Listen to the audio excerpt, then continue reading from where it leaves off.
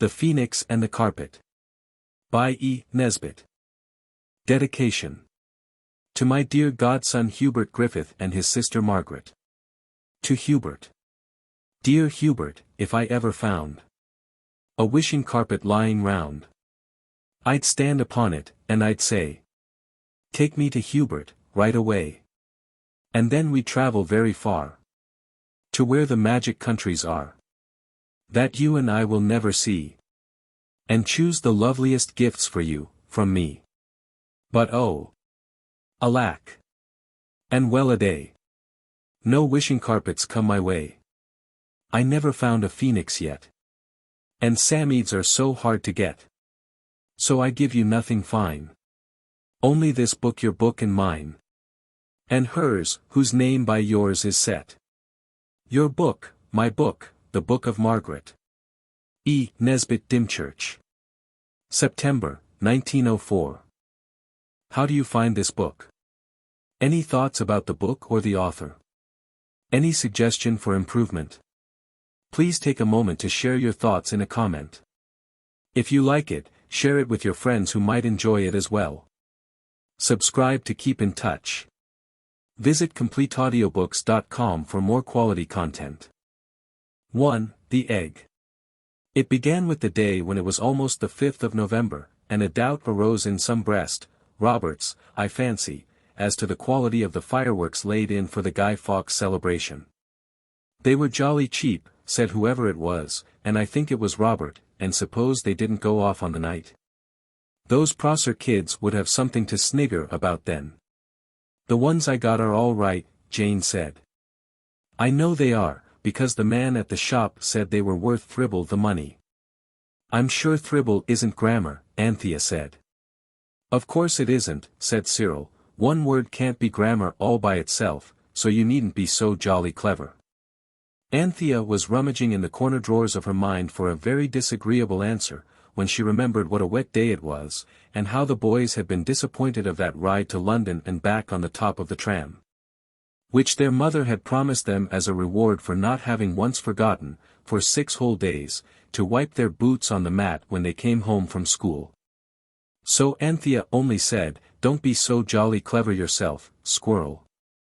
And the fireworks look all right, and you'll have the 8 pence that your tram fares didn't cost today, to buy something more with. You ought to get a perfectly lovely Catherine wheel for 8 pence. I dare say, said Cyril, coldly, but it's not your 8 pence anyhow. But look here, said Robert, really now, about the fireworks.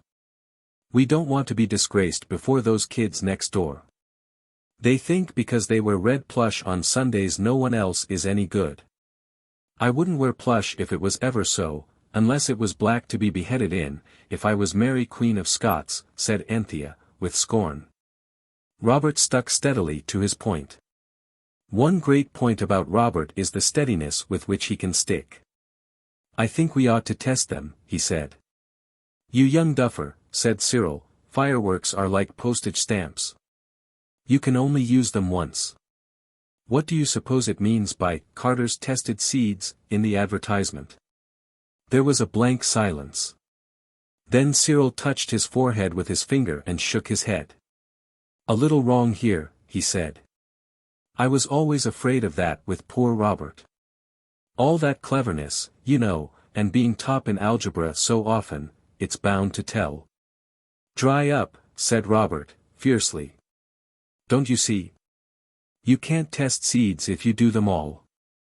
You just take a few here and there, and if those grow you can feel pretty sure the others will be, what do you call it, father told me, up to sample. Don't you think we ought to sample the fireworks? Just shut our eyes and each draw one out, and then try them. But it's raining cats and dogs, said Jane. And Queen Anne is dead, rejoined Robert. No one was in a very good temper. We needn't go out to do them. We can just move back the table, and let them off on the old tea tray we play toboggans with. I don't know what you think, but I think it's time we did something, and that would be really useful. Because then we shouldn't just hope the fireworks would make those Prossers sit up, we should know. It would be something to do, Cyril owned with languid approval. So the table was moved back. And then the hole in the carpet, that had been near the window till the carpet was turned round, showed most awfully. But Anthea stole out on tiptoe, and got the tray when cook wasn't looking, and brought it in and put it over the hole. Then all the fireworks were put on the table, and each of the 4 children shut its eyes very tight and put out its hand and grasped something. Robert took a cracker, Cyril and Anthea had Roman candles. But Jane's fat paw closed on the gem of the whole collection, the jack-in-the-box that had cost 2 shillings, and one at least of the party, I will not say which, because it was sorry afterwards, declared that Jane had done it on purpose. Nobody was pleased. For the worst of it was that these 4 children, with a very proper dislike of anything even faintly bordering on the sneakish, had a law, unalterable as those of the Medes and Persians, that one had to stand by the results of a toss-up, or a drawing of lots, or any other appeal to chance, however much one might happen to dislike the way things were turning out. "I didn't mean to," said Jane, near tears. "I don't care, I'll draw another." "You know jolly well you can't," said Cyril, bitterly. "It's settled. It's medium and Persian. You've done it, and you'll have to stand by it, and us too, worse luck. Never mind. You'll have your pocket money before the 5th. Anyway, we'll have the jack-in-the-box last, and get the most out of it we can." So the cracker and the Roman candles were lighted, and they were all that could be expected for the money. But when it came to the jack-in-the-box it simply sat in the tray and laughed at them, as Cyril said. They tried to light it with paper and they tried to light it with matches.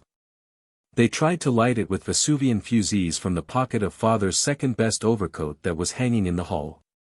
And then Anthea slipped away to the cupboard under the stairs where the brooms and dustpans were kept, and the Rossini fire-lighters that smell so nice and like the woods where pine trees grow, and the old newspapers and the beeswax and turpentine. And the horrid and stiff dark rags that are used for cleaning brass and furniture, and the paraffin for the lamps. She came back with a little pot that had once cost 7 halfpenny when it was full of red currant jelly, but the jelly had been all eaten long ago, and now Anthea had filled the jar with paraffin. She came in, and she threw the paraffin over the tray just at the moment when Cyril was trying with the 23rd match to light the jack-in-the-box. The jack-in-the-box did not catch fire any more than usual, but the paraffin acted quite differently, and in an instant a hot flash of flame leapt up and burnt off Cyril's eyelashes, and scorched the faces of all 4 before they could spring back. They backed, in 4 instantaneous bounds, as far as they could, which was to the wall, and the pillar of fire reached from floor to ceiling. "My hat," said Cyril, with emotion, "you've done it this time, Anthea." The flame was spreading out under the ceiling like the rows of fire in Mr. Rider Haggard's exciting story about Alan Quatermain. Robert and Cyril saw that no time was to be lost. They turned up the edges of the carpet, and kicked them over the tray. This cut off the column of fire, and it disappeared and there was nothing left but smoke and a dreadful smell of lamps that have been turned too low.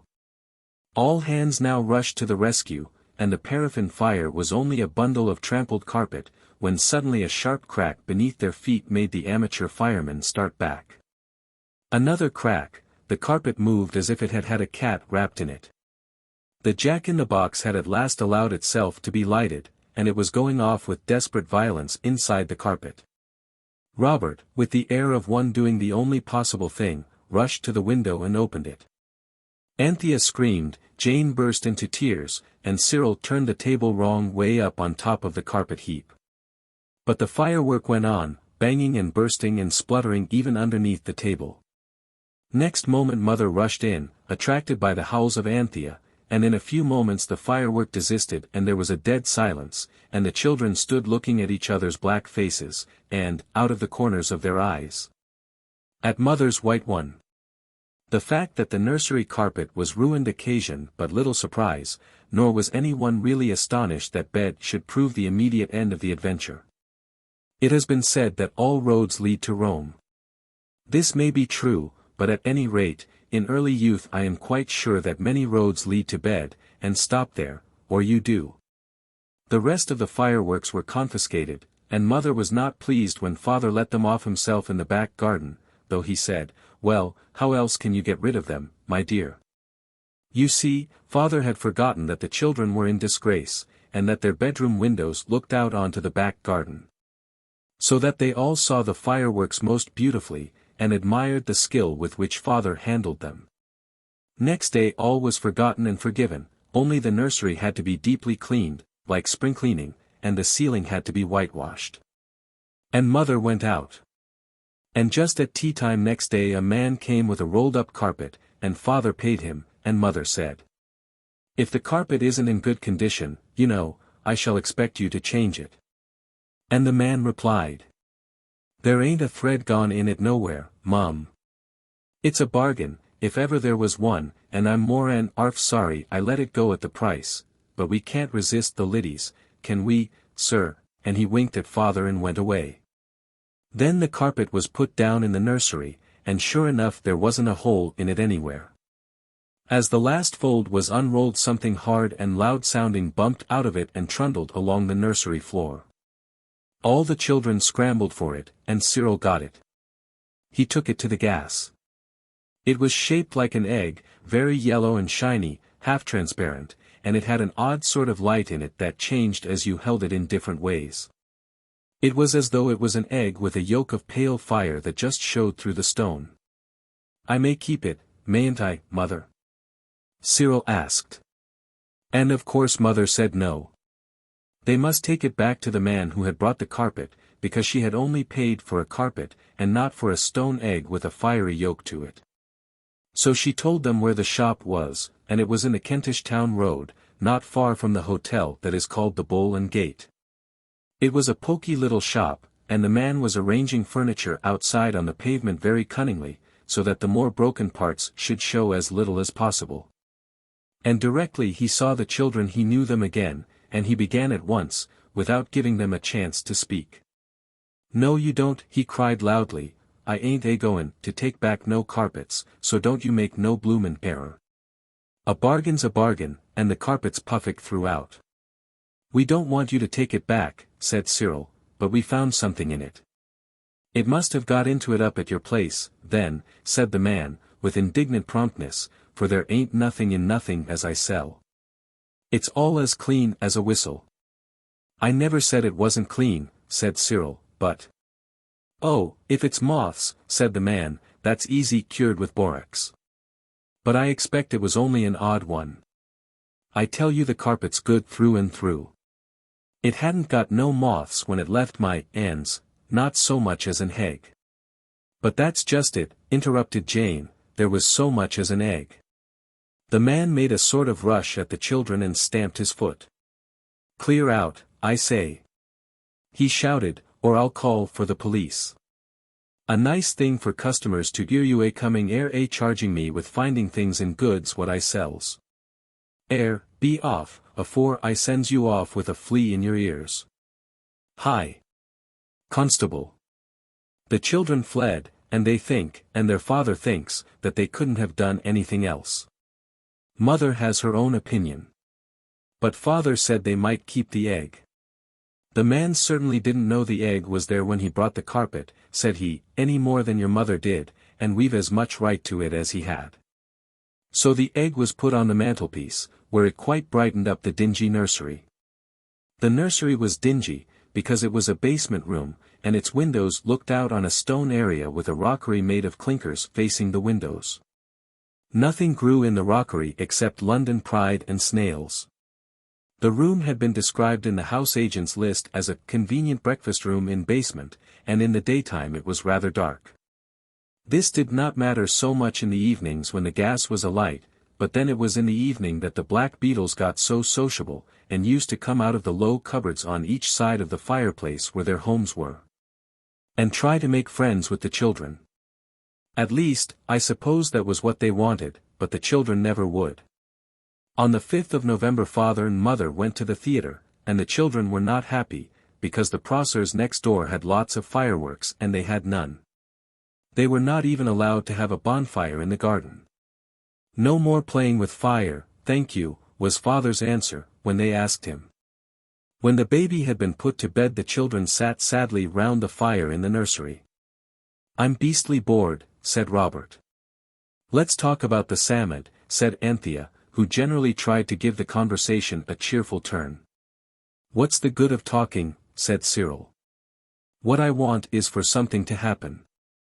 It's awfully stuffy for a chap not to be allowed out in the evenings. There's simply nothing to do when you've got through your homers." Jane finished the last of her home lessons and shut the book with a bang. "We've got the pleasure of memory," said she. "Just think of last holidays." Last holidays, indeed, offered something to think of, for they had been spent in the country at a white house between a sand pit and a gravel pit, and things had happened. The children had found a psammead, or sand fairy, and it had let them have anything they wished for, just exactly anything, with no bother about its not being really for their good, or anything like that. And if you want to know what kind of things they wished for, and how their wishes turned out, you can read it all in a book called 5 Children, and it was the psammead. If you've not read it, perhaps I ought to tell you that the 5th child was the baby brother, who was called the lamb, because the first thing he ever said was "Bah." And that the other children were not particularly handsome, nor were they extra clever, nor extraordinarily good. But they were not bad sorts on the whole, in fact, they were rather like you. "I don't want to think about the pleasures of memory," said Cyril, "I want some more things to happen." "We're very much luckier than anyone else, as it is," said Jane. "Why, no one else ever found a psammead. We ought to be grateful." "Why shouldn't we go on being, though?" Cyril asked. "Lucky, I mean, not grateful. Why's it all got to stop?" "Perhaps something will happen," said Anthea, comfortably. "Do you know, sometimes I think we are the sort of people that things do happen to." "It's like that in history," said Jane. "Some kings are full of interesting things, and others, nothing ever happens to them, except their being born and crowned and buried, and sometimes not that." "I think Panther's right," said Cyril. "I think we are the sort of people things do happen to. I have a sort of feeling things would happen right enough if we could only give them a shove. It just wants something to start it. That's all." "I wish they taught magic at school," Jane sighed. "I believe if we could do a little magic it might make something happen. I wonder how you begin." Robert looked round the room, but he got no ideas from the faded green curtains, or the drab Venetian blinds, or the worn brown oilcloth on the floor. Even the new carpet suggested nothing, though its pattern was a very wonderful one, and always seemed as though it were just going to make you think of something. "I could begin right enough," said Anthea. "I've read lots about it. But I believe it's wrong in the Bible." "It's only wrong in the Bible because people wanted to hurt other people. I don't see how things can be wrong unless they hurt somebody, and we don't want to hurt anybody. And what's more, we jolly well couldn't if we tried. Let's get the Ingoldsby legends." "There's a thing about abracadabra there," said Cyril, yawning. "We may as well play at magic. Let's be Knights Templars. They were awfully gone on magic. They used to work spells or something with a goat and a goose. Father says so." "Well, that's all right," said Robert, unkindly. "You can play the goat right enough, and Jane knows how to be a goose." "I'll get Ingoldsby," said Anthea, hastily. "You turn up the hearth rug." So they traced strange figures on the linoleum, where the hearthrug had kept it clean. They traced them with chalk that Robert had nicked from the top of the mathematical master's desk at school. You know, of course, that it is stealing to take a new stick of chalk, but it is not wrong to take a broken piece, so long as you only take one. I do not know the reason of this rule, nor who made it. And they chanted all the gloomiest songs they could think of. And, of course, nothing happened. So then Anthea said, "I'm sure a magic fire ought to be made of sweet-smelling wood, and have magic gums and essences and things in it." "I don't know any sweet-smelling wood, except cedar," said Robert, "but I've got some ends of cedar wood lead pencil." So they burned the ends of lead pencil. And still nothing happened. "Let's burn some of the eucalyptus oil we have for our colds," said Anthea. And they did. It certainly smelt very strong. And they burned lumps of camphor out of the big chest. It was very bright, and made a horrid black smoke, which looked very magical. But still nothing happened. Then they got some clean tea cloths from the dresser drawer in the kitchen, and waved them over the magic chalk tracings, and sang the hymn of the Moravian nuns at Bethlehem, which is very impressive. And still nothing happened. So they waved more and more wildly, and Robert's tea cloth caught the golden egg and whisked it off the mantelpiece, and it fell into the fender and rolled under the grate. "Oh, crikey," said more than one voice. And every one instantly fell down flat on its front to look under the grate, and there lay the egg, glowing in a nest of hot ashes. "It's not smashed, anyhow," said Robert, and he put his hand under the grate and picked up the egg. But the egg was much hotter than anyone would have believed it could possibly get in such a short time, and Robert had to drop it with a cry of bother. It fell on the top bar of the grate, and bounced right into the glowing red-hot heart of the fire. "The tongs!" cried Anthea. But, alas, no one could remember where they were. Every one had forgotten that the tongs had last been used to fish up the doll's teapot from the bottom of the water butt, where the lamb had dropped it. So the nursery tongs were resting between the water butt and the dustbin, and cook refused to lend the kitchen ones. "Never mind," said Robert, "we'll get it out with the poker and the shovel." "Oh, stop," cried Anthea. "Look at it. Look. Look. Look. I do believe something is going to happen." For the egg was now red-hot, and inside it something was moving. Next moment there was a soft cracking sound, the egg burst in two, and out of it came a flame-colored bird. It rested a moment among the flames, and as it rested there the four children could see it growing bigger and bigger under their eyes. Every mouth was agape, every eye agoggle. The bird rose in its nest of fire, stretched its wings, and flew out into the room. It flew round, and round again, and where it passed the air was warm. Then it perched on the fender. The children looked at each other. Then Cyril put out a hand towards the bird. It put its head on one side and looked up at him, as you may have seen a parrot do when it is just going to speak, so that the children were hardly astonished at all when it said, "Be careful. I am not nearly cool yet." They were not astonished, but they were very, very much interested. They looked at the bird, and it was certainly worth looking at. Its feathers were like gold. It was about as large as a bantam, only its beak was not at all bantam-shaped. "I believe I know what it is," said Robert. "I've seen a picture." He hurried away. A hasty dash and scramble among the papers on father's study table yielded, as the some books say, the desired result. But when he came back into the room holding out a paper, and crying, "I say, look here," the others all said, "Hush." And he hushed obediently and instantly, for the bird was speaking. "Which of you," it was saying, "put the egg into the fire?" "He did," said three voices, and three fingers pointed at Robert. The bird bowed. At least it was more like that than anything else. "I am your grateful debtor," it said with a high-bred air. The children were all choking with wonder and curiosity, all except Robert. He held the paper in his hand, and he knew. He said so. He said, "I know who you are." And he opened and displayed a printed paper, at the head of which was a little picture of a bird sitting in a nest of flames. "You are the phoenix," said Robert, and the bird was quite pleased. "My fame has lived then for 2,000 years, it said. Allow me to look at my portrait." It looked at the page which Robert, kneeling down, spread out in the fender, and said, "It's not a flattering likeness. And what are these characters?" it asked, pointing to the printed part. "Oh, that's all dullish, it's not much about you, you know," said Cyril, with unconscious politeness, "but you're in lots of books." "With portraits?" asked the phoenix. "Well, no," said Cyril. "In fact, I don't think I ever saw any portrait of you but that one, but I can read you something about yourself, if you like." The phoenix nodded, and Cyril went off and fetched volume X of the old encyclopedia, and on page 246 he found the following.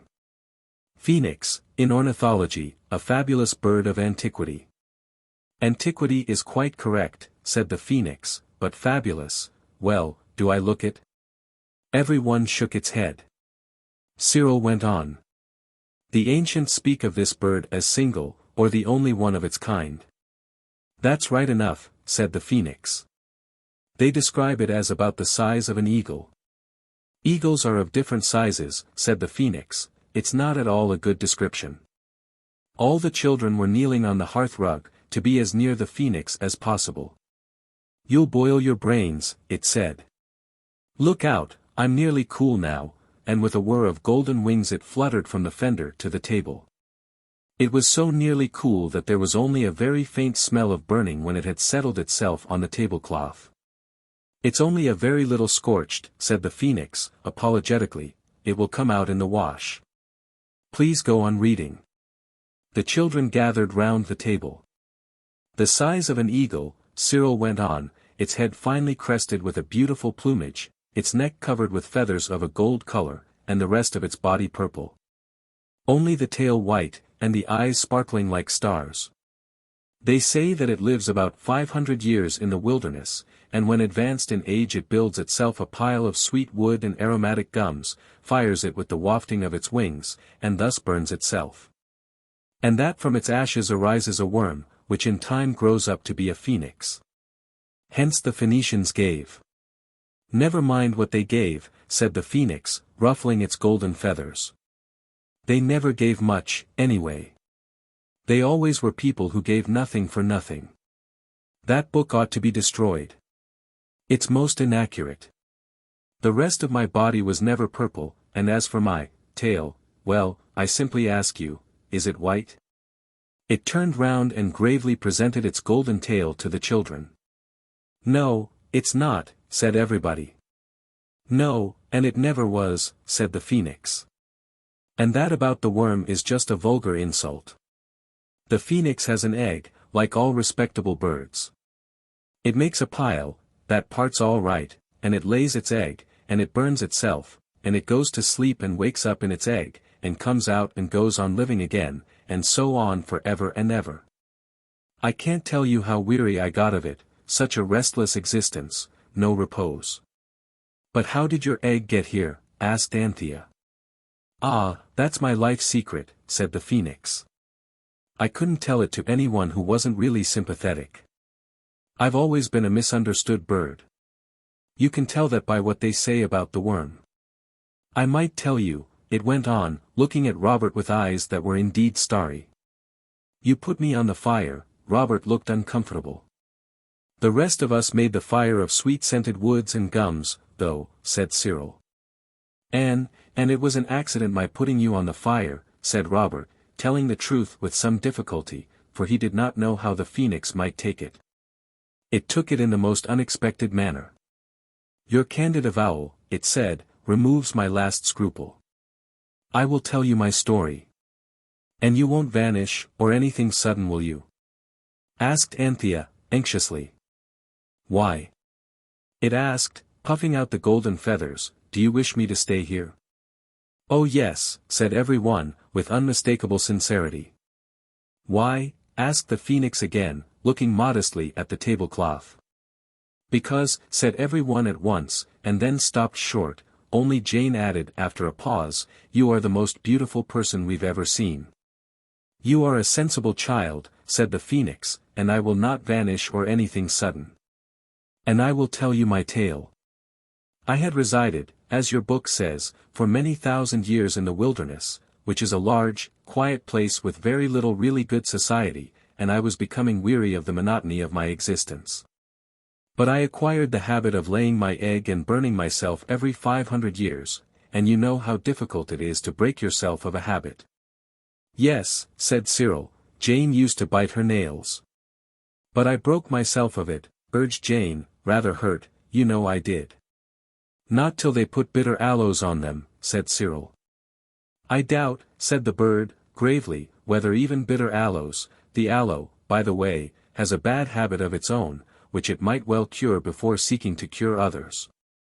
I allude to its indolent practice of flowering but once a century. I doubt whether even bitter aloes could have cured me. But I was cured. I awoke one morning from a feverish dream. it was getting near the time for me to lay that tiresome fire and lay that tedious egg upon it, and I saw two people, a man and a woman. They were sitting on a carpet, and when I accosted them civilly they narrated to me their life story, which, as you have not yet heard it, I will now proceed to relate. They were a prince and princess, and the story of their parents was one which I am sure you will like to hear. In early youth the mother of the princess happened to hear the story of a certain enchanter, and in that story I am sure you will be interested. The enchanter. "Oh, please don't," said Anthea.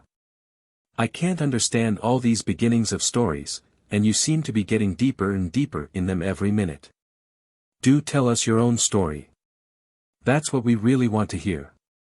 "Well," said the phoenix, seeming on the whole rather flattered, to cut about 70 long stories short, though I had to listen to them all, but to be sure in the wilderness there is plenty of time. This prince and princess were so fond of each other that they did not want anyone else, and the enchanter, don't be alarmed, I won't go into his history, had given them a magic carpet. You've heard of a magic carpet? And they had just sat on it and told it to take them right away from everyone, and it had brought them to the wilderness. And as they meant to stay there they had no further use for the carpet, so they gave it to me. That was indeed the chance of a lifetime. "I don't see what you wanted with a carpet," said Jane, "when you've got those lovely wings." "They are nice wings, aren't they?" said the phoenix, simpering and spreading them out. "Well, I got the prince to lay out the carpet, and I laid my egg on it, then I said to the carpet, 'Now, my excellent carpet, prove your worth. Take that egg somewhere where it can't be hatched for 2,000 years, and where, when that time's up, someone will light a fire of sweet wood and aromatic gums, and put the egg in to hatch, and you see it's all come out exactly as I said.' The words were no sooner out of my beak than egg and carpet disappeared. The royal lovers assisted to arrange my pile, and soothe my last moments. I burnt myself up and knew no more till I awoke on yonder altar. It pointed its claw at the grate. But the carpet," said Robert, "the magic carpet that takes you anywhere you wish. What became of that?" "Oh, that," said the phoenix, carelessly, "I should say that is the carpet. I remember the pattern perfectly." It pointed as it spoke to the floor, where lay the carpet which mother had bought in the Kentish town road for 22 shillings and 9 pence. At that instant father's latch key was heard in the door. "Oh," whispered Cyril, "now we shall catch it for not being in bed." "Wish yourself there," said the phoenix, in a hurried whisper, and then wished the carpet back in its place. No sooner said than done. It made one a little giddy, certainly, and a little breathless, but when things seemed right way up again, there the children were, in bed, and the lights were out. They heard the soft voice of the phoenix through the darkness. "I shall sleep on the cornice above your curtains," it said. "Please don't mention me to your kinsfolk."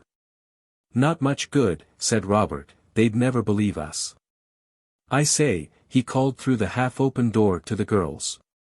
"Talk about adventures and things happening. We ought to be able to get some fun out of a magic carpet and a phoenix." "Rather," said the girls, "in bed." "Children," said father, on the stairs, "go to sleep at once." "What do you mean by talking at this time of night?" No answer was expected to this question, but under the bedclothes Cyril murmured one. "Mean," he said. "Don't know what we mean." "I don't know what anything means." "But we've got a magic carpet and a phoenix," said Robert. "You'll get something else if father comes in and catches you," said Cyril. "Shut up, I tell you." Robert shut up.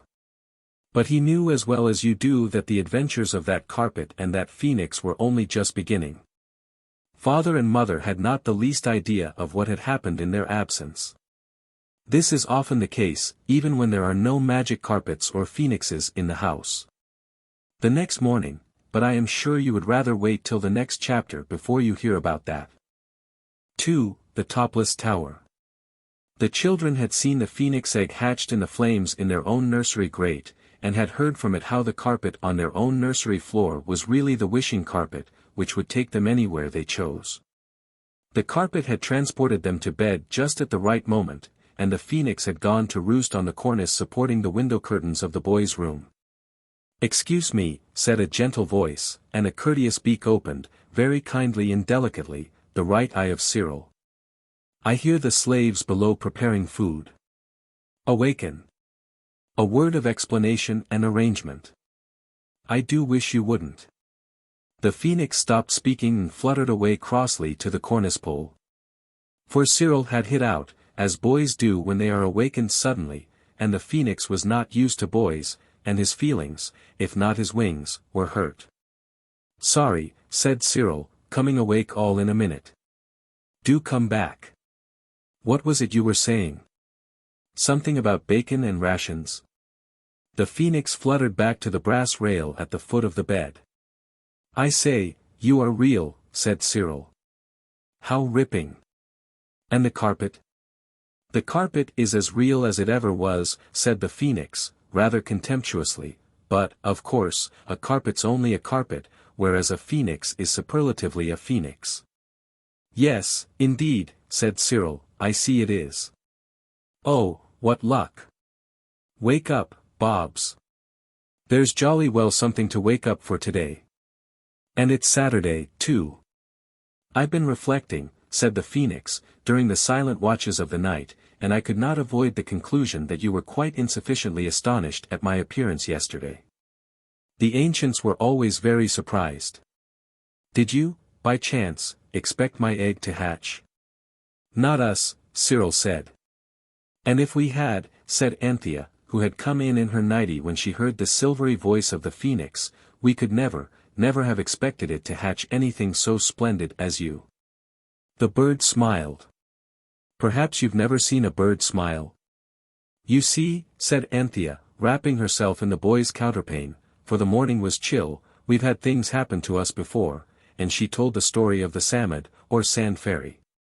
"Ah yes," said the phoenix. "Psammeads were rare, even in my time. I remember I used to be called the Psammead of the desert. I was always having compliments paid me, I can't think why." "Can you give wishes, then?" asked Jane, who had now come in too. "Oh, dear me, no," said the phoenix, contemptuously, "at least, but I hear footsteps approaching. I hasten to conceal myself." And it did. I think I said that this day was Saturday. It was also Cook's birthday, and Mother had allowed her and Eliza to go to the Crystal Palace with a party of friends, so Jane and Anthea of course had to help to make beds and to wash up the breakfast cups, and little things like that. Robert and Cyril intended to spend the morning in conversation with the phoenix, but the bird had its own ideas about this. "I must have an hour or two's quiet," it said, "I really must. My nerves will give way unless I can get a little rest. You must remember it's 2,000 years since I had any conversation, I'm out of practice, and I must take care of myself. I've often been told that mine is a valuable life." So it nestled down inside an old hatbox of Father's, which had been brought down from the box room some days before, when a helmet was suddenly needed for a game of tournaments, with its golden head under its golden wing, and went to sleep. So then Robert and Cyril moved the table back and were going to sit on the carpet and wish themselves somewhere else. But before they could decide on the place, Cyril said, "I don't know. Perhaps it's rather sneakish to begin without the girls." "They'll be all the morning," said Robert, impatiently. And then a thing inside him, which tiresome books sometimes call the inward monitor, said, "Why don't you help them, then?" Cyril's inward monitor happened to say the same thing at the same moment, so the boys went and helped to wash up the teacups and to dust the drawing room. Robert was so interested that he proposed to clean the front doorsteps, a thing he had never been allowed to do. Nor was he allowed to do it on this occasion. One reason was that it had already been done by Cook. When all the housework was finished, the girls dressed the happy, wriggling baby in his blue highwayman coat and three-cornered hat, and kept him amused while Mother changed her dress and got ready to take him over to Granny's. Mother always went to Granny's every Saturday, and generally some of the children went with her, but today they were to keep house. And their hearts were full of joyous and delightful feelings every time they remembered that the house they would have to keep had a phoenix in it, and a wishing carpet. You can always keep the lamb good and happy for quite a long time if you play the Noah's Ark game with him. It is quite simple. He just sits on your lap and tells you what animal he is, and then you say the little poetry piece about whatever animal he chooses to be. Of course, some of the animals, like the zebra and the tiger, haven't got any poetry, because they are so difficult to rhyme to. The lamb knows quite well which are the poetry animals. "I'm a baby bear," said the lamb, snugging down. And Anthea began. "I love my little baby bear. I love his nose and toes and hair.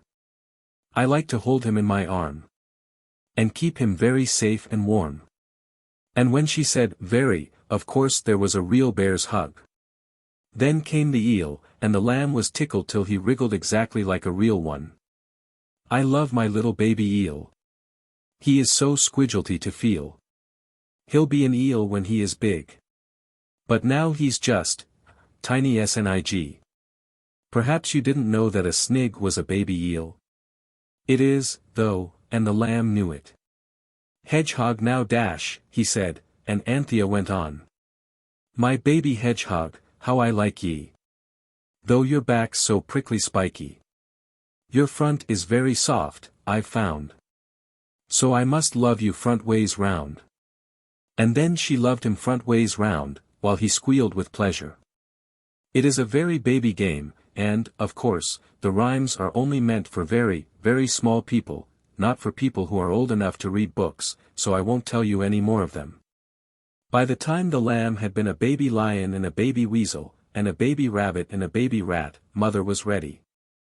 And she and the lamb, having been kissed by everybody and hugged as thoroughly as it is possible to be when you're dressed for out of doors, were seen to the tram by the boys.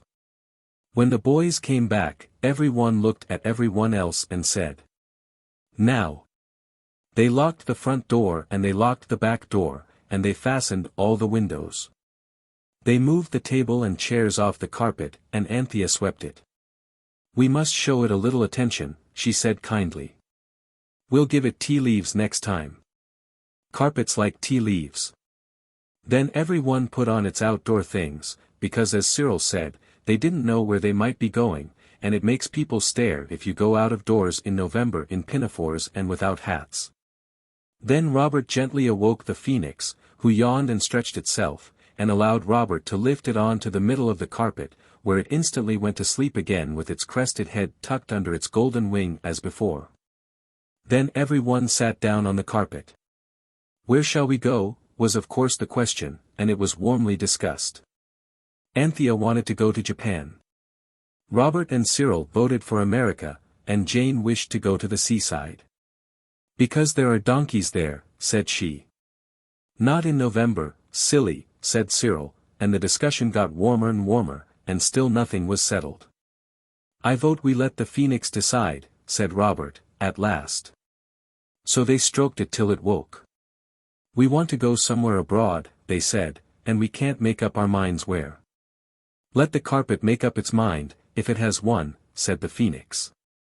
"Just say you wish to go abroad." So they did. And the next moment the world seemed to spin upside down, and when it was right way up again and they were ungiddy enough to look about them, they were out of doors. Out of doors, this is a feeble way to express where they were. They were out of the earth, or off it. In fact, they were floating steadily, safely, splendidly, in the crisp clear air, with the pale bright blue of the sky above them, and far down below the pale bright sundiamond waves of the sea. The carpet had stiffened itself somehow, so that it was square and firm like a raft, and it steered itself so beautifully and kept on its way so flat and fearless that no one was at all afraid of tumbling off. In front of them lay land. "The coast of France," said the phoenix, waking up and pointing with its wing. "Where do you wish to go?" "I should always keep one wish, of course, for emergencies, otherwise you may get into an emergency from which you can't emerge at all." But the children were far too deeply interested to listen. "I tell you what," said Cyril, "let's let the thing go on, and when we see a place we really want to stop at, why, we'll just stop. Isn't this ripping?" "It's like trains," said Anthea, as they swept over the low-lying coastline and held a steady course above orderly fields and straight roads bordered with poplar trees, like express trains. Only in trains you never can see anything because of grown-ups wanting the windows shut. And then they breathe on them, and it's like ground glass, and nobody can see anything, and then they go to sleep. It's like tobogganing, said Robert, so fast and smooth, only there's no doormat to stop short on, it goes on and on. You darling phoenix, said Jane, it's all you're doing. Oh, look at that ducky little church and the women with flappy cappy things on their heads. Don't mention it, said the phoenix, with sleepy politeness. Oh, said Cyril, summing up all the rapture that was in every heart. Look at it all, look at it, and think of the Kentish town road. Every one looked and every one thought. And the glorious, gliding, smooth, steady rush went on, and they looked down on strange and beautiful things, and held their breath and let it go in deep sighs, and said oh, and ah, till it was long past dinner time. It was Jane who suddenly said, I wish we brought that jam tart and cold mutton with us. It would have been jolly to have a picnic in the air. The jam tart and cold mutton were, however, far away, sitting quietly in the larder of the house in Camden Town which the children were supposed to be keeping. A mouse was at that moment tasting the outside of the raspberry jam part of the tart. She had nibbled a sort of gulf, or bay, through the pastry edge, to see whether it was the sort of dinner she could ask her little mouse husband to sit down to. She had had a very good dinner herself. It is an ill wind that blows nobody any good. We'll stop as soon as we see a nice place, said Anthea. I've got threepence, and you boys have the 4 pence each that your trams didn't cost the other day, so we can buy things to eat. I expect the phoenix can speak French. The carpet was sailing along over rocks and rivers and trees and towns and farms and fields. It reminded everybody of a certain time when all of them had had wings, and had flown up to the top of a church tower, and had had a feast there of chicken and tongue and new bread and soda water. And this again reminded them how hungry they were. And just as they were all being reminded of this very strongly indeed, they saw ahead of them some ruined walls on a hill, and strong and upright, and really, to look at, as good as new, a great square tower. The top of that's just the exactly same size as the carpet, said Jane. I think it would be good to go to the top of that, because then none of the Abbey what's-its names, I mean natives, would be able to take the carpet away even if they wanted to. And some of us could go out and get things to eat, buy them honestly, I mean, not take them out of larder windows. I think it would be better if we went, Anthea was beginning, but Jane suddenly clenched her hands.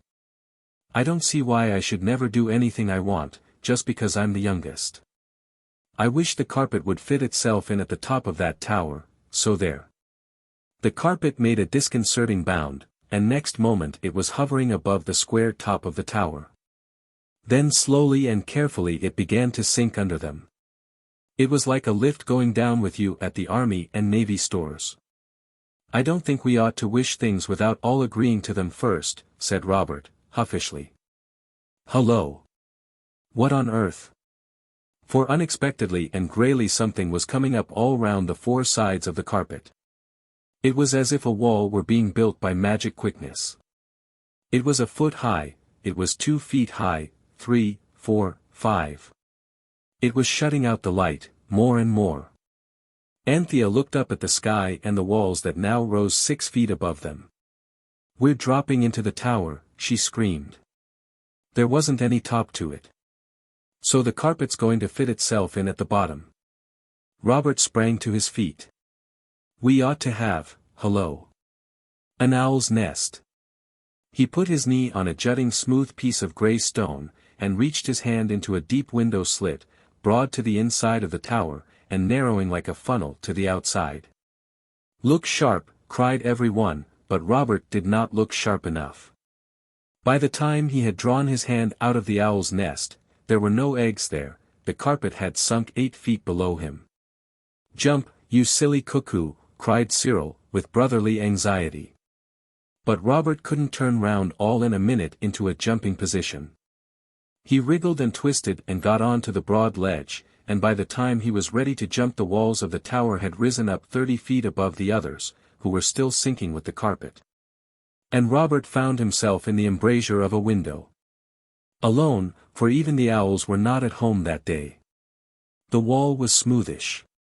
There was no climbing up, and as for climbing down, Robert hid his face in his hands, and squirmed back and back from the giddy verge, until the back part of him was wedged quite tight in the narrowest part of the window slit. He was safe now, of course, but the outside part of his window was like a frame to a picture of part of the other side of the tower. It was very pretty, with moss growing between the stones and little shiny gems. But between him and it there was the width of the tower, and nothing in it but empty air. The situation was terrible. Robert saw in a flash that the carpet was likely to bring them into just the same sort of tight places that they used to get into with the wishes the Psammead granted them. And the others, imagine their feelings as the carpet sank slowly and steadily to the very bottom of the tower, leaving Robert clinging to the wall. Robert did not even try to imagine their feelings, he had quite enough to do with his own. But you can. As soon as the carpet came to a stop on the ground at the bottom of the inside of the tower, it suddenly lost that raft-like stiffness which had been such a comfort during the journey from Camden Town to the Topless Tower. And spread itself limply over the loose stones and little earthy mounds at the bottom of the tower, just exactly like any ordinary carpet. Also it shrank suddenly, so that it seemed to draw away from under their feet, and they stepped quickly off the edges and stood on the firm ground, while the carpet drew itself until it was its proper size. And no longer fitted exactly into the inside of the tower, but left quite a big space all round it. Then across the carpet they looked at each other, and then every chin was tilted up and every eye sought vainly to see where poor Robert had got to. Of course, they couldn't see him. "I wish we hadn't come," said Jane. "You always do," said Cyril, briefly. "Look here, we can't leave Robert up there. I wish the carpet would fetch him down." The carpet seemed to awake from a dream and pull itself together. It stiffened itself briskly and floated up between the four walls of the tower. The children below craned their heads back, and nearly broke their necks in doing it. The carpet rose and rose. It hung poised darkly above them for an anxious moment or two, then it dropped down again, threw itself on the uneven floor of the tower, and as it did so it tumbled Robert out on the uneven floor of the tower. "Oh, glory!" said Robert, "that was a squeak. You don't know how I felt. I say, I've had about enough for a bit. Let's wish ourselves at home again and have a go at that jam tart and mutton. We can go out again afterwards." "Righto," said every one, for the adventure had shaken the nerves of all. So they all got onto the carpet again, and said, "I wish we were at home." And lo and behold, they were no more at home than before. The carpet never moved. The phoenix had taken the opportunity to go to sleep. Anthea woke it up gently. "Look here," she said. "I'm looking," said the phoenix. "We wished to be at home, and we're still here," complained Jane. "No," said the phoenix, looking about it at the high dark walls of the tower. "No, I quite see that. But we wish to be at home," said Cyril. "No doubt," said the bird, politely. "And the carpet hasn't moved an inch," said Robert. "No," said the phoenix, "I see it hasn't. But I thought it was a wishing carpet." "So it is," said the phoenix. "Then why?" asked the children, all together. "I did tell you, you know," said the phoenix, "only you are so fond of listening to the music of your own voices. It is, indeed, the most lovely music to each of us, and therefore—" "You did tell us what?" interrupted and exasperated. "Why, that the carpet only gives you 3 wishes a day and you've had them." There was a heartfelt silence. "Then how are we going to get home?" said Cyril, at last. "I haven't any idea," replied the phoenix, kindly. "Can I fly out and get you any little thing? How could you carry the money to pay for it? It isn't necessary. Birds always take what they want. It is not regarded as stealing, except in the case of magpies. The children were glad to find they had been right in supposing this to be the case, on the day when they had wings, and had enjoyed somebody else's ripe plums. Yes. Let the phoenix get us something to eat, anyway, Robert urged. If it will be so kind you mean, corrected Anthea, in a whisper, if it will be so kind, and we can be thinking while it's gone. So the phoenix fluttered up through the grey space of the tower and vanished at the top, and it was not till it had quite gone that Jane said, "Suppose it never comes back." It was not a pleasant thought, and though Anthea at once said, "Of course it will come back, I'm certain it's a bird of its word," a further gloom was cast by the idea. For, curiously enough, there was no door to the tower, and all the windows were far, far too high to be reached by the most adventurous climber. It was cold, too, and Anthea shivered. "Yes," said Cyril, "it's like being at the bottom of a well."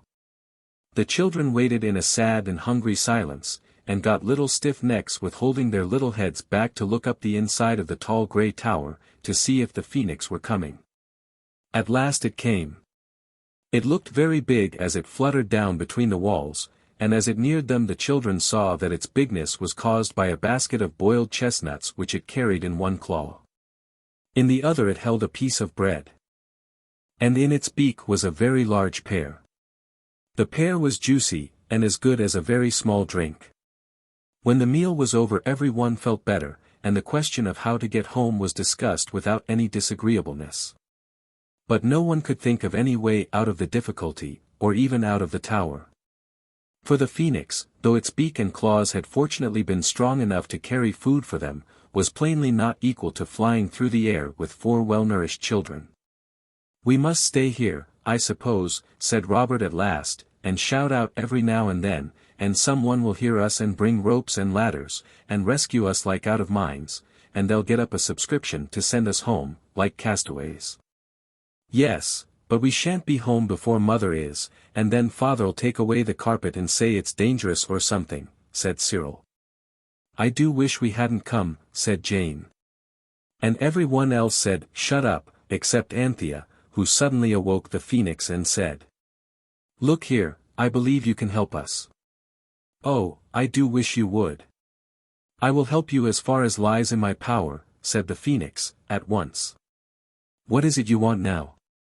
"Why, we want to get home," said everyone. "Oh," said the phoenix. "Ah, hum. Yes. Home, you said. Meaning? Where we live, where we slept last night, where the altar is that your egg was hatched on." "Oh, there," said the phoenix. "Well, I'll do my best." It fluttered onto the carpet and walked up and down for a few minutes in deep thought. Then it drew itself up proudly. "I can help you," it said. "I am almost sure I can help you. Unless I am grossly deceived I can help you. You won't mind my leaving you for an hour or two," and without waiting for a reply it soared up through the dimness of the tower into the brightness above. "Now," said Cyril, firmly, "it said an hour or two. But I've read about captives and people shut up in dungeons and catacombs and things awaiting release, and I know each moment is an eternity. Those people always do something to pass the desperate moments. It's no use our trying to tame spiders, because we shan't have time." "I hope not," said Jane, doubtfully. "But we ought to scratch our names on the stones or something." "I say, talking of stones," said Robert, "you see that heap of stones against the wall over in that corner? Well, I'm certain there's a hole in the wall there, and I believe it's a door." "Yes, look here, the stones are round like an arch in the wall. And here's the hole, it's all black inside." He had walked over to the heap as he spoke and climbed up to it, dislodged the top stone of the heap and uncovered a little dark space. Next moment everyone was helping to pull down the heap of stones, and very soon everyone threw off its jacket, for it was warm work. "It is a door," said Cyril, wiping his face, "and not a bad thing either, if—" He was going to add, "if anything happens to the phoenix," but he didn't for fear of frightening Jane. He was not an unkind boy when he had leisure to think of such things. The arched hole in the wall grew larger and larger. It was very, very black, even compared with the sort of twilight at the bottom of the tower. It grew larger because the children kept pulling off the stones and throwing them down into another heap. The stones must have been there a very long time, for they were covered with moss, and some of them were stuck together by it. So it was fairly hard work, as Robert pointed out. When the hole reached to about halfway between the top of the arch and the tower, Robert and Cyril let themselves down cautiously on the inside, and lit matches. How thankful they felt then that they had a sensible father, who did not forbid them to carry matches, as some boys' fathers do. The father of Robert and Cyril only insisted on the matches being of the kind that strike only on the box. "It's not a door, it's a sort of tunnel," Robert cried to the girls, after the first match had flared up, flickered, and gone out. "Stand off, we'll push some more stones down." They did, amid deep excitement. And now the stone heap was almost gone, and before them the girls saw the dark archway leading to unknown things. All doubts and fears as to getting home were forgotten in this thrilling moment. It was like Monte Cristo, it was like... "I say," cried Anthea, suddenly, "come out. There's always bad air in places that have been shut up. It makes your torches go out, and then you die. It's called fire damp, I believe. Come out, I tell you."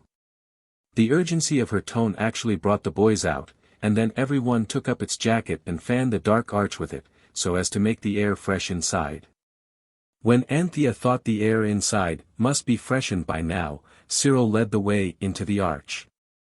The girls followed, and Robert came last, because Jane refused to tail the procession lest something should come in after her, and catch at her from behind. Cyril advanced cautiously, lighting match after match, and peering before him. "It's a vaulting roof," he said, "and it's all stone. All right, Panther, don't keep pulling at my jacket. The air must be all right because of the matches, silly, and look out, there are steps down." "Oh, don't let's go any farther," said Jane, in an agony of reluctance, "a very painful thing, by the way, to be in. I'm sure there are snakes, or dens of lions, or something. Do let's go back, and come some other time, with candles, and bellows for the fire damp." "Let me get in front of you, then," said the stern voice of Robert, from behind. "This is exactly the place for buried treasure, and I'm going on, anyway. You can stay behind if you like." And then, of course, Jane consented to go on. So, very slowly and carefully, the children went down the steps. There were 17 of them, and at the bottom of the steps were more passages branching 4 ways, and a sort of low arch on the right-hand side made Cyril wonder what it could be. For it was too low to be the beginning of another passage. So he knelt down and lit a match, and stooping very low he peeped in. "There's something," he said, and reached out his hand. It touched something that felt more like a damp bag of marbles than anything else that Cyril had ever touched. "I believe it is a buried treasure," he cried. And it was, for even as Anthea cried, "Oh, hurry up, squirrel, fetch it out," Cyril pulled out a rotting canvas bag, about as big as the paper ones the greengrocer gives you with Barcelona nuts in for 6 pence. "There's more of it, a lot more," he said. As he pulled, the rotten bag gave way, and the gold coins ran and span and jumped and bumped and chinked and clinked on the floor of the dark passage. "I wonder what you would say if you suddenly came upon a buried treasure." What Cyril said was, "Oh, bother, I've burnt my fingers," and as he spoke he dropped the match. "And it was the last," he added. There was a moment of desperate silence. Then Jane began to cry. "Don't," said Anthea, "don't, pussy, you'll exhaust the air if you cry. We can get out all right." "Yes," said Jane, through her sobs, "and find the phoenix has come back and gone away again, because it thought we'd gone home some other way, and, oh, I wish we hadn't come." Every one stood quite still, only Anthea cuddled Jane up to her and tried to wipe her eyes in the dark. "Dee-daunt," said Jane, "that's my ear, I'm not crying with my ears." "Come, let's get on out," said Robert.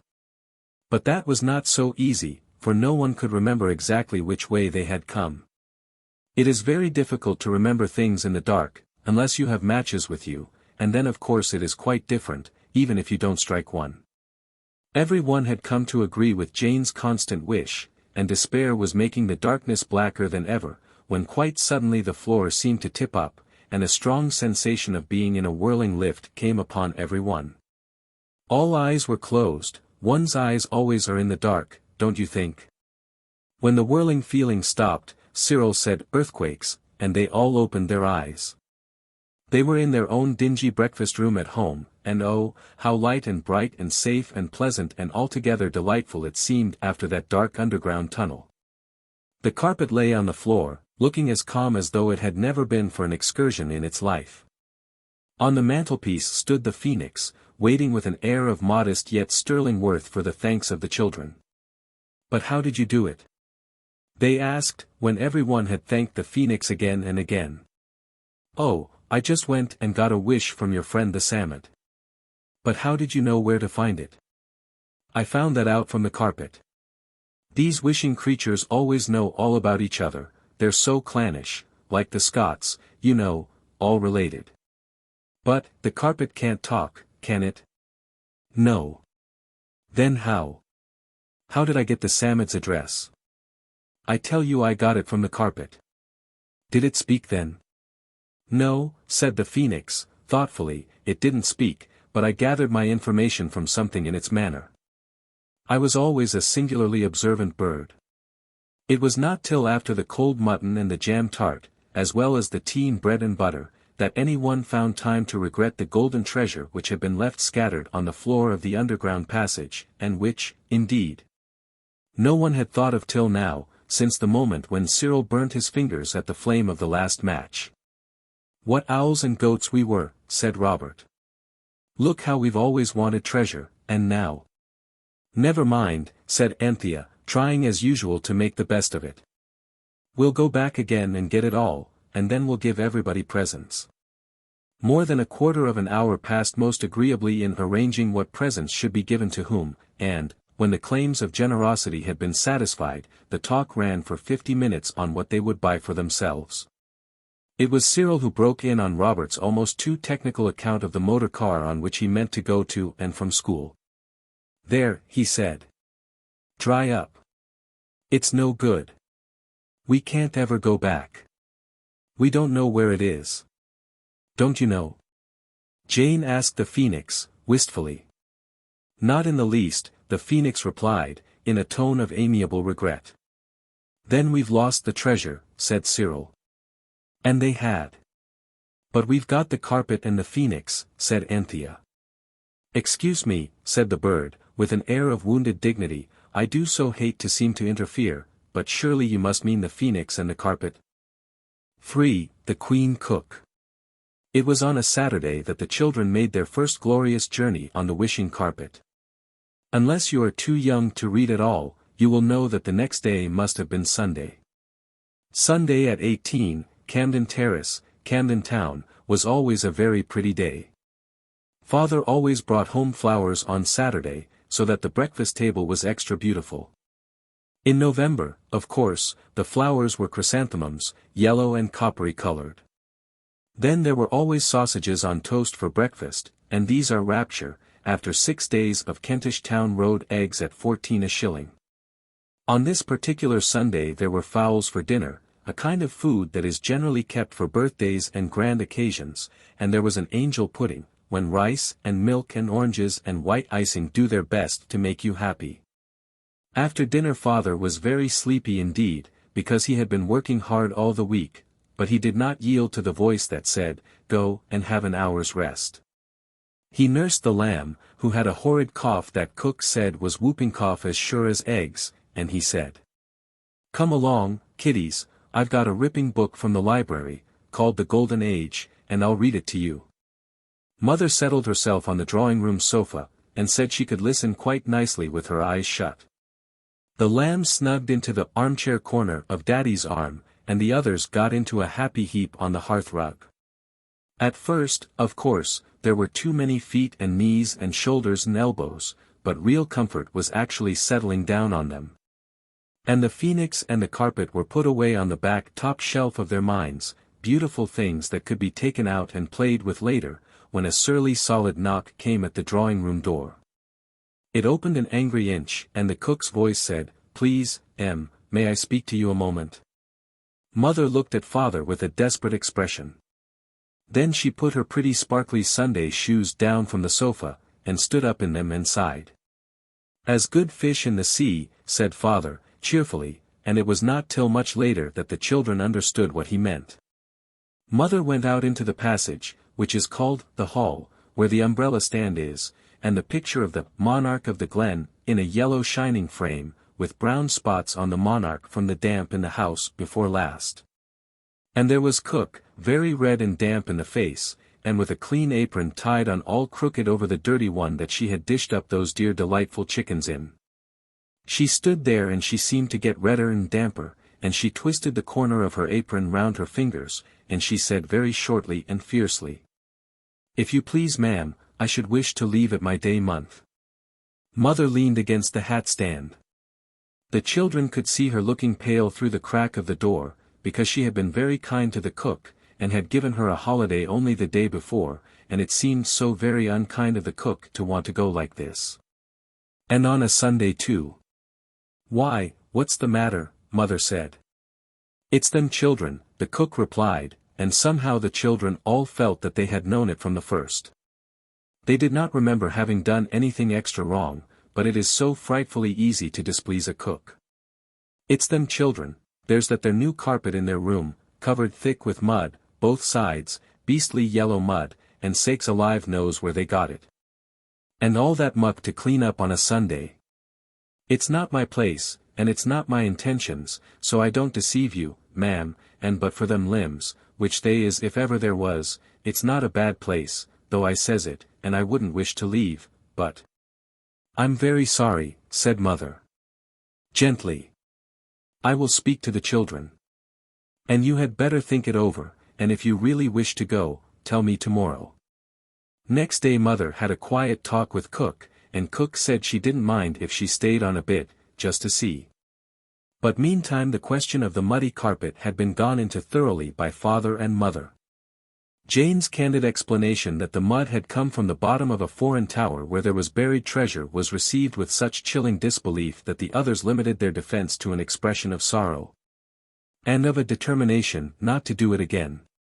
But father said, and mother agreed with him, because mothers have to agree with fathers, and not because it was her own idea, that children who coated a carpet on both sides with thick mud, and when they were asked for an explanation could only talk silly nonsense, that meant Jane's truthful statement, were not fit to have a carpet at all, and, indeed, shouldn't have one for a week.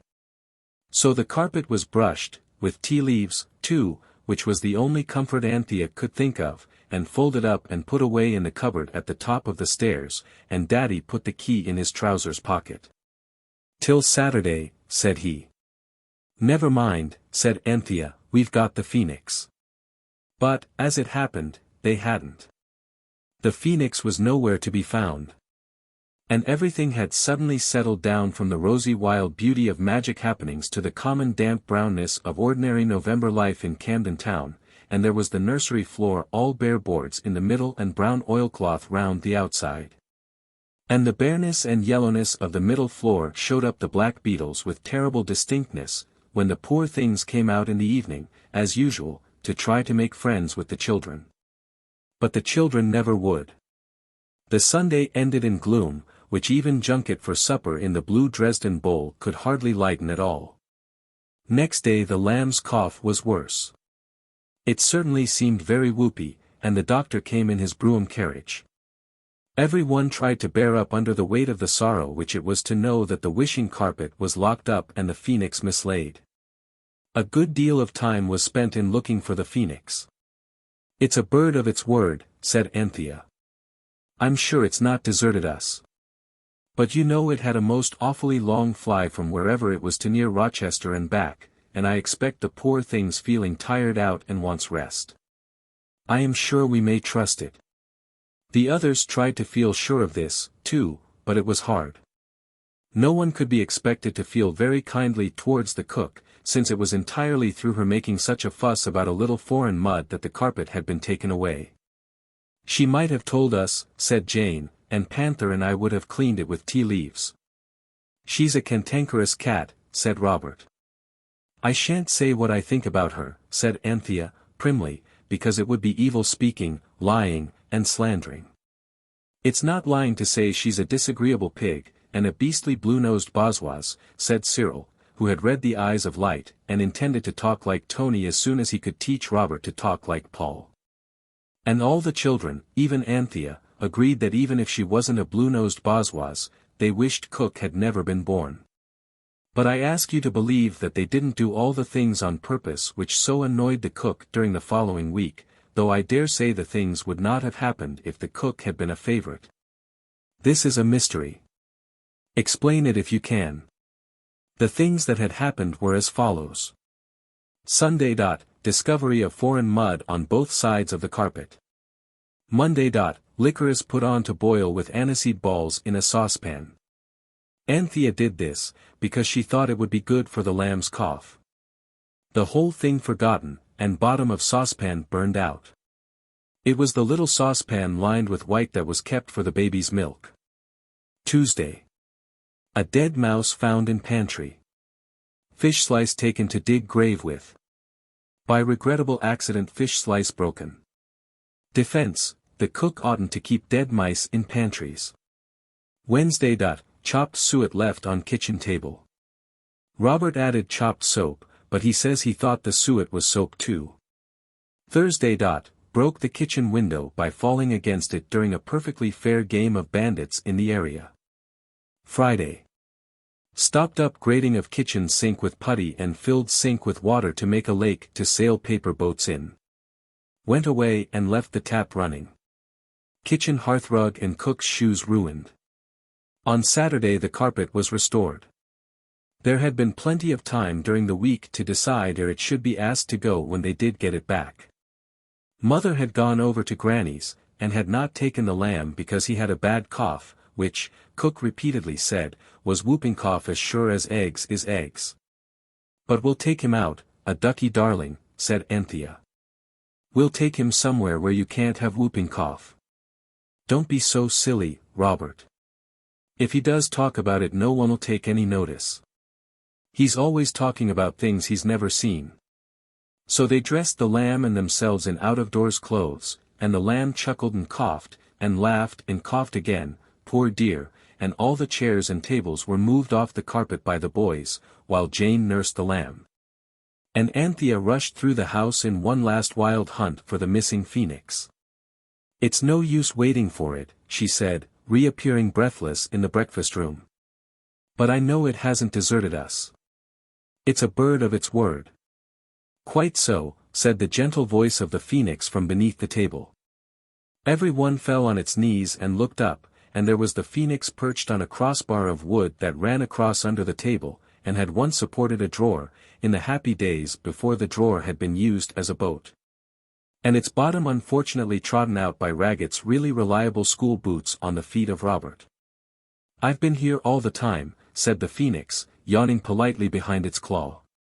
If you wanted me you should have recited the Ode of Invocation, it's 7,000 lines long, and written in very pure and beautiful Greek. Couldn't you tell it us in English? Asked Anthea. It's rather long, isn't it? Said Jane, jumping the lamb on her knee. Couldn't you make a short English version, like Tate and Brady? Oh, come along, do, said Robert, holding out his hand. Come along, good old phoenix. Good old beautiful phoenix, it corrected shyly. Good old beautiful phoenix, then. Come along, said Robert, impatiently, with his hand still held out. The phoenix fluttered at once on to his wrist. This amiable youth, it said to the others, has miraculously been able to put the whole meaning of the 7,000 lines of Greek invocation into one English hexameter, a little misplaced some of the words, but. Oh, come along. Good old beautiful phoenix. Not perfect, I admit, but not bad for a boy of his age.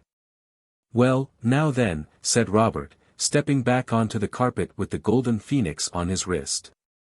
"You look like the king's falconer," said Jane, sitting down on the carpet with the baby on her lap. Robert tried to go on looking like it. Cyril and Anthea stood on the carpet. "We shall have to get back before dinner," said Cyril, "or cook will blow the gaff." "She hasn't sneaked since Sunday," said Anthea. Robert was beginning, when the door burst open and the cook, fierce and furious, came in like a whirlwind and stood on the corner of the carpet, with a broken basin in one hand and a threat in the other, which was clenched. "Look 'ere!" she cried, "my only basin, and what the powers am I to make the beefsteak and kidney pudding in that your ma ordered for your dinners? You don't deserve no dinners, so you don't." "I'm awfully sorry, cook," said Anthea gently. "It was my fault, and I forgot to tell you about it. It got broken when we were telling our fortunes with melted lead, you know, and I meant to tell you." "Meant to tell me," replied the cook. She was red with anger, and really I don't wonder, meant to tell. "Well, I mean to tell, too. I've held my tongue this week through, because the missus she said to me quiet like, we mustn't expect old heads on young shoulders, but now I shan't hold it no longer. There was the soap you put in our pudding, and me and Eliza never so much as breathed it to your ma, though well we might, and the saucepan, and the fish slice, and, my gracious cats alive! What Ave you got that blessed child dressed up in his outdoors for?" "We aren't going to take him out," said Anthea. At least, she stopped short, for though they weren't going to take him out in the Kentish town road, they certainly intended to take him elsewhere. But not at all where cook meant when she said out. This confused the truthful Anthea. "Out," said the cook, "that I'll take care you don't," and she snatched the lamb from the lap of Jane, while Anthea and Robert caught her by the skirts and apron. "Look here," said Cyril, in stern desperation, "will you go away, and make your pudding in a pie dish, or a flower pot, or a hot water can, or something?" "Not me," said the cook, briefly. "And leave this precious poppet for you to give his deathercold to." "I warn you," said Cyril, solemnly. "Beware, ere yet it be too late." "Late yourself the little popsy-wopsy," said the cook, with angry tenderness. "They shan't take it out, no more they shan't. Anne, where did you get that there yellow fowl?" She pointed to the phoenix. Even Anthea saw that unless the cook lost her situation the loss would be theirs. "I wish," she said suddenly, "we were on a sunny southern shore, where there can't be any whooping cough." She said it through the frightened howls of the lamb, and the sturdy scoldings of the cook, and instantly the giddy-go-round and falling lift feeling swept over the whole party, and the cook sat down flat on the carpet, holding the screaming lamb tight to her stout print-covered self, and calling on Saint Bridget to help her. She was an Irishwoman. The moment the tipsy-topsy-turvy feeling stopped, the cook opened her eyes, gave one sounding screech and shut them again, and Anthea took the opportunity to get the desperately howling lamb into her own arms. "It's all right," she said, "own panther's got you. Look at the trees, and the sand, and the shells, and the great big tortoises. Oh dear, how hot it is." It certainly was. For the trusty carpet had laid itself out on a southern shore that was sunny and no mistake, as Robert remarked. The greenest of green slopes led up to glorious groves where palm trees and all the tropical flowers and fruits that you read of in Westward Ho! And fair play were growing in rich profusion. Between the green slope and the blue sea lay a stretch of sand that looked like a carpet of jeweled cloth of gold, for it was not grayish as our northern sand is, but yellow and changing, opal-colored like sunshine and rainbows. And at the very moment when the wild, whirling, blinding, deafening, tumbling upside-downness of the carpet moving stopped, the children had the happiness of seeing 3 large live turtles waddle down to the edge of the sea and disappear in the water. And it was hotter than you can possibly imagine, unless you think of ovens on a baking day. Every one without an instant's hesitation tore off its London in November outdoor clothes, and Anthea took off the lamb's highwayman blue coat and his 3-cornered hat, and then his jersey. And then the lamb himself suddenly slipped out of his little blue tight breeches and stood up happy and hot in his little white shirt. I'm sure it's much warmer than the seaside in the summer, said Anthea. Mother always lets us go barefoot then. So the lamb's shoes and socks and gaiters came off, and he stood digging his happy naked pink toes into the golden smooth sand. I'm a little white duck dicky, said he, a little white duck dicky what swims, and splashed quacking into a sandy pool. Let him, said Anthea, it can't hurt him. Oh, how hot it is. The cook suddenly opened her eyes and screamed, shut them, screamed again, opened her eyes once more and said. Why, drat my cats alive, what's all this? It's a dream, I expect. Well, it's the best I ever dreamed. I'll look it up in the dream book tomorrow. Seaside and trees and a carpet to sit on. I never did.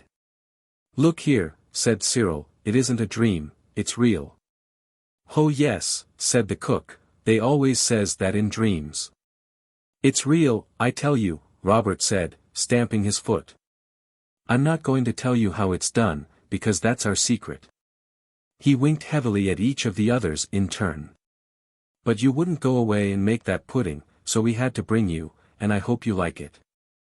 I do that, and no mistake, said the cook unexpectedly, and it being a dream it don't matter what I say. And I will say, if it's my last word, that of all the aggravating little varmints, calm yourself, my good woman, said the phoenix. Good woman, indeed, said the cook, good woman yourself, then she saw who it was that had spoken. Well, if I ever, said she, this is something like a dream. Yellow fowls a-talking and all. I've heard of such, but never did I think to see the day. Well, then, said Cyril, impatiently, sit here and see the day now. It's a jolly fine day. Here, you others, a council. They walked along the shore till they were out of earshot of the cook, who still sat gazing about her with a happy, dreamy, vacant smile. Look here, said Cyril, we must roll the carpet up and hide it, so that we can get at it at any moment. The lamb can be getting rid of his whooping cough all the morning, and we can look about. And if the savages on this island are cannibals, we'll hook it, and take her back. And if not, we'll leave her here. Is that being kind to servants and animals, like the clergyman said? Asked Jane. Nor she isn't kind, retorted Cyril. Well, anyway, said Anthea, the safest thing is to leave the carpet there with her sitting on it. Perhaps it'll be a lesson to her, and anyway, if she thinks it's a dream it won't matter what she says when she gets home. So the extra coats and hats and mufflers were piled on the carpet. Cyril shouldered the well and happy lamb, the phoenix perched on Robert's wrist, and the party of explorers prepared to enter the interior. The grassy slope was smooth, but under the trees there were tangled creepers with bright, strange-shaped flowers, and it was not easy to walk. We ought to have an explorer's axe, said Robert. I shall ask father to give me one for Christmas. There were curtains of creepers with scented blossoms hanging from the trees, and brilliant birds darted about quite close to their faces. Now, tell me honestly, said the phoenix, are there any birds here handsomer than I am? Don't be afraid of hurting my feelings, I'm a modest bird, I hope. Not one of them, said Robert, with conviction, is a patch upon you. I was never a vain bird, said the phoenix, but I own that you confirm my own impression. I will take a flight. It circled in the air for a moment, and, returning to Robert's wrist, went on, there is a path to the left. And there was. So now the children went on through the wood more quickly and comfortably, the girls picking flowers and the lamb inviting the pretty dickies to observe that he himself was a little white real water wet duck. And all this time he hadn't whooping coughed once. The path turned and twisted, and, always threading their way amid a tangle of flowers, the children suddenly passed a corner and found themselves in a forest clearing, where there were a lot of pointed huts, the huts, as they knew at once, of savages. The boldest heart beat more quickly. Suppose they were cannibals. It was a long way back to the carpet. Hadn't we better go back, said Jane. Go now, she said, and her voice trembled a little. Suppose they eat us. Nonsense, pussy, said Cyril, firmly. Look, there's a goat tied up. That shows they don't eat people. Let's go on and say we're missionaries, Robert suggested. I shouldn't advise that, said the phoenix, very earnestly. Why not? Well, for one thing, it isn't true, replied the golden bird. It was while they stood hesitating on the edge of the clearing that a tall man suddenly came out of one of the huts. He had hardly any clothes, and his body all over was a dark and beautiful coppery color, just like the chrysanthemum's father had brought home on Saturday. In his hand he held a spear. The whites of his eyes and the white of his teeth were the only light things about him, except that where the sun shone on his shiny brown body it looked white, too. If you will look carefully at the next shiny savage you meet with next to nothing on, you will see at once, if the sun happens to be shining at the time, that I am right about this. The savage looked at the children. Concealment was impossible. He uttered a shout that was more like "oo-gogri bagwag" than anything else the children had ever heard, and at once brown coppery people leapt out of every hut and swarmed like ants about the clearing. There was no time for discussion, and no one wanted to discuss anything, anyhow. Whether these coppery people were cannibals or not now seemed to matter very little. Without an instant's hesitation the 4 children turned and ran back along the forest path. The only pause was Anthea's. She stood back to let Cyril pass, because he was carrying the lamb, who screamed with delight. He had not whooping coughed a single once since the carpet landed him on the island. "Gee up, squirrel, gee," he shouted, and Cyril did gee up. The path was a shorter cut to the beach than the creeper-covered way by which they had come, and almost directly they saw through the trees the shining blue and gold and opal of sand and sea. "Stick to it," cried Cyril, breathlessly. They did stick to it. They tore down the sands. They could hear behind them as they ran the patter of feet which they knew, too well, were copper-colored. The sands were golden and opal-colored, and bare. There were wreaths of tropic seaweed, there were rich tropic shells of the kind you would not buy in the Kentish town road under at least 15 pence a pair. There were turtles basking lumpily on the water's edge, but no cook, no clothes, and no carpet. On. Into the sea, gasped Cyril. They must hate water. I've heard, savages always, dirty. Their feet were splashing in the warm shallows before his breathless words were ended. The calm baby waves were easy to go through. It is warm work running for your life in the tropics, and the coolness of the water was delicious. They were up to their armpits now, and Jane was up to her chin. "Look," said the phoenix. "What are they pointing at?" The children turned, and there, a little to the west was a head they knew, with a crooked cap upon it. It was the head of the cook. For some reason or other the savages had stopped at the water's edge and were all talking at the top of their voices, and all were pointing copper-colored fingers, stiff with interest and excitement, at the head of the cook. The children hurried towards her as quickly as the water would let them. "What on earth did you come out here for?" Robert shouted, "And where on earth's the carpet?" "It's not on earth, bless you," replied the cook, happily. "It's under me, in the water. I got a bit warm setting there in the sun, and I just says, I wish I was in a cold bath, just like that, and next minute here I was. It's all part of the dream." Everyone at once saw how extremely fortunate it was that the carpet had had the sense to take the cook to the nearest and largest bath, the sea. And how terrible it would have been if the carpet had taken itself and her to the stuffy little bathroom of the house in Camden Town. "Excuse me," said the phoenix's soft voice, breaking in on the general sigh of relief, "but I think these brown people want your cook." To eat?" whispered Jane, as well as she could through the water which the plunging lamb was dashing in her face with happy fat hands and feet. "Hardly," rejoined the bird. "Who wants cooks to eat? Cooks are engaged, not eaten. They wish to engage her." "How can you understand what they say?" asked Cyril, doubtfully. "It's as easy as kissing your claw," replied the bird. "I speak and understand all languages, even that of your cook, which is difficult and unpleasing. It's quite easy, when you know how it's done. It just comes to you. I should advise you to beach the carpet and land the cargo, the cook, I mean. You can take my word for it, the copper-colored ones will not harm you now. It is impossible not to take the word of a phoenix when it tells you to. So the children at once got hold of the corners of the carpet, and, pulling it from under the cook, towed it slowly in through the shallowing water, and at last spread it on the sand. The cook, who had followed, instantly sat down on it, and at once the copper-colored natives, now strangely humble, formed a ring round the carpet, and fell on their faces on the rainbow and gold sand. The tallest savage spoke in this position, which must have been very awkward for him, and Jane noticed that it took him quite a long time to get the sand out of his mouth afterwards. He says, the phoenix remarked after some time, that they wish to engage your cook permanently. Without a character, asked Anthea, who had heard her mother speak of such things. They do not wish to engage her as cook, but as queen. And queens need not have characters. There was a breathless pause.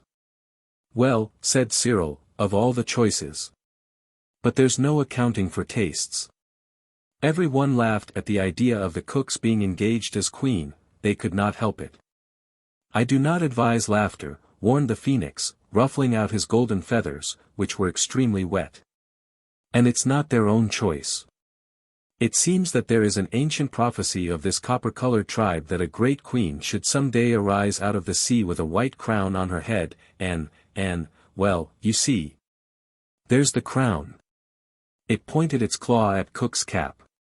And a very dirty cap it was, because it was the end of the week. That's the white crown, it said, at least, it's nearly white, very white indeed compared to the color they are, and anyway, it's quite white enough. Cyril addressed the cook. Look here, said he, these brown people want you to be their queen. They're only savages, and they don't know any better. Now would you really like to stay? Or, if you'll promise not to be so jolly aggravating at home, and not to tell anyone a word about today, we'll take you back to Camden Town. No, you don't, said the cook, in firm, undoubting tones. I've always wanted to be the queen, God bless her. And I always thought what a good one I should make, and now I'm going to. If it's only in a dream, it's well worth while. And I don't go back to that nasty underground kitchen, and me blamed for everything, that I don't, not till the dream's finished and I wake up with that nasty bell orang-tanging in my ears, so I tell you. Are you sure, Anthea anxiously asked the phoenix, that she will be quite safe here? She will find the nest of a queen a very precious and soft thing, said the bird, solemnly. There, you hear, said Cyril. You're in for a precious soft thing, so mind you're a good queen, cook. It's more than you'd any right to expect, but long may you reign. Some of the cook's copper-colored subjects now advanced from the forest with long garlands of beautiful flowers, white and sweet-scented, and hung them respectfully round the neck of their new sovereign. What? All them lovely bouquets for me! Exclaimed the enraptured cook. Well, this here is something like a dream, I must say.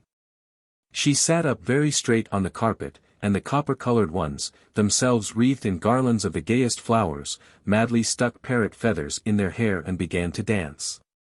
It was a dance such as you have never seen. It made the children feel almost sure that the cook was right, and that they were all in a dream.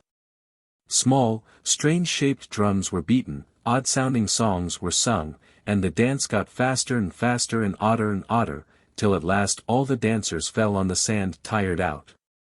The new queen, with her white crown cap all on one side, clapped wildly. Bravo, she cried, bravo. It's better than the Albert Edward Music Hall in the Kentish Town Road. Go it again.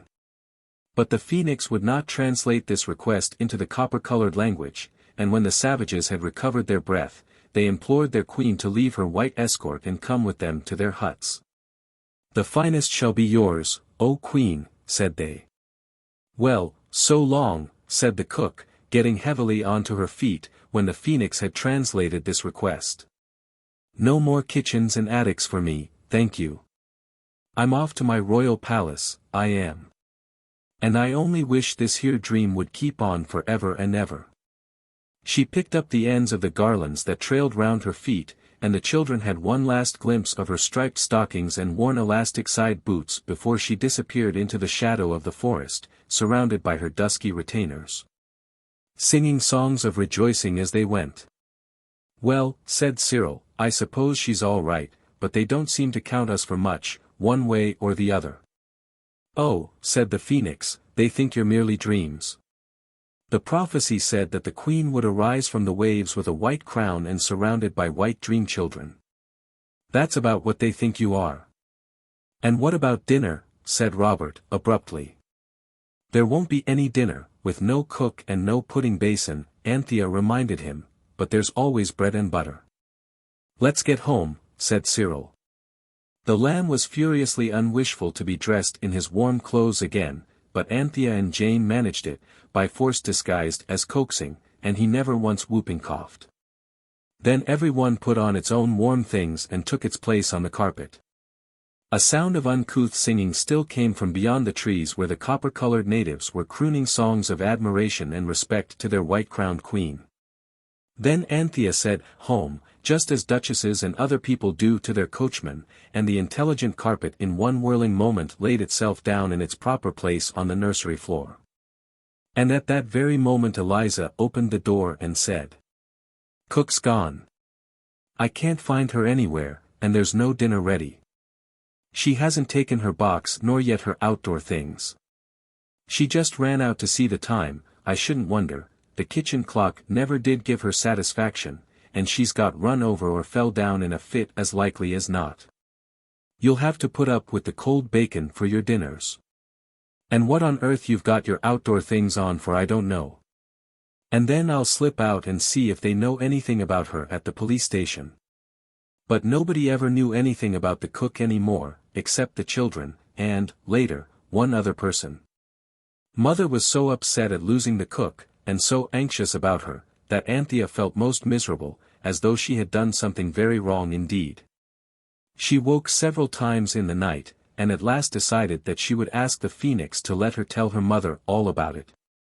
But there was no opportunity to do this next day, because the Phoenix, as usual, had gone to sleep in some out-of-the-way spot, after asking, as a special favor, not to be disturbed for 24 hours. The lamb never whooping coughed once all that Sunday, and mother and father said what good medicine it was that the doctor had given him. But the children knew that it was the southern shore where you can't have whooping cough that had cured him. The lamb babbled of colored sand and water, but no one took any notice of that. He often talked of things that hadn't happened. It was on Monday morning, very early indeed, that Anthea woke and suddenly made up her mind. She crept downstairs in her nightgown, it was very chilly, sat down on the carpet, and with a beating heart wished herself on the sunny shore where you can't have whooping cough, and next moment there she was. The sand was splendidly warm. She could feel it at once, even through the carpet. She folded the carpet, and put it over her shoulders like a shawl, for she was determined not to be parted from it for a single instant, no matter how hot it might be to wear. Then trembling a little, and trying to keep up her courage by saying over and over, "It is my duty, it is my duty," she went up the forest path. "Well, here you are again," said the cook, directly she saw Anthea. "This dream does keep on." The cook was dressed in a white robe, she had no shoes and stockings and no cap, and she was sitting under a screen of palm leaves, for it was afternoon in the island, and blazing hot. She wore a flower wreath on her hair, and copper-colored boys were fanning her with peacock's feathers. "They've got the cap put away," she said. "They seem to think a lot of it. Never saw one before, I expect." "Are you happy?" asked Anthea, panting. The sight of the cook as queen quite took her breath away. "I believe you, my dear," said the cook, heartily. "Nothing to do unless you want to. But I'm getting rested now. Tomorrow I'm going to start cleaning out my hut, if the dream keeps on, and I shall teach them cooking. They burns everything to a cinder now unless they eats it raw." "But can you talk to them?" "Lord love a duck, yes." The happy cook queen replied, "It's quite easy to pick up. I always thought I should be quick at foreign languages. I've taught them to understand dinner, and I want a drink, and you leave me be, already. Then you don't want anything? Anthea asked earnestly and anxiously. Not me, miss, except if you'd only go away. I'm afraid of me waking up with that bell going if you keep on stopping here talking to me. Long as this here dream keeps up I'm as happy as a queen. Goodbye, then, said Anthea, gaily, for her conscience was clear now. She hurried into the wood, threw herself on the ground, and said, home, and there she was, rolled in the carpet on the nursery floor. She's all right, anyhow, said Anthea, and went back to bed. I'm glad somebody's pleased. But mother will never believe me when I tell her. The story is indeed a little difficult to believe.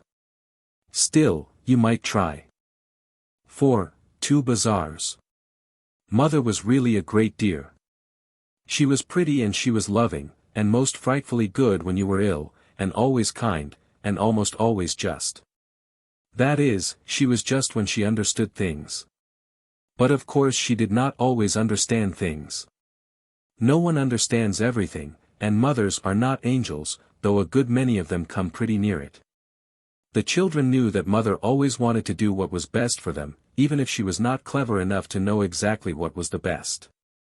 That was why all of them, but much more particularly Anthea, felt rather uncomfortable at keeping the great secret from her of the wishing carpet and the phoenix. And Anthea, whose inside mind was made so that she was able to be much more uncomfortable than the others, had decided that she must tell her mother the truth, however little likely it was that her mother would believe it. Then I shall have done what's right, said she to the phoenix, and if she doesn't believe me it won't be my fault, will it? Not in the least, said the golden bird. And she won't, so you're quite safe. Anthea chose a time when she was doing her home lessons. They were algebra and Latin, German, English, and Euclid, and she asked her mother whether she might come and do them in the drawing room, so as to be quiet, she said to her mother. And to herself she said, and that's not the real reason. I hope I shan't grow up a liar. Mother said, of course, dearie, and Anthea started swimming through a sea of X's and Y's and Z's. Mother was sitting at the mahogany bureau writing letters. Mother dear, said Anthea. Yes, love a duck, said mother. About cook, said Anthea. I know where she is. Do you, dear, said mother. Well, I wouldn't take her back after the way she has behaved. It's not her fault, said Anthea. May I tell you about it from the beginning? Mother laid down her pen, and her nice face had a resigned expression. As you know, a resigned expression always makes you want not to tell anybody anything. It's like this, said Anthea, in a hurry, that egg, you know, that came in the carpet. We put it in the fire and it hatched into the phoenix, and the carpet was a wishing carpet, Anne. A very nice game, darling, said mother, taking up her pen. Now do be quiet. I've got a lot of letters to write. I'm going to Bournemouth tomorrow with the lamb, and there's that bazaar. Anthea went back to XYZ, and mother's pen scratched busily. But, mother, said Anthea, when mother put down the pen to lick an envelope, the carpet takes us wherever we like, Anne. I wish it would take you where you could get a few nice Eastern things for my bazaar, said mother. I promised them, and I've no time to go to Liberty's now. It shall, said Anthea, but, mother. Well, dear, said mother, a little impatiently, for she had taken up her pen again. The carpet took us to a place where you couldn't have whooping cough, and the lamb hasn't hooped since, and we took cook because she was so tiresome, and then she would stay and be queen of the savages. They thought her cap was a crown, Anne. Darling one, said mother, you know I love to hear the things you make up, but I am most awfully busy. But it's true, said Anthea, desperately. You shouldn't say that, my sweet, said mother, gently. And then Anthea knew it was hopeless. Are you going away for long? Asked Anthea. I've got a cold, said mother, and daddy's anxious about it, and the lamb's cough. He hasn't coughed since Saturday, the lamb's eldest sister interrupted. I wish I could think so, mother replied. And daddy's got to go to Scotland. I do hope you'll be good children. We will, said Anthea, fervently. When's the bazaar? On Saturday, said Mother, at the schools. Oh, don't talk any more, there's a treasure. My head's going round, and I've forgotten how to spell whooping cough. Mother and the lamb went away, and Father went away, and there was a new cook who looked so like a frightened rabbit that no one had the heart to do anything to frighten her any more than seemed natural to her. The phoenix begged to be excused. It said it wanted a week's rest, and asked that it might not be disturbed. And it hid its golden gleaming self, and nobody could find it. So that when Wednesday afternoon brought an unexpected holiday, and everyone decided to go somewhere on the carpet, the journey had to be undertaken without the phoenix. They were debarred from any carpet excursions in the evening by a sudden promise to Mother, exacted in the agitation of parting, that they would not be out after 6 at night, except on Saturday, when they were to go to the bazaar. And were pledged to put on their best clothes, to wash themselves to the uttermost, and to clean their nails, not with scissors, which are scratchy and bad, but with flat sharpened ends of wooden matches, which do no harm to anyone's nails. Let's go and see the lamb, said Jane. But every one was agreed that if they appeared suddenly in Bournemouth it would frighten Mother out of her wits, if not into a fit. So they sat on the carpet, and thought and thought and thought till they almost began to squint. Look here, said Cyril, I know. Please carpet, take us somewhere where we can see the lamb and Mother and no one can see us. Except the lamb, said Jane, quickly. And the next moment they found themselves recovering from the upside-down movement, and there they were sitting on the carpet, and the carpet was laid out over another thick soft carpet of brown pine needles. There were green pine trees overhead, and a swift clear little stream was running as fast as ever it could between steep banks, and there, sitting on the pine needle carpet, was Mother, without her hat. And the sun was shining brightly, although it was November, and there was the lamb, as jolly and not whooping at all. The carpets deceived us, said Robert, gloomily. Mother will see us directly she turns her head. But the faithful carpet had not deceived them. Mother turned her dear head and looked straight at them, and did not see them. We're invisible, Cyril whispered, what awful larks. But to the girls it was not larks at all. It was horrible to have Mother looking straight at them, and her face keeping the same, just as though they weren't there. I don't like it, said Jane. Mother never looked at us like that before. Just as if she didn't love us, as if we were somebody else's children, and not very nice ones either, as if she didn't care whether she saw us or not. It is horrid, said Anthea, almost in tears. But at this moment the lamb saw them, and plunged towards the carpet, shrieking, Panty, own Panty, and Pussy, and Squiggle, and Bobs, oh, oh. Anthea caught him and kissed him, so did Jane. They could not help it. He looked such a darling, with his blue three-cornered hat all on one side, and his precious face all dirty, quite in the old familiar way. I love you, Panty, I love you, and you, and you, and you, cried the lamb. It was a delicious moment. Even the boys thumped their baby brother joyously on the back. Then Anthea glanced at Mother, and Mother's face was a pale sea-green color, and she was staring at the lamb as if she thought he had gone mad. And, indeed, that was exactly what she did think. My lamb, my precious. Come to Mother, she cried, and jumped up and ran to the baby.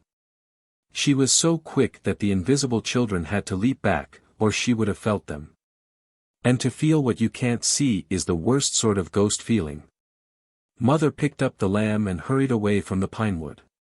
Let's go home, said Jane, after a miserable silence. It feels just exactly as if Mother didn't love us. But they couldn't bear to go home till they had seen Mother meet another lady, and knew that she was safe. You cannot leave your mother to go green in the face in a distant pinewood, far from all human aid, and then go home on your wishing carpet as though nothing had happened. When Mother seemed safe the children returned to the carpet, and said, home, and home they went. I don't care about being invisible myself, said Cyril, at least, not with my own family. It would be different if you were a prince, or a bandit, or a burglar. And now the thoughts of all four dwelt fondly on the dear greenish face of mother. "I wish she hadn't gone away," said Jane, "the house is simply beastly without her." "I think we ought to do what she said," Anthea put in. "I saw something in a book the other day about the wishes of the departed being sacred." "That means when they've departed farther off," said Cyril. "India's coral or Greenland's icy, don't you know, not Bournemouth. Besides, we don't know what her wishes are." She said, Anthea was very much inclined to cry. She said, "Get Indian things for my bazaar." But I know she thought we couldn't, and it was only play. "Let's get them all the same," said Robert. "We'll go the first thing on Saturday morning." And on Saturday morning, the first thing, they went. There was no finding the phoenix, so they sat on the beautiful wishing carpet, and said, "We want Indian things for Mother's bazaar. Will you please take us where people will give us heaps of Indian things?" The docile carpet swirled their senses away, and restored them on the outskirts of a gleaming white Indian town. They knew it was Indian at once, by the shape of the domes and roofs. And besides, a man went by on an elephant, and 2 English soldiers went along the road, talking like in Mr. Kipling's books, so after that no one could have any doubt as to where they were. They rolled up the carpet and Robert carried it, and they walked bodily into the town. It was very warm, and once more they had to take off their London in November coats, and carry them on their arms. The streets were narrow and strange, and the clothes of the people in the streets were stranger, and the talk of the people was strangest of all. "I can't understand a word," said Cyril. "How on earth are we to ask for things for our bazaar?" "And they're poor people, too," said Jane, "I'm sure they are. What we want is a Raja or something." Robert was beginning to unroll the carpet, but the others stopped him, imploring him not to waste a wish. "We asked the carpet to take us where we could get Indian things for bazaars," said Anthea, "and it will." Her faith was justified.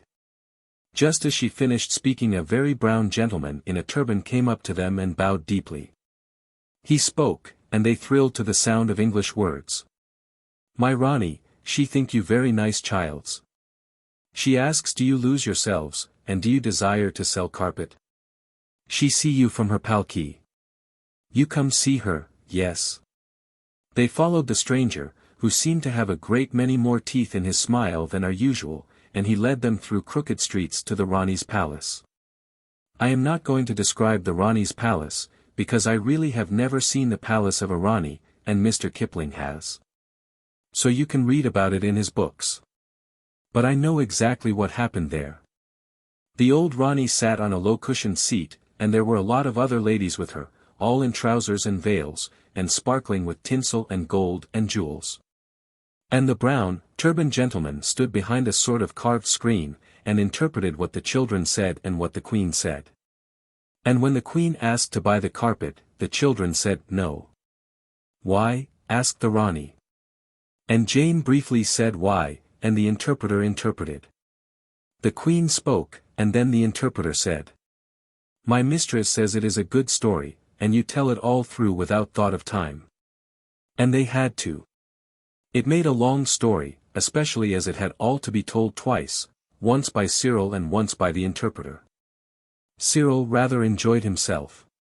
He warmed to his work, and told the tale of the phoenix and the carpet, and the lone tower, and the queen cook, in language that grew insensibly more and more Arabian Nightsy, and the Rani and her ladies listened to the interpreter, and rolled about on their fat cushions with laughter.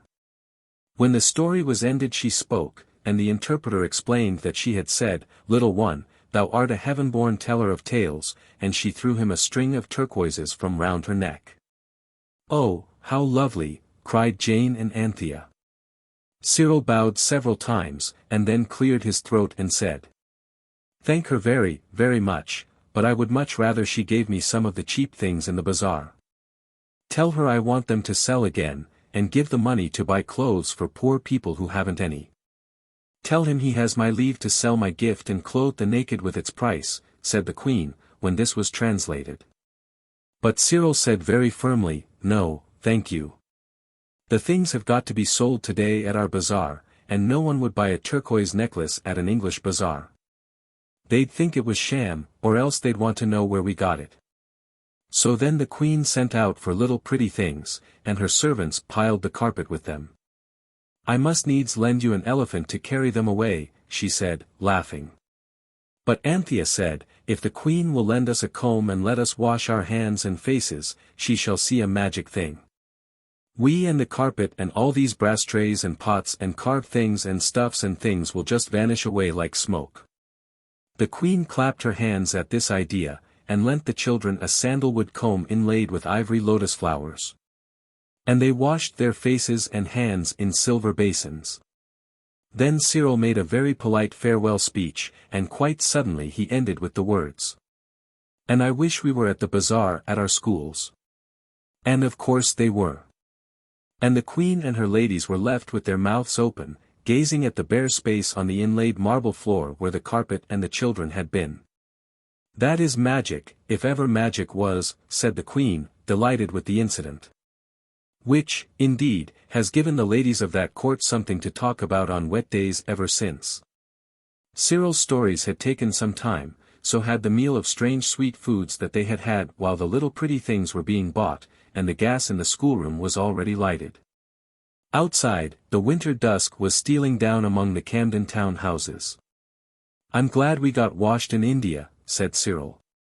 We should have been awfully late if we'd had to go home and scrub.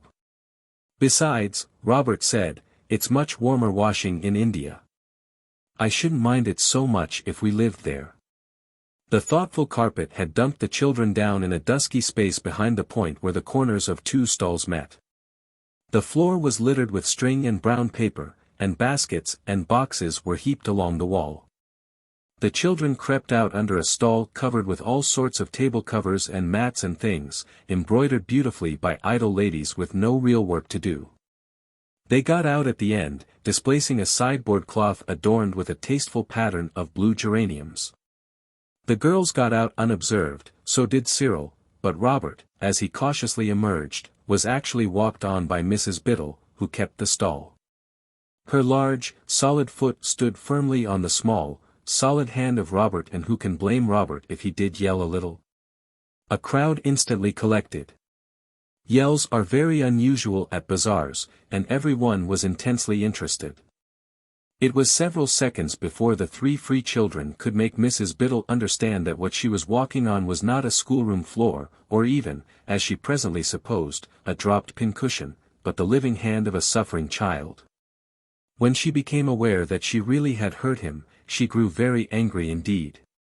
When people have hurt other people by accident, the one who does the hurting is always much the angriest. I wonder why. I'm very sorry, I'm sure, said Mrs. Biddle. But she spoke more in anger than in sorrow. Come out. Whatever do you mean by creeping about under the stalls, like earwigs? We were looking at the things in the corner. Such nasty, prying ways, said Mrs. Biddle, will never make you successful in life. There's nothing there but packing and dust. Oh, isn't there, said Jane. That's all you know. Little girl, don't be rude, said Mrs. Biddle, flushing violet. She doesn't mean to be, but there are some nice things there, all the same, said Cyril, who suddenly felt how impossible it was to inform the listening crowd that all the treasures piled on the carpet were Mother's contributions to the bazaar. No one would believe it, and if they did, and wrote to thank Mother, she would think, well, goodness only knew what she would think. The other three children felt the same. I should like to see them, said a very nice lady, whose friends had disappointed her, and who hoped that these might be belated contributions to her poorly furnished stall. She looked inquiringly at Robert, who said, with pleasure, don't mention it, and dived back under Mrs. Biddle's stall. I wonder you encourage such behavior, said Mrs. Biddle. I always speak my mind, as you know, Miss Peasmarsh. And, I must say, I am surprised. She turned to the crowd. There is no entertainment here, she said sternly. A very naughty little boy has accidentally hurt himself, but only slightly. Will you please disperse? It will only encourage him in naughtiness if he finds himself the center of attraction. The crowd slowly dispersed. Anthea, speechless with fury, heard a nice curate say, "Poor little beggar," and loved the curate at once and forever. Then Robert wriggled out from under the stall with some Benares brass and some inlaid sandalwood boxes. "Liberty," cried Miss Peasmarsh. "Then Charles has not forgotten, after all." "Excuse me," said Mrs. Biddle, with fierce politeness, "these objects are deposited behind my stall.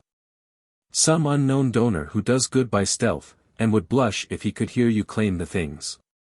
Of course they are for me." "My stall touches yours at the corner," said poor Miss Peasmarsh, timidly, "and my cousin did promise." The children sidled away from the unequal contest and mingled with the crowd.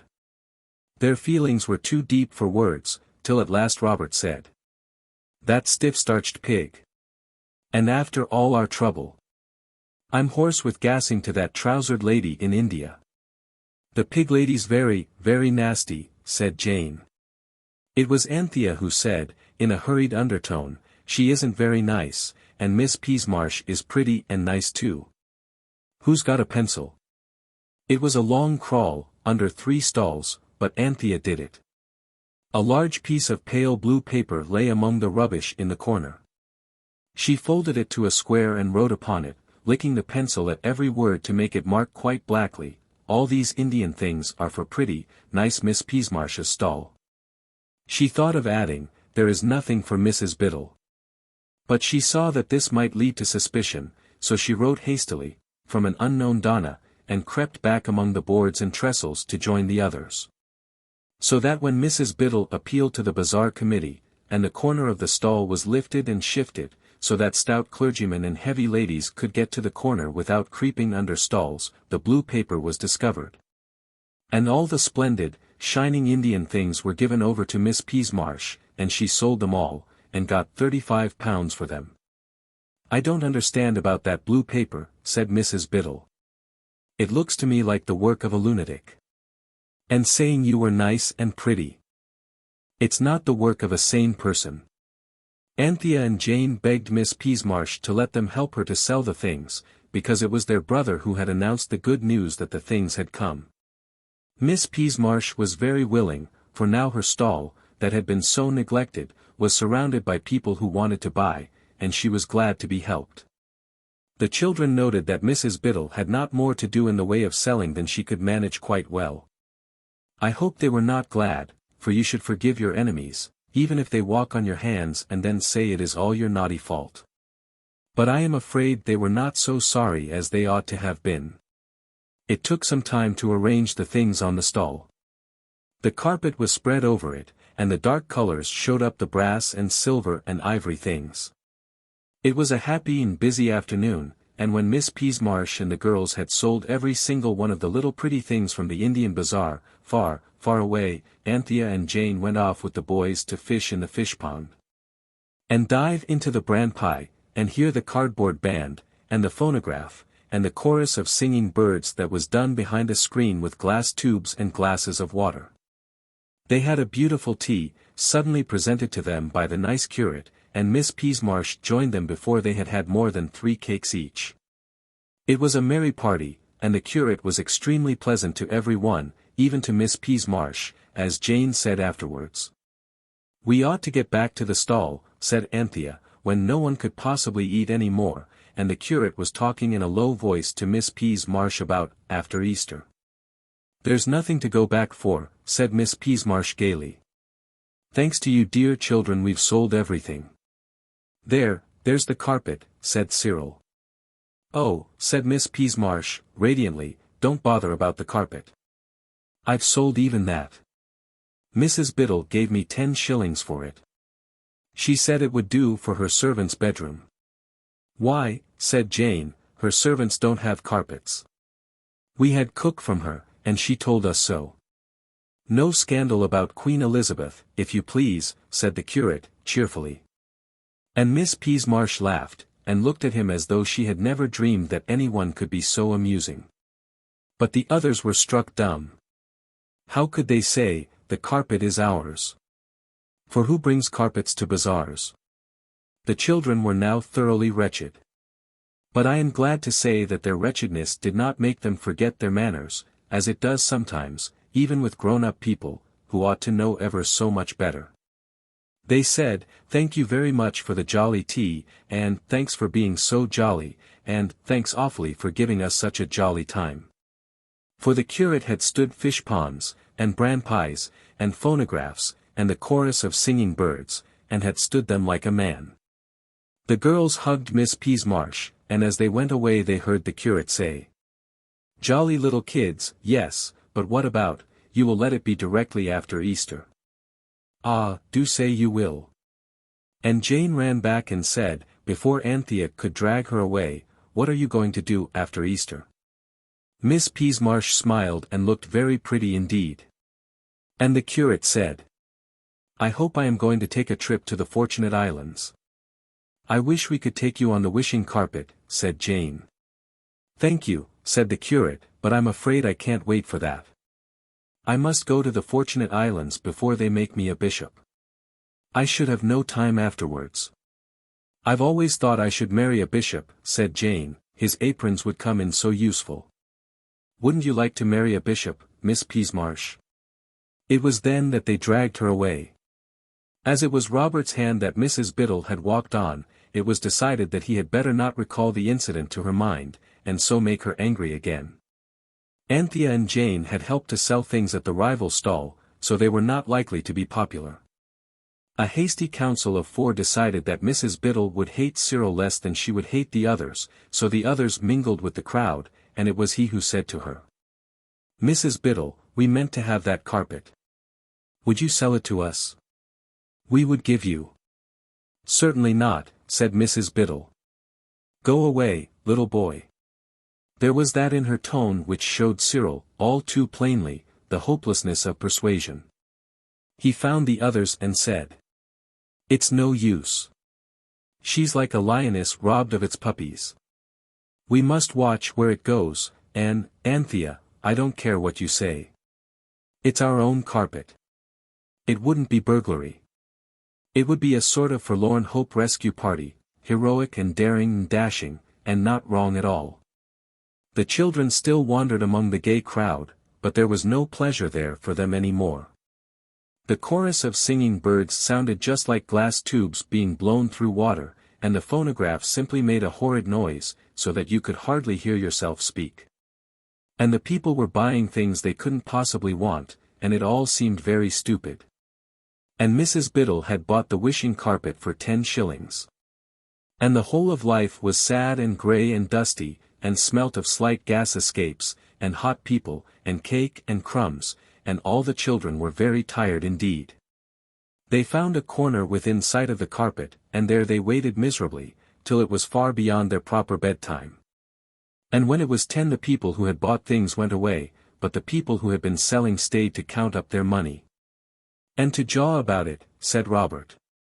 "I'll never go to another bazaar as long as ever I live.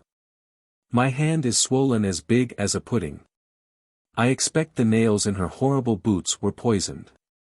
Just then someone who seemed to have a right to interfere said, "Everything is over now, you had better go home." So they went. And then they waited on the pavement under the gas lamp, where ragged children had been standing all the evening to listen to the band. And their feet slipped about in the greasy mud till Mrs. Biddle came out and was driven away in a cab with the many things she hadn't sold, and the few things she had bought, among others the carpet. The other stallholders left their things at the school till Monday morning, but Mrs. Biddle was afraid someone would steal some of them, so she took them in a cab. The children, now too desperate to care for mud or appearances, hung on behind the cab till it reached Mrs. Biddle's house. When she and the carpet had gone in and the door was shut, Anthea said, "Don't let's burgle, I mean do daring and dashing rescue acts, till we've given her a chance. Let's ring and ask to see her." The others hated to do this, but at last they agreed, on condition that Anthea would not make any silly fuss about the burglary afterwards, if it really had to come to that. So they knocked and rang, and a scared-looking parlour-maid opened the front door. While they were asking for Mrs. Biddle they saw her. She was in the dining room, and she had already pushed back the table and spread out the carpet to see how it looked on the floor. "I knew she didn't want it for her servant's bedroom," Jane muttered. Anthea walked straight past the uncomfortable parlour-maid, and the others followed her. Mrs. Biddle had her back to them, and was smoothing down the carpet with the same boot that had trampled on the hand of Robert. So that they were all in the room, and Cyril, with great presence of mind, had shut the room door before she saw them. "Who is it, Jane?" she asked in a sour voice, and then turning suddenly, she saw who it was. Once more her face grew violet, a deep, dark violet. "You wicked daring little things," she cried, "how dare you come here? At this time of night, too. Be off, or I'll send for the police." "Don't be angry," said Anthea, soothingly, "we only wanted to ask you to let us have the carpet. We have quite 12 shillings between us, Anne." "How dare you?" cried Mrs. Biddle, and her voice shook with angriness. "You do look horrid," said Jane suddenly. Mrs. Biddle actually stamped that booted foot of hers. "You rude, bare-faced child," she said. Anthea almost shook Jane, but Jane pushed forward in spite of her. "It really is our nursery carpet," she said, "you ask anyone if it isn't." "Let's wish ourselves home," said Cyril in a whisper. "No go," Robert whispered back, "she'd be there too, and raving mad as likely as not. Horrid thing, I hate her." "I wish Mrs. Biddle was in an angelic good temper," cried Anthea, suddenly. "It's worth trying," she said to herself. Mrs. Biddle's face grew from purple to violet, and from violet to mauve, and from mauve to pink. Then she smiled quite a jolly smile. "Why, so I am," she said, "what a funny idea. Why shouldn't I be in a good temper, my dears?" Once more the carpet had done its work, and not on Mrs. Biddle alone. The children felt suddenly good and happy. "You're a jolly good sort," said Cyril. "I see that now. I'm sorry we vexed you at the bazaar today." "Not another word," said the changed Mrs. Biddle. "Of course you shall have the carpet, my dears, if you've taken such a fancy to it." "No, no. I won't have more than the 10 shillings I paid." "It does seem hard to ask you for it after you bought it at the bazaar," said Anthea, "but it really is our nursery carpet. It got to the bazaar by mistake, with some other things." "Did it really, now? How vexing," said Mrs. Biddle, kindly. "Well, my dears, I can very well give the extra 10 shillings, so you take your carpet and we'll say no more about it. Have a piece of cake before you go. I'm so sorry I stepped on your hand, my boy. Is it all right now?" "Yes, thank you," said Robert. "I say, you are good." "Not at all," said Mrs. Biddle, heartily. "I'm delighted to be able to give any little pleasure to you dear children." And she helped them to roll up the carpet, and the boys carried it away between them. "You are a dear," said Anthea, and she and Mrs. Biddle kissed each other heartily. "Well," said Cyril as they went along the street. "Yes," said Robert, "and the odd part is that you feel just as if it was real, her being so jolly, I mean, and not only the carpet making her nice." "Perhaps it is real," said Anthea, "only it was covered up with crossness and tiredness and things, and the carpet took them away." "I hope it'll keep them away," said Jane, "she isn't ugly at all when she laughs." The carpet has done many wonders in its day, but the case of Mrs. Biddle is, I think, the most wonderful. For from that day she was never anything like so disagreeable as she was before, and she sent a lovely silver teapot and a kind letter to Miss Peasmarsh when the pretty lady married the nice curate. Just after Easter it was, and they went to Italy for their honeymoon. 5. The Temple. "I wish we could find the phoenix," said Jane. "It's much better company than the carpet." "Beastly ungrateful, little kids are," said Cyril. "No, I'm not, only the carpet never says anything, and it's so helpless. It doesn't seem able to take care of itself. It gets sold, and taken into the sea, and things like that. You wouldn't catch the phoenix getting sold." It was 2 days after the bazaar. Everyone was a little cross. Some days are like that, usually Mondays, by the way. And this was a Monday. I shouldn't wonder if your precious phoenix had gone off for good, said Cyril, and I don't know that I blame it. Look at the weather. It's not worth looking at, said Robert. And indeed it wasn't. The phoenix hasn't gone, I'm sure it hasn't, said Anthea. I'll have another look for it. Anthea looked under tables and chairs, and in boxes and baskets, in mother's work-bag and father's portmanteau, but still the phoenix showed not so much as the tip of one shining feather. Then suddenly Robert remembered how the whole of the Greek invocation song of 7,000 lines had been condensed by him into one English hexameter, so he stood on the carpet and chanted. Oh, come along, come along. You good old beautiful phoenix. And almost at once there was a rustle of wings down the kitchen stairs, and the phoenix sailed in on wide gold wings. Where on earth have you been? Asked Anthea. I've looked everywhere for you. Not everywhere, replied the bird, because you did not look in the place where I was. Confess that that hallowed spot was overlooked by you. What hallowed spot? Asked Cyril, a little impatiently, for time was hastening on, and the wishing carpet still idle. The spot, said the phoenix, which I hallowed by my golden presence was the lutron. The what? The bath, the place of washing. I'm sure you weren't, said Jane. I looked there 3 times and moved all the towels. I was concealed, said the phoenix, on the summit of a metal column, enchanted, I should judge, for it felt warm to my golden toes, as though the glorious sun of the desert shone ever upon it. Oh, you mean the cylinder, said Cyril, it has rather a comforting feel, this weather. And now where shall we go? And then, of course, the usual discussion broke out as to where they should go and what they should do. And naturally, every one wanted to do something that the others did not care about. I am the eldest, Cyril remarked, let's go to the North Pole. This weather. Likely. Robert rejoined. Let's go to the equator. I think the diamond mines of Golconda would be nice, said Anthea, don't you agree, Jane? No, I don't, retorted Jane, I don't agree with you.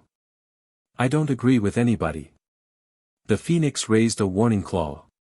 If you cannot agree among yourselves, I fear I shall have to leave you, it said. Well, where shall we go? You decide, said all. If I were you, said the bird, thoughtfully, I should give the carpet a rest. Besides, you'll lose the use of your legs if you go everywhere by carpet. Can't you take me out and explain your ugly city to me? We will if it clears up, said Robert, without enthusiasm. Just look at the rain. And why should we give the carpet a rest? Are you greedy and grasping, and heartless and selfish? Asked the bird, sharply. No, said Robert, with indignation. Well then, said the phoenix. And as to the rain, well, I am not fond of rain myself. If the sun knew I was here, he's very fond of shining on me because I look so bright and golden. He always says I repay a little attention. Haven't you some form of words suitable for use in wet weather? There's rain, rain, go away, said Anthea, but it never does go. Perhaps you don't say the invocation properly, said the bird. Rain, rain, go away. Come again another day. Little baby wants to play, said Anthea. That's quite wrong, and if you say it in that sort of dull way, I can quite understand the rain not taking any notice. You should open the window and shout as loud as you can. Rain, rain, go away. Come again another day. Now we want the sun, and so. Pretty rain, be kind and go. You should always speak politely to people when you want them to do things, and especially when it's going away that you want them to do. And today you might add. Shine, great sun, the lovely foe. Nix is here, and wants to be shone on, splendid sun, by thee. That's poetry, said Cyril, decidedly. It's like it, said the more cautious Robert. I was obliged to put in lovely, said the phoenix, modestly, to make the line long enough. There are plenty of nasty words just that length, said Jane, but every one else said, hush. And then they opened the window and shouted the 7 lines as loud as they could, and the phoenix said all the words with them, except, lovely, and when they came to that it looked down and coughed bashfully. The rain hesitated a moment and then went away. There's true politeness, said the phoenix, and the next moment it was perched on the window ledge, opening and shutting its radiant wings and flapping out its golden feathers in such a flood of glorious sunshine as you sometimes have at sunset in autumn time. People said afterwards that there had not been such sunshine in December for years and years and years.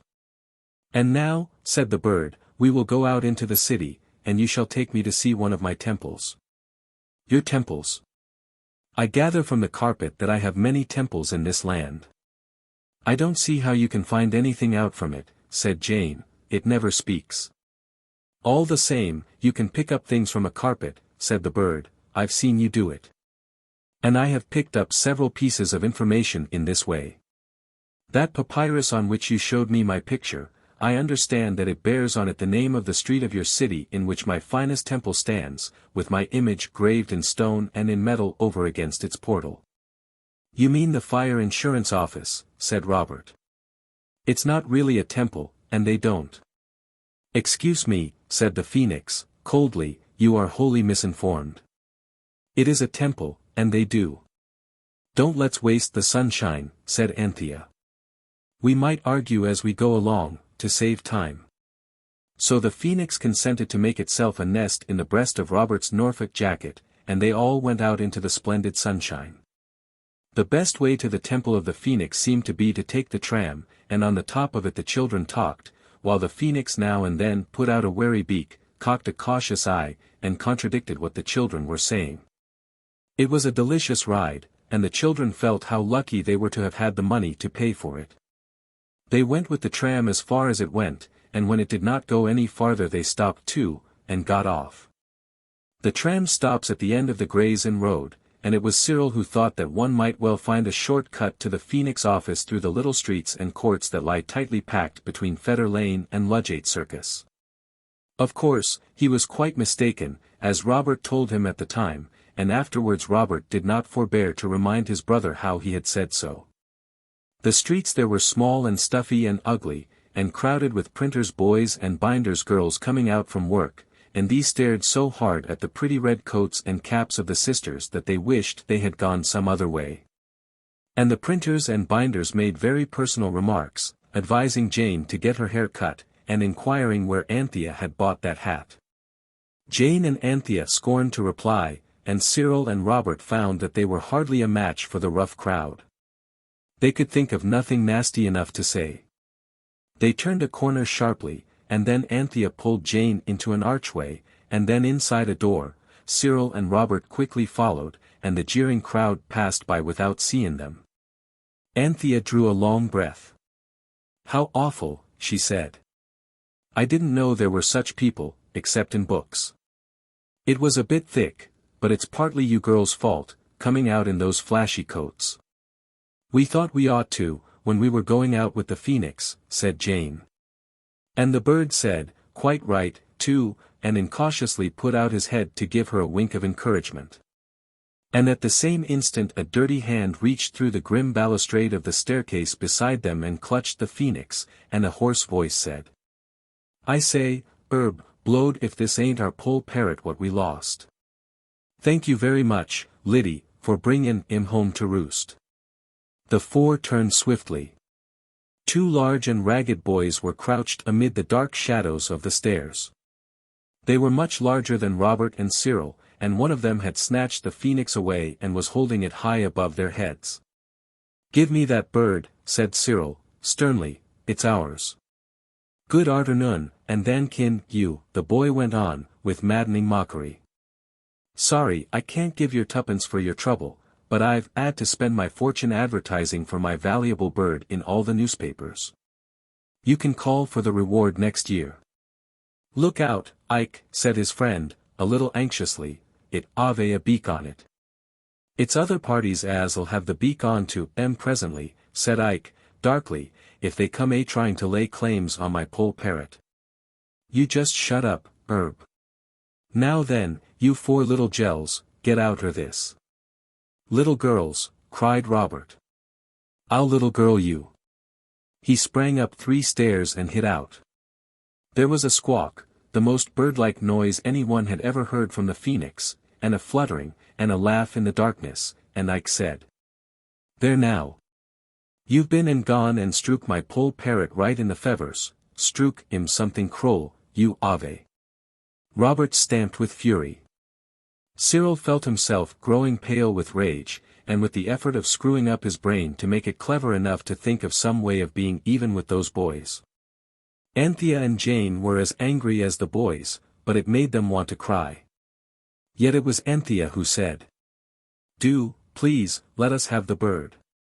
Do, please, get along and leave us and our bird alone." "If you don't," said Anthea, "I shall fetch the police." "You better," said he who was named Herb. "Say, Ike, you twist the bloomin' pigeon's neck, he ain't worth 2pence. "Oh, no," cried Jane, "don't hurt it." "Oh, don't, it is such a pet."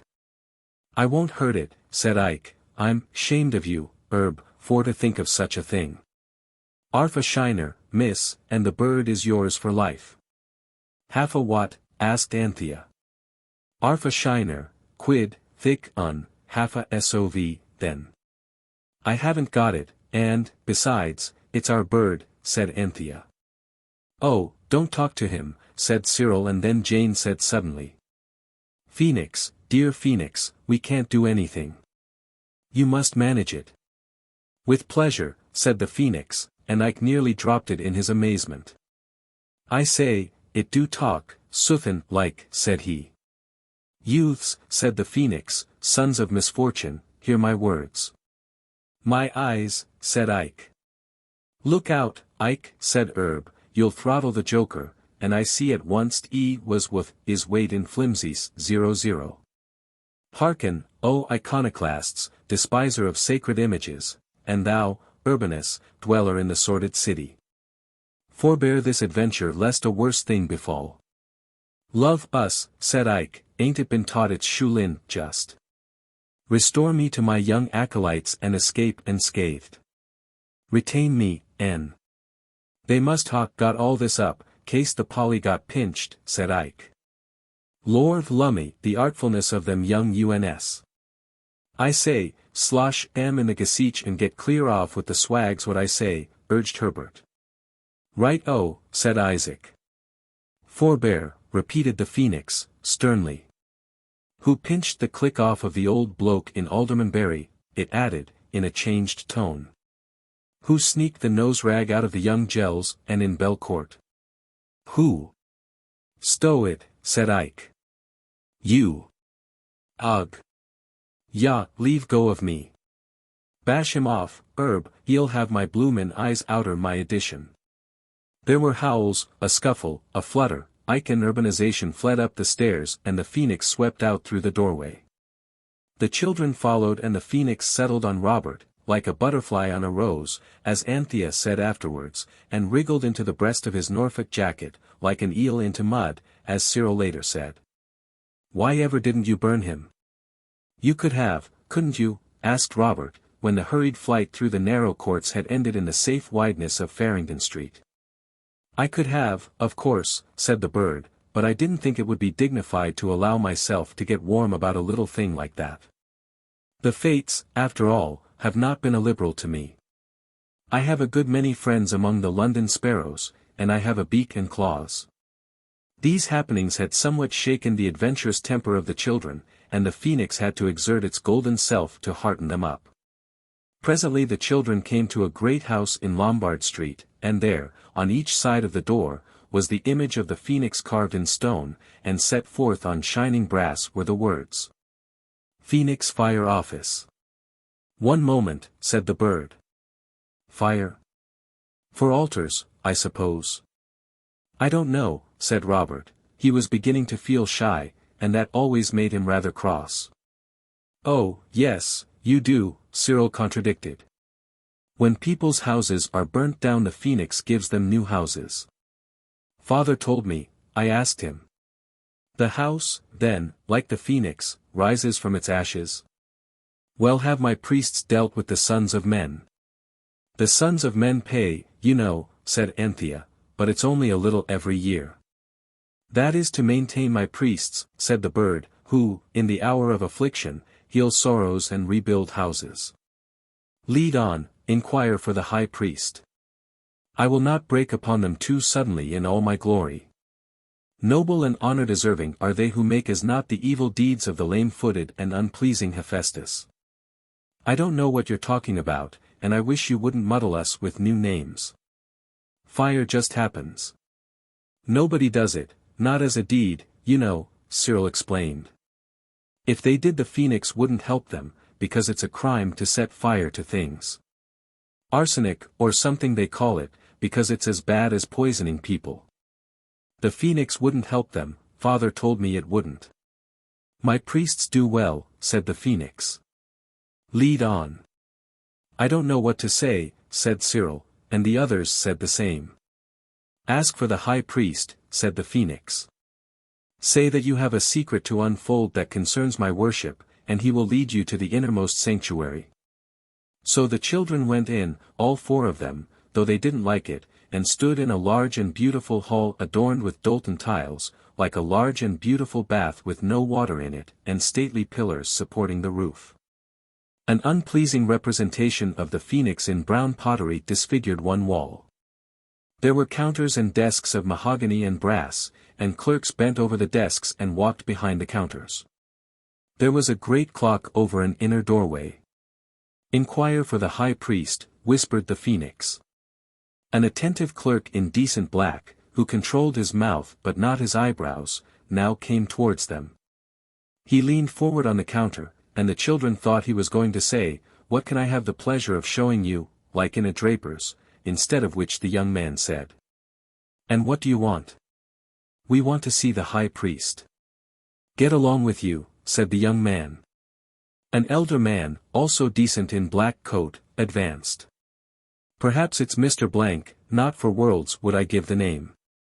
He's a Masonic high priest, you know." A porter was sent away to look for Mr. Asterisk, I cannot give his name, and the children were left there to look on and be looked on by all the gentlemen at the mahogany desks. Anthea and Jane thought that they looked kind. The boys thought they stared, and that it was like their cheek. The porter returned with the news that Mr. I dare not reveal his name, was out, but that Mr. Here a really delightful gentleman appeared. He had a beard and a kind and merry eye, and each one of the four knew at once that this was a man who had kiddies of his own and could understand what you were talking about. Yet it was a difficult thing to explain.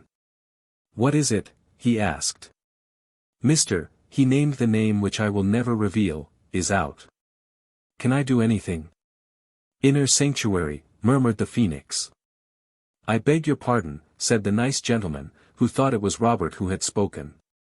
"We have something to tell you," said Cyril, but, he glanced at the porter, who was lingering much nearer than he need have done, "this is a very public place." The nice gentleman laughed. "Come upstairs then," he said, and led the way up a wide and beautiful staircase. Anthea says the stairs were of white marble, but I am not sure.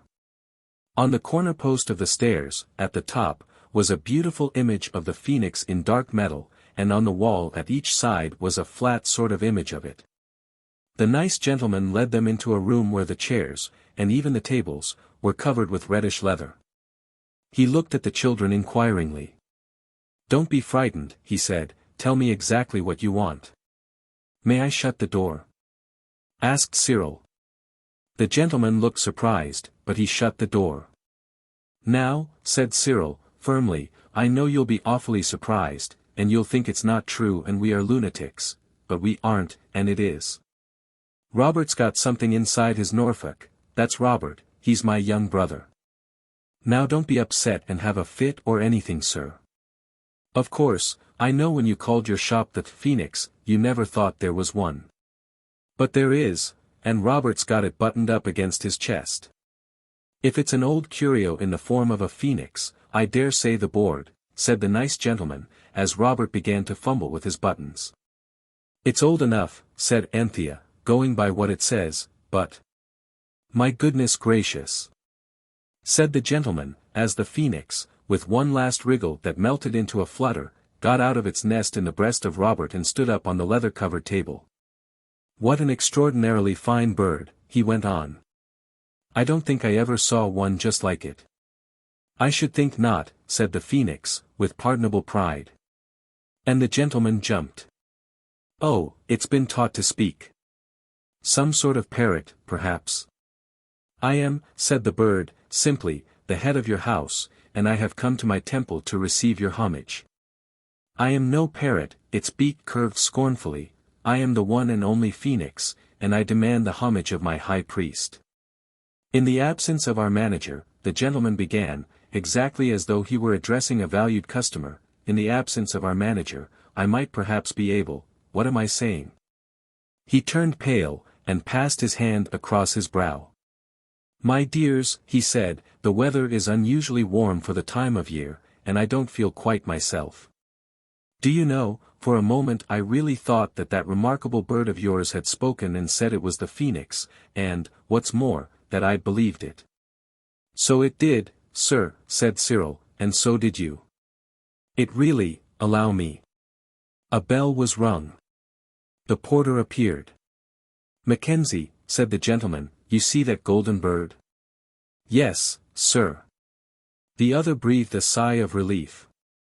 "It is real, then?" "Yes, sir, of course, sir." "You take it in your hand, sir," said the porter, sympathetically, and reached out his hand to the phoenix, who shrank back on toes curved with agitated indignation. "Forbear," it cried, "how dare you seek to lay hands on me?" The porter saluted. "Beg pardon, sir," he said, "I thought you was a bird." "I am a bird, the phoenix." "Of course you are, sir," said the porter. "I see that the first minute, directly I got my breath, sir." "That will do," said the gentleman. "Ask Mr. Wilson and Mr. Sterry to step up here for a moment, please." Mr. Sterry and Mr. Wilson were in their turn overcome by amazement, quickly followed by conviction. To the surprise of the children, every one in the office took the phoenix at its word, and after the first shock of surprise it seemed to be perfectly natural to every one that the phoenix should be alive, and that, passing through London, it should call at its temple.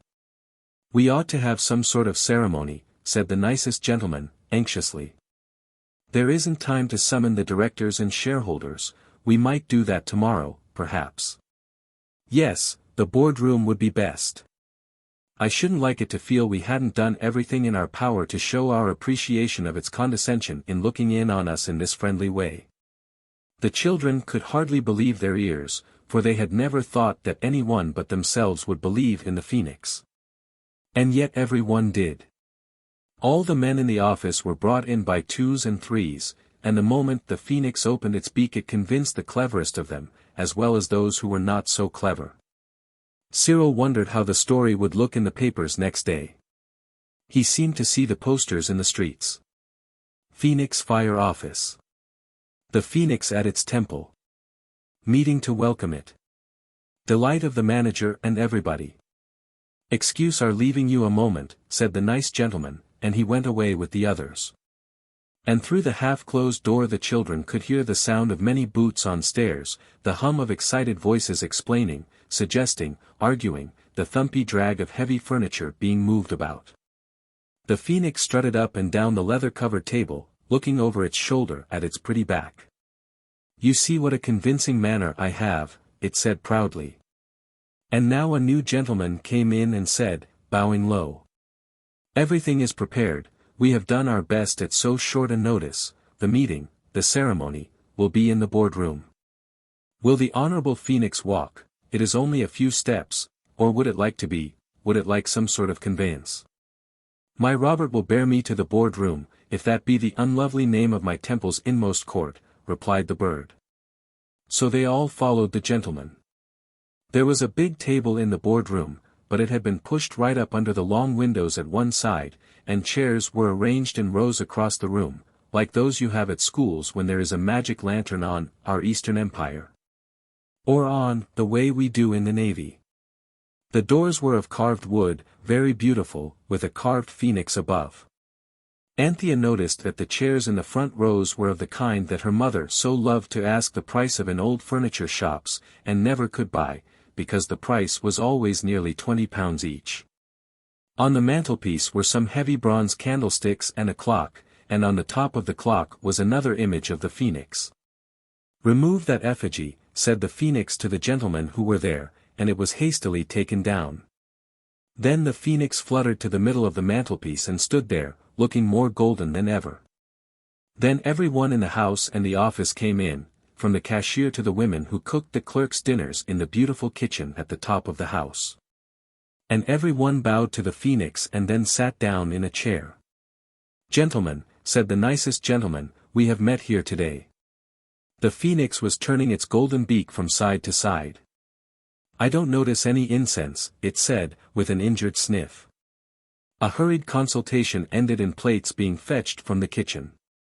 Brown sugar, sealing wax, and tobacco were placed on these, and something from a square bottle was poured over it all. Then a match was applied. It was the only incense that was handy in the phoenix office, and it certainly burned very briskly and smoked a great deal. "We have met here today," said the gentleman again, "on an occasion unparalleled in the annals of this office. Our respected phoenix." "Head of the house," said the phoenix, in a hollow voice. "I was coming to that. Our respected phoenix, the head of this ancient house, has at length done us the honor to come among us. I think I may say, gentlemen, that we are not insensible to this honor, and that we welcome with no uncertain voice one whom we have so long desired to see in our midst." Several of the younger clerks thought of saying, "Here, here," but they feared it might seem disrespectful to the bird.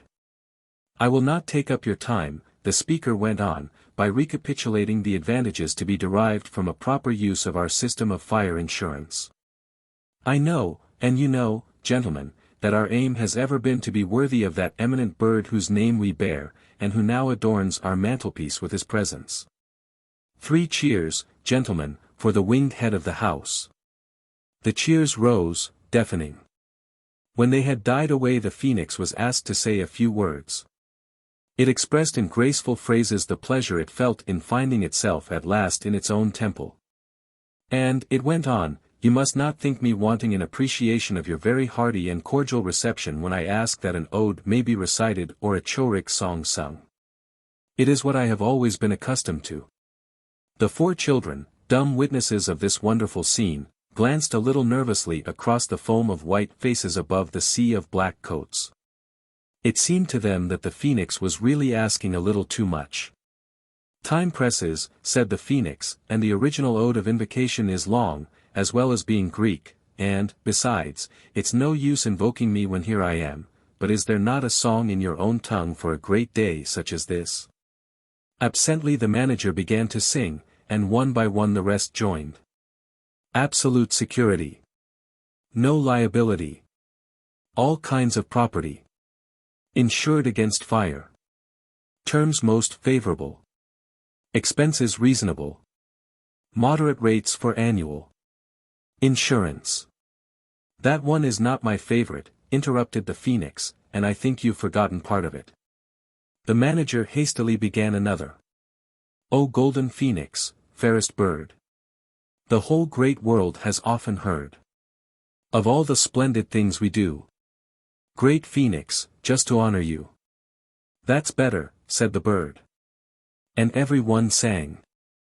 Class 1, for private dwelling house. For household goods and shops allows.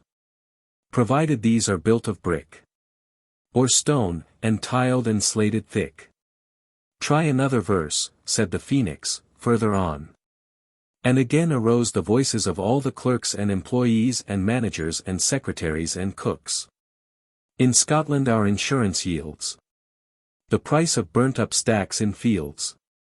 "Skip that verse," said the phoenix. "Thatched dwellings and their whole contents. We deal with, also with their rents.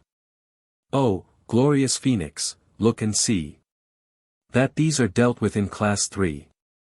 The glories of your temple throng, too thick to go in any song. And we attend, O good and wise, to days of grace and merchandise. When people's homes are burned away, they never have a cent to pay. If they have done as all should do, O Phoenix, and have honored you, so let us raise our voice and sing the praises of the Phoenix King. In classes 1 and 2 and 3. Oh, trust to him, for kind is he. I'm sure you're very kind, said the Phoenix, and now we must be going. And thank you very much for a very pleasant time. May you all prosper as you deserve to do, for I am sure a nicer, pleasanter spoken lot of temple attendants I have never met, and never wish to meet. I wish you all good day. It fluttered to the wrist of Robert and drew the 4 children from the room. The whole of the office staff followed down the wide stairs and filed into their accustomed places, and the 2 most important officials stood on the steps bowing till Robert had buttoned the golden bird in his Norfolk bosom. And it and he and the 3 other children were lost in the crowd. The 2 most important gentlemen looked at each other earnestly and strangely for a moment, and then retreated to those sacred inner rooms, where they toil without ceasing for the good of the house. And the moment they were all in their places, managers, secretaries, clerks, and porters, they all started, and each looked cautiously round to see if anyone was looking at him. For each thought that he had fallen asleep for a few minutes, and had dreamed a very odd dream about the Phoenix and the boardroom.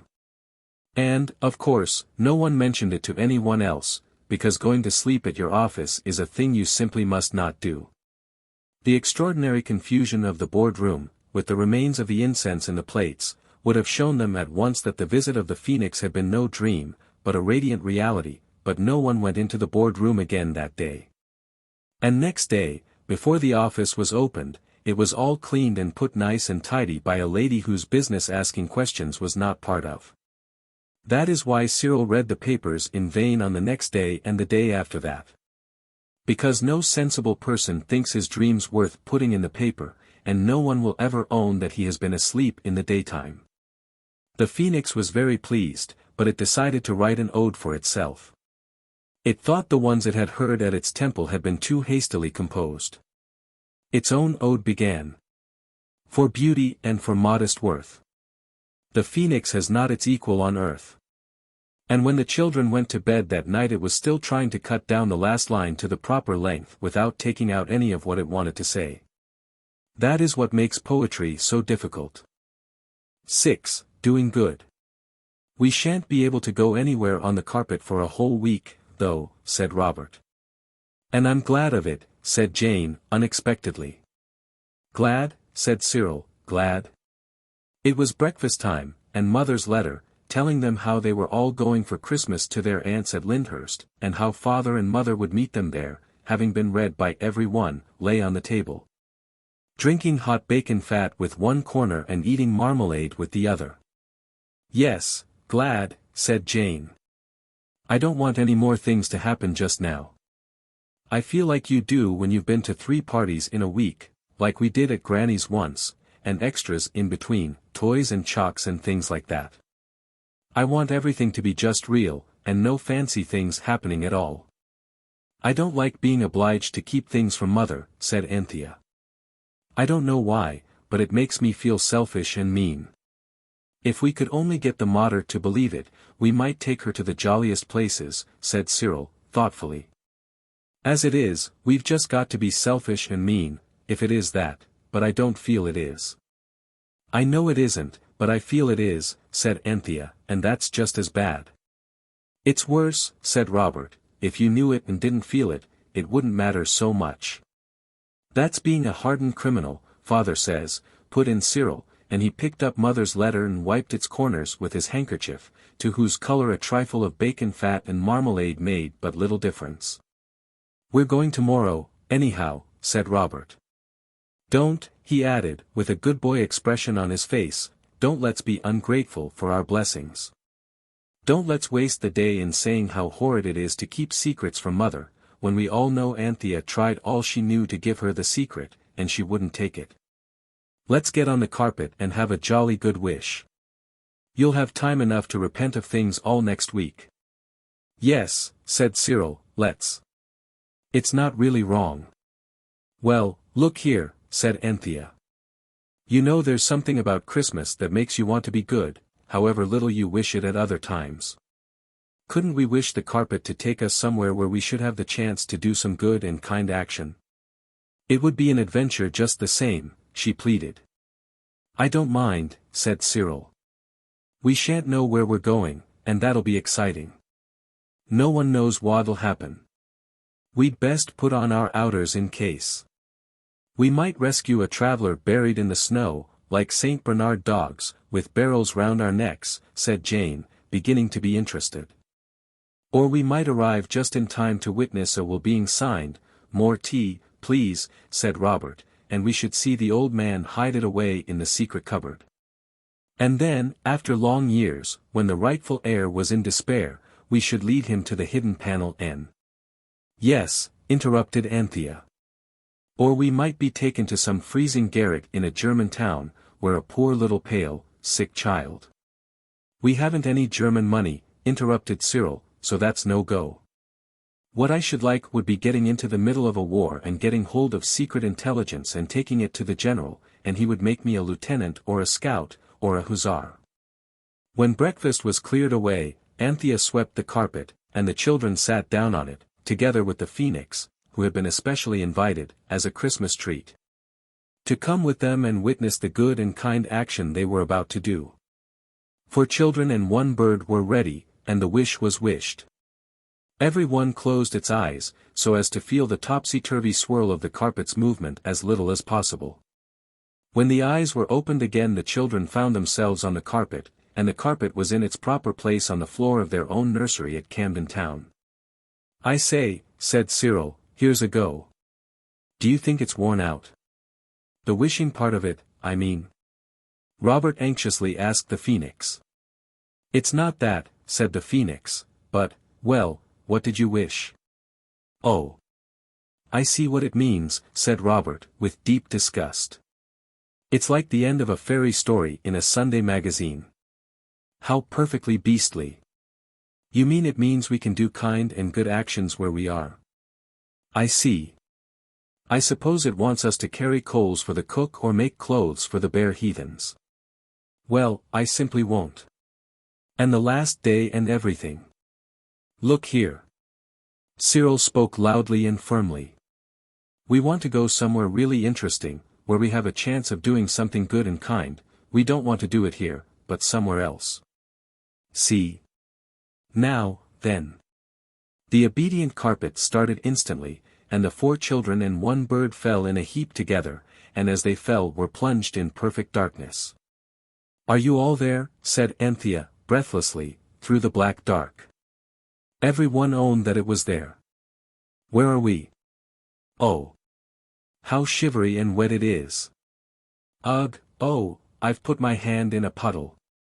Has anyone got any matches? Said Anthea, hopelessly.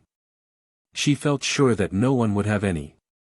It was then that Robert, with a radiant smile of triumph that was quite wasted in the darkness, where, of course, no one could see anything, drew out of his pocket a box of matches, struck a match and lighted a candle, 2 candles. And every one, with its mouth open, blinked at the sudden light. Well done, Bobs, said his sisters, and even Cyril's natural brotherly feelings could not check his admiration of Robert's foresight. I've always carried them about ever since the Lone Tower day, said Robert, with modest pride.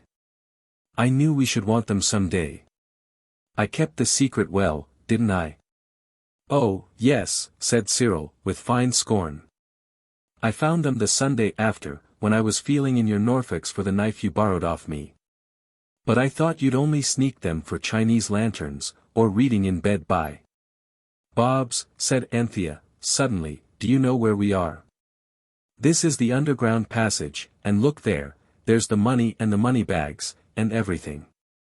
By this time the 10 eyes had got used to the light of the candles, and no one could help seeing that Anthea spoke the truth. It seems an odd place to do good and kind acts in, though, said Jane. There's no one to do them to. Don't you be too sure, said Cyril. Just round the next turning we might find a prisoner who has languished here for years and years, and we could take him out on our carpet and restore him to his sorrowing friends. Of course we could, said Robert, standing up and holding the candle above his head to see further off. Or we might find the bones of a poor prisoner and take them to his friends to be buried properly. That's always a kind action in books, though I never could see what bones matter. I wish you wouldn't, said Jane. I know exactly where we shall find the bones, too, Robert went on. You see that dark arch just along the passage? Well, just inside there. If you don't stop going on like that, said Jane, firmly, I shall scream, and then I'll faint, so now then. And I will, too, said Anthea. Robert was not pleased at being checked in his flight of fancy. You girls will never be great writers, he said bitterly. They just love to think of things in dungeons, and chains, and knobbly bare human bones, and...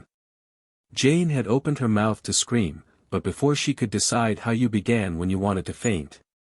The golden voice of the phoenix spoke through the gloom. Peace, it said, there are no bones here except the small but useful sets that you have inside you.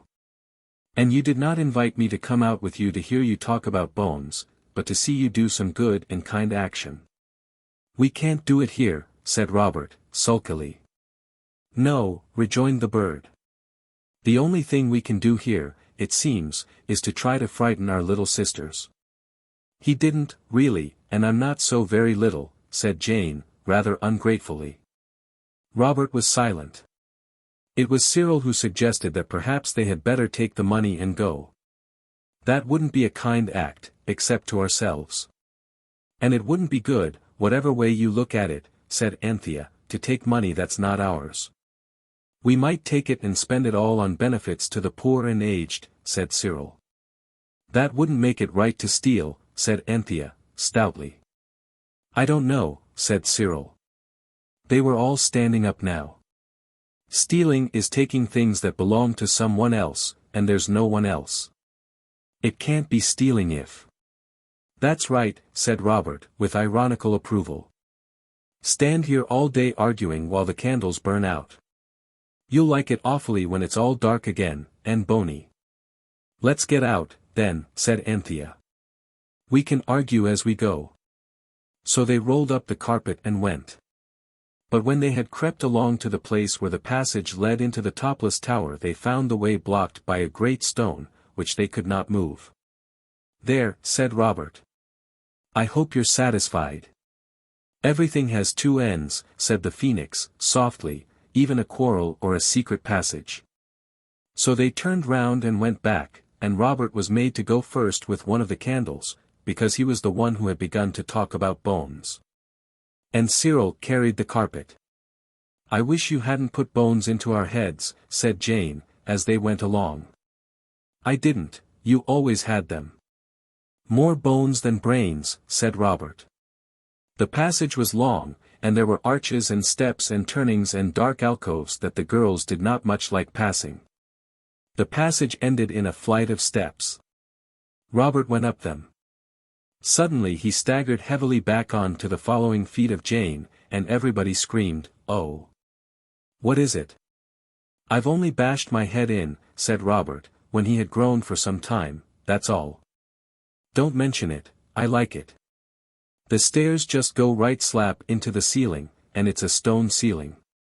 You can't do good and kind actions underneath a paving stone. Stairs aren't made to lead just to paving stones as a general rule," said the phoenix. "Put your shoulder to the wheel." "There isn't any wheel," said the injured Robert, still rubbing his head. But Cyril had pushed past him to the top stair, and was already shoving his hardest against the stone above. Of course, it did not give in the least. "If it's a trapdoor," said Cyril. And he stopped shoving and began to feel about with his hands. "Yes, there is a bolt. I can't move it." By a happy chance Cyril had in his pocket the oil can of his father's bicycle. He put the carpet down at the foot of the stairs, and he lay on his back, with his head on the top step and his feet straggling down among his young relations, and he oiled the bolt till the drops of rust and oil fell down on his face. One even went into his mouth, open, as he panted with the exertion of keeping up this unnatural position. Then he tried again, but still the bolt would not move. So now he tied his handkerchief, the one with the bacon fat and marmalade on it, to the bolt, and Robert's handkerchief to that, in a reef knot, which cannot come undone however much you pull, and, indeed, gets tighter and tighter the more you pull it. This must not be confused with a granny knot, which comes undone if you look at it. And then he and Robert pulled, and the girls put their arms round their brothers and pulled too, and suddenly the bolt gave way with a rusty scrunch, and they all rolled together to the bottom of the stairs, all but the phoenix, which had taken to its wings when the pulling began. Nobody was hurt much, because the rolled-up carpet broke their fall, and now, indeed, the shoulders of the boys were used to some purpose, for the stone allowed them to heave it up. They felt it give, dust fell freely on them. Now, then, cried Robert, forgetting his head and his temper, push all together. 1, 2, 3. The stone was heaved up. It swung up on a creaking, unwilling hinge, and showed a growing oblong of dazzling daylight. And it fell back with a bang against something that kept it upright. Every one climbed out, but there was not room for every one to stand comfortably in the little paved house where they found themselves, so when the phoenix had fluttered up from the darkness they let the stone down, and it closed like a trapdoor. As indeed it was. You can have no idea how dusty and dirty the children were. Fortunately there was no one to see them but each other. The place they were in was a little shrine, built on the side of a road that went winding up through yellow-green fields to the Topless Tower. Below them were fields and orchards, all bare boughs and brown furrows, and little houses and gardens. The shrine was a kind of tiny chapel with no front wall, just a place for people to stop and rest in and wish to be good. So the phoenix told them. There was an image that had once been brightly colored, but the rain and snow had beaten in through the open front of the shrine, and the poor image was dull and weather-stained. Under it was written, St. Jean Delaware Lose. Prise pour nous. It was a sad little place, very neglected and lonely, and yet it was nice, Anthea thought, that poor travelers should come to this little rest-house in the hurry and worry of their journeyings and be quiet for a few minutes. And think about being good. The thought of St. Jean Delaware Lose, who had, no doubt, in his time, been very good and kind, made Anthea want more than ever to do something kind and good. Tell us, she said to the phoenix, what is the good and kind action the carpet brought us here to do? I think it would be kind to find the owners of the treasure and tell them about it, said Cyril. And give it them all, said Jane. Yes. But whose is it?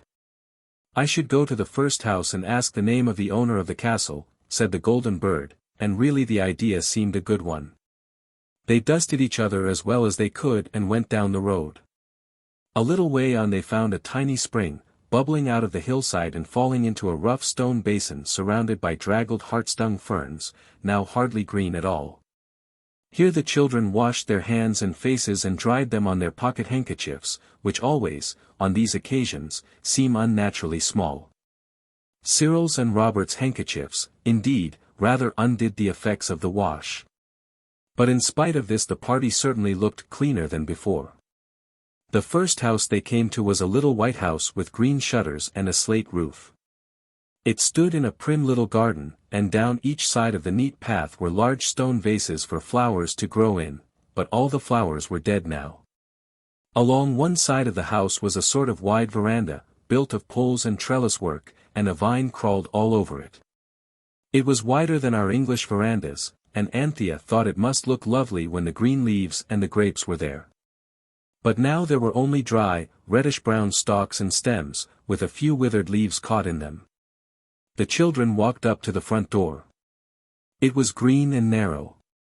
A chain with a handle hung beside it, and joined itself quite openly to a rusty bell that hung under the porch. Cyril had pulled the bell and its noisy clang was dying away before the terrible thought came to all. Cyril spoke it. "My hat," he breathed. "We don't know any French." At this moment the door opened. A very tall, lean lady, with pale ringlets like whitey brown paper or oak shavings, stood before them. She had an ugly grey dress and a black silk apron. Her eyes were small and grey and not pretty, and the rims were red, as though she had been crying. She addressed the party in something that sounded like a foreign language, and ended with something which they were sure was a question. Of course, no one could answer it. "What does she say?" Robert asked, looking down into the hollow of his jacket, where the phoenix was nestling. But before the phoenix could answer, the whitey-brown lady's face was lighted up by a most charming smile. "You-are-refr the England," she cried. "I love so much the England. Mais entres donc tu. Enter, then, enter all. One essuies his feet on the carpet." She pointed to the mat. "We only wanted to ask." "I shall say you all that what you wish," said the lady. "Enter only." So they all went in, wiping their feet on a very clean mat, and putting the carpet in a safe corner of the veranda. "The most beautiful days of my life," said the lady, as she shut the door, "did pass themselves in England. And since long time I have not heard an English voice to repeal me the past." This warm welcome embarrassed every one, but most the boys, for the floor of the hall was of such very clean red and white tiles. And the floor of the sitting room so very shiny, like a black looking-glass, that each felt as though he had on far more boots than usual, and far noisier. There was a wood fire, very small and very bright, on the hearth, neat little logs laid on brass fire-dogs. Some portraits of powdered ladies and gentlemen hung in oval frames on the pale walls. There were silver candlesticks on the mantelpiece, and there were chairs and a table, very slim and polite, with slender legs. The room was extremely bare, but with a bright foreign bareness that was very cheerful, in an odd way of its own. At the end of the polished table a very un-English little boy sat on a footstool in a high-backed, uncomfortable-looking chair. He wore black velvet, and the kind of collar, all frills and lacy, that Robert would rather have died than wear. But then the little French boy was much younger than Robert. "Oh, how pretty," said every one. But no one meant the little French boy, with the velvety short knickerbockers and the velvety short hair. What every one admired was a little Christmas tree, very green, and standing in a very red little flower pot, and hung round with very bright little things made of tinsel and colored paper. There were tiny candles on the tree, but they were not lighted yet. "But yes, is it not that it is genteel?" said the lady. "Sit down you then, and let us see." The children sat down in a row on the stiff chairs against the wall, and the lady lighted a long, slim red taper at the wood flame, and then she drew the curtains and lit the little candles. And when they were all lighted the little French boy suddenly shouted, "Bravo, ma tante!" "Oh, que c'est gentil," and the English children shouted, "Hooray!" Then there was a struggle in the breast of Robert, and out fluttered the phoenix, spread his gold wings, flew to the top of the Christmas tree, and perched there. "Ah! Catch it, then," cried the lady, "it will itself burn, your genteel parakeet." "It won't," said Robert, "thank you." And the little French boy clapped his clean and tidy hands. But the lady was so anxious that the phoenix fluttered down and walked up and down on the shiny walnut-wood table. "Is it that it talks?" asked the lady. And the phoenix replied in excellent French. It said, "Parfaitement, madame." "Oh, the pretty parakeet," said the lady. "Can it say still of other things?" And the phoenix replied, this time in English, "Why are you sad so near Christmas time?" The children looked at it with one gasp of horror and surprise, for the youngest of them knew that it is far from manners to notice that strangers have been crying, and much worse to ask them the reason of their tears. And, of course, the lady began to cry again, very much indeed, after calling the phoenix a bird without a heart. And she could not find her handkerchief, so Anthea offered hers, which was still very damp and no use at all. She also hugged the lady, and this seemed to be of more use than the handkerchief, so that presently the lady stopped crying, and found her own handkerchief and dried her eyes, and called Anthea a cherished angel. "I am sorry we came just when you were so sad," said Anthea, "but we really only wanted to ask you whose that castle is on the hill." "Oh, my little angel," said the poor lady, sniffing, "today and for hundreds of years the castle is to us, to our family. Tomorrow it must that I sell it to some strangers, and my little Henri, who ignores all, he will not have never the lands paternal. But what will you? His father, my brother, Mr. the Marquis, has spent much of money, and it the must, despite the sentiments of familial respect. That I admit that my sainted father he also. How would you feel if you found a lot of money, hundreds and thousands of gold pieces? Asked Cyril. The lady smiled sadly. Ah! One has already recounted to you the legend, she said. It is true that one says that it is long time, oh. But long time, one of our ancestors has hid a treasure, of gold, and of gold, and of gold, enough to enrich my little Henri for the life. But all that, my children, it is but the accounts of fays. She means fairy stories, whispered the phoenix to Robert. Tell her what you have found. So Robert told, while Anthea and Jane hugged the lady for fear she should faint for joy, like people in books, and they hugged her with the earnest, joyous hugs of unselfish delight. It's no use explaining how we got in, said Robert, when he had told of the finding of the treasure, because you would find it a little difficult to understand, and much more difficult to believe. But we can show you where the gold is and help you to fetch it away. The lady looked doubtfully at Robert as she absently returned the hugs of the girls. No, he's not making it up, said Anthea, it's true, true, true, and we are so glad.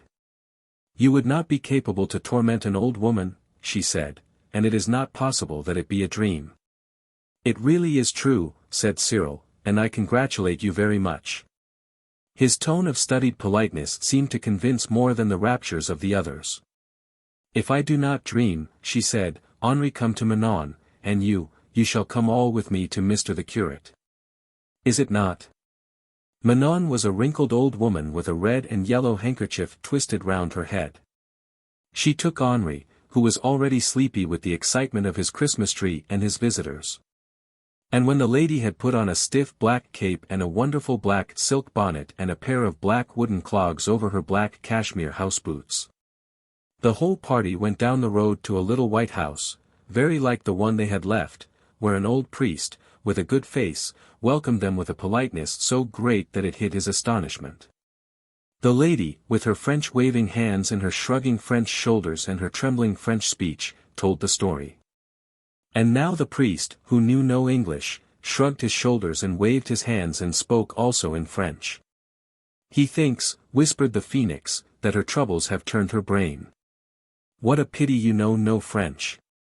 I do know a lot of French, whispered Robert, indignantly.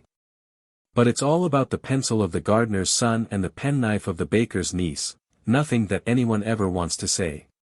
If I speak, the bird whispered, he'll think he's mad, too. Tell me what to say. C'est vrai, monsieur. Venez donc voir, said the phoenix, and then Robert earned the undying respect of everybody by suddenly saying, very loudly and distinctly, C'est vrai, monsieur, venez donc voir. The priest was disappointed when he found that Robert's French began and ended with these useful words. But, at any rate, he saw that if the lady was mad she was not the only one, and he put on a big beavery hat, and got a candle and matches and a spade, and they all went up the hill to the wayside shrine of St. John of Luz. Now, said Robert, I will go first and show you where it is. So they prized the stone up with a corner of the spade, and Robert did go first, and they all followed and found the golden treasure exactly as they had left it. And every one was flushed with the joy of performing such a wonderfully kind action. Then the lady and the priest clasped hands and wept for joy, as French people do, and knelt down and touched the money, and talked very fast and both together, and the lady embraced all the children 3 times each. And called them little garden angels, and then she and the priest shook each other by both hands again, and talked, and talked, and talked, faster and more Frenchy than you would have believed possible. And the children were struck dumb with joy and pleasure. Get away now, said the phoenix softly, breaking in on the radiant dream. So the children crept away, and out through the little shrine, and the lady and the priest were so tearfully, talkatively happy that they never noticed that the guardian angels had gone. The garden angels ran down the hill to the lady's little house, where they had left the carpet on the veranda, and they spread it out and said home, and no one saw them disappear, except little Henri, who had flattened his nose into a white button against the window glass, and when he tried to tell his aunt she thought he had been dreaming. So that was all right. It is much the best thing we've done, said Anthea, when they talked it over at tea time. In the future we'll only do kind actions with the carpet. Ahem, said the phoenix. I beg your pardon, said Anthea. Oh, nothing, said the bird. I was only thinking. 7. Mews from Persia. When you hear that the 4 children found themselves at Waterloo Station quite untaken care of, and with no one to meet them, it may make you think that their parents were neither kind nor careful. But if you think this you will be wrong. The fact is, Mother arranged with Aunt Emma that she was to meet the children at Waterloo, when they went back from their Christmas holiday at Lyndhurst. The train was fixed, but not the day. Then Mother wrote to Aunt Emma, giving her careful instructions about the day and the hour, and about luggage and cabs and things, and gave the letter to Robert to post. But the hounds happened to meet near Rufus Stone that morning, and what is more, on the way to the meet they met Robert, and Robert met them, and instantly forgot all about posting Aunt Emma's letter. And never thought of it again until he and the others had wandered 3 times up and down the platform at Waterloo, which makes 6 in all, and had bumped against old gentlemen, and stared in the faces of ladies, and been shoved by people in a hurry. And by your leave, by porters with trucks, and were quite sure that Aunt Emma was not there. Then suddenly the true truth of what he had forgotten to do came home to Robert, and he said, "Oh, crikey!" and stood still with his mouth open, and let a porter with a Gladstone bag in each hand and a bundle of umbrellas under one arm blunder heavily into him, and never so much as said, "Where are you shoving to now?" or, "Look out where you're going, can't you?" The heavier bag smote him at the knee, and he staggered, but he said nothing. When the others understood what was the matter, I think they told Robert what they thought of him. "We must take the train to Croydon," said Anthea, "and find Aunt Emma." "Yes," said Cyril, "and precious pleased those Jevanses would be to see us and our traps." Aunt Emma, indeed, was staying with some Jevanses, very prim people. They were middle-aged and wore very smart blouses, and they were fond of matinees and shopping, and they did not care about children. "I know Mother would be pleased to see us if we went back," said Jane. "Yes, she would, but she'd think it was not right to show she was pleased, because it's Bob's fault we're not met." "Don't I know the sort of thing?" said Cyril. "Besides, we've no tin." "No. We've got enough for a growler among us, but not enough for tickets to the New Forest. We must just go home. They won't be so savage when they find we've really got home all right. You know Auntie was only going to take us home in a cab." "I believe we ought to go to Croydon," Anthea insisted. "Aunt Emma would be out to a dead cert," said Robert. "Those Jevanses go to the theatre every afternoon, I believe. Besides, there's the phoenix at home, and the carpet. I votes we call a 4-wheeled cabman." A 4-wheeled cabman was called. His cab was one of the old-fashioned kind with straw in the bottom, and he was asked by Anthea to drive them very carefully to their address. This he did, and the price he asked for doing so was exactly the value of the gold coin Grandpapa had given Cyril for Christmas.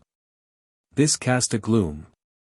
But Cyril would never have stooped to argue about a cab fare, for fear the cabman should think he was not accustomed to take cabs whenever he wanted them.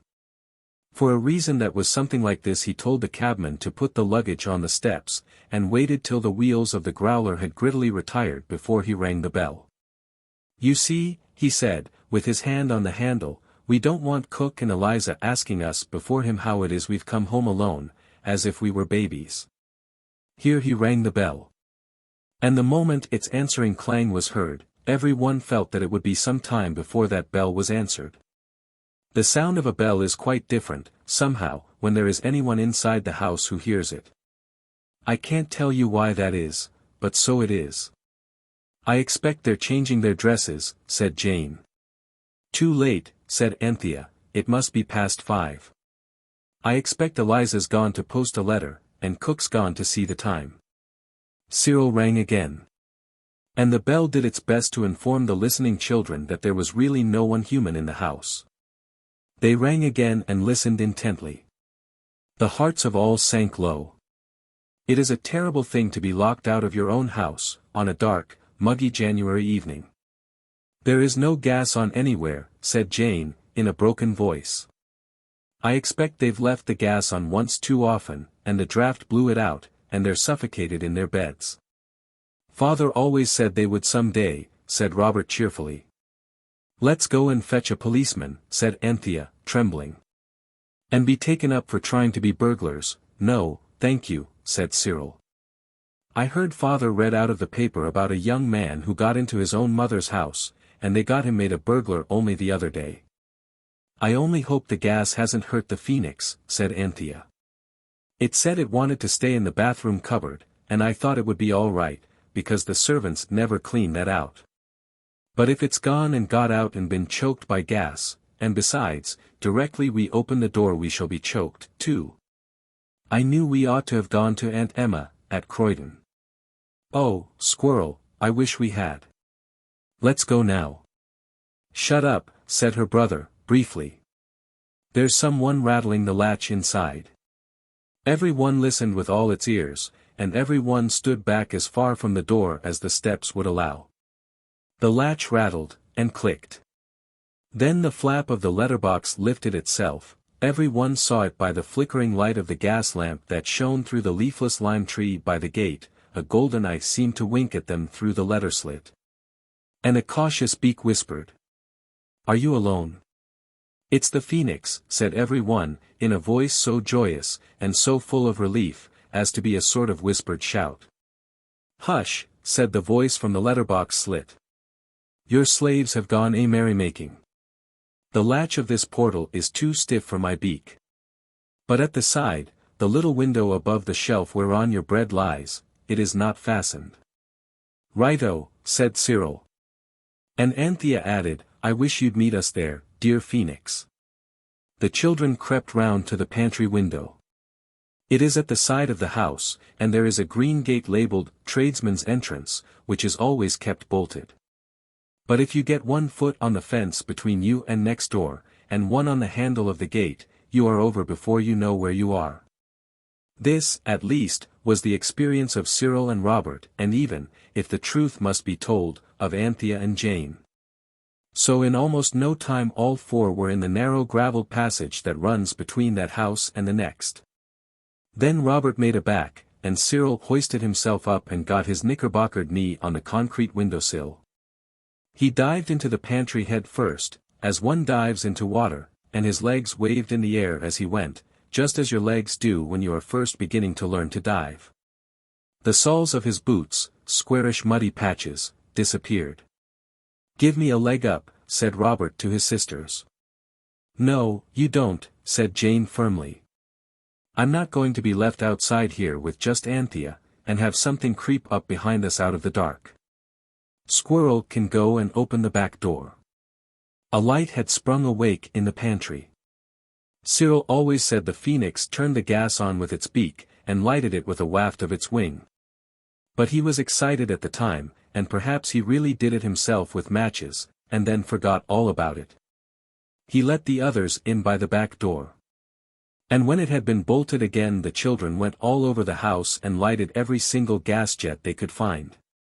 For they couldn't help feeling that this was just the dark dreary winter's evening when an armed burglar might easily be expected to appear at any moment. There is nothing like light when you are afraid of burglars, or of anything else, for that matter. And when all the gas jets were lighted, it was quite clear that the phoenix had made no mistake, and that Eliza and Cook were really out, and that there was no one in the house except the 4 children, and the phoenix, and the carpet. And the black beetles who lived in the cupboards on each side of the nursery fireplace. These last were very pleased that the children had come home again, especially when Anthea had lighted the nursery fire. But, as usual, the children treated the loving little black beetles with coldness and disdain. "I wonder whether you know how to light a fire. I don't mean how to strike a match and set fire to the corners of the paper in a fire someone has laid ready, but how to lay and light a fire all by yourself. I will tell you how Anthea did it, and if ever you have to light one yourself you may remember how it is done. First, she raked out the ashes of the fire that had burned there a week ago, for Eliza had actually never done this, though she had had plenty of time. In doing this Anthea knocked her knuckle and made it bleed. Then she laid the largest and handsomest cinders in the bottom of the grate. Then she took a sheet of old newspaper. You ought never to light a fire with today's newspaper, it will not burn well, and there are other reasons against it, and tore it into 4 quarters, and screwed each of these into a loose ball. And put them on the cinders. Then she got a bundle of wood and broke the string, and stuck the sticks in so that their front ends rested on the bars, and the back ends on the back of the paper balls. In doing this she cut her finger slightly with the string, and when she broke it, 2 of the sticks jumped up and hit her on the cheek. Then she put more cinders and some bits of coal, no dust. She put most of that on her hands, but there seemed to be enough left for her face. Then she lighted the edges of the paper balls, and waited till she heard the fizz-crack-crack-fizz of the wood as it began to burn. Then she went and washed her hands and face under the tap in the back kitchen. Of course, you need not bark your knuckles, or cut your finger, or bruise your cheek with wood, or black yourself all over. But otherwise, this is a very good way to light a fire in London. In the real country fires are lighted in a different and prettier way. But it is always good to wash your hands and face afterwards, wherever you are. While Anthea was delighting the poor little black beetles with the cheerful blaze, Jane had set the table for, I was going to say tea, but the meal of which I am speaking was not exactly tea. Let us call it a tea-ish meal. There was tea, certainly, for Anthea's fire blazed and crackled so kindly that it really seemed to be affectionately inviting the kettle to come and sit upon its lap. So the kettle was brought and tea made. But no milk could be found, so every one had 6 lumps of sugar to each cup instead. The things to eat, on the other hand, were nicer than usual. The boys looked about very carefully, and found in the pantry some cold tongue, bread, butter, cheese, and part of a cold pudding, very much nicer than cook ever made when they were at home. And in the kitchen cupboard was half a Christmassy cake, a pot of strawberry jam, and about a pound of mixed candied fruit, with soft crumbly slabs of delicious sugar in each cup of lemon, orange, or citron. It was indeed, as Jane said, a banquet fit for an Arabian night. The phoenix perched on Robert's chair, and listened kindly and politely to all they had to tell it about their visit to Lyndhurst, and underneath the table, by just stretching a toe down rather far. The faithful carpet could be felt by all, even by Jane, whose legs were very short. Your slaves will not return tonight, said the phoenix. They sleep under the roof of the cook's stepmother's aunt, who is, I gather, hostess to a large party tonight in honor of her husband's cousin's sister-in-law's mother's 90th birthday. I don't think they ought to have gone without leave, said Anthea, however many relations they have, or however old they are, but I suppose we ought to wash up. It's not our business about the leave, said Cyril, firmly, but I simply won't wash up for them. We got it, and we'll clear it away, and then we'll go somewhere on the carpet. It's not often we get a chance of being out all night. We can go right away to the other side of the equator, to the tropical climes, and see the sun rise over the great Pacific Ocean. Right you are, said Robert. I always did want to see the Southern Cross and the stars as big as gas lamps. Don't go, said Anthea, very earnestly, because I couldn't. I'm sure Mother wouldn't like us to leave the house and I should hate to be left here alone. I'd stay with you, said Jane loyally. I know you would, said Anthea gratefully, but even with you I'd much rather not. Well, said Cyril, trying to be kind and amiable, I don't want you to do anything you think's wrong, but... He was silent. This silence said many things. I don't see, Robert was beginning, when Anthea interrupted. I'm quite sure. Sometimes you just think a thing's wrong, and sometimes you know. And this is a no time. The phoenix turned kind golden eyes on her and opened a friendly beak to say.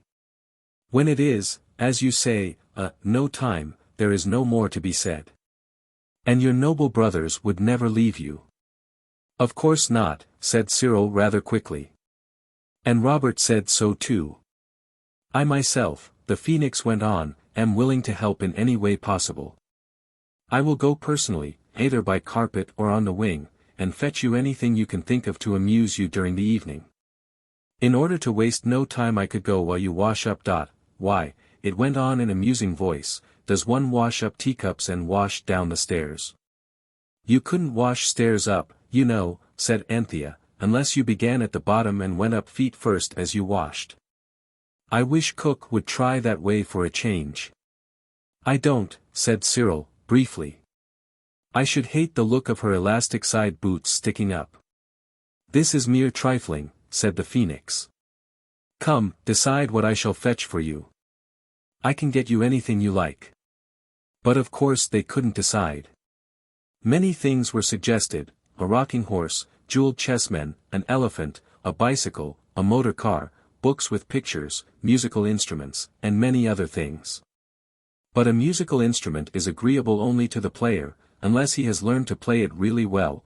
Books are not sociable, bicycles cannot be ridden without going out of doors, and the same is true of motor cars and elephants.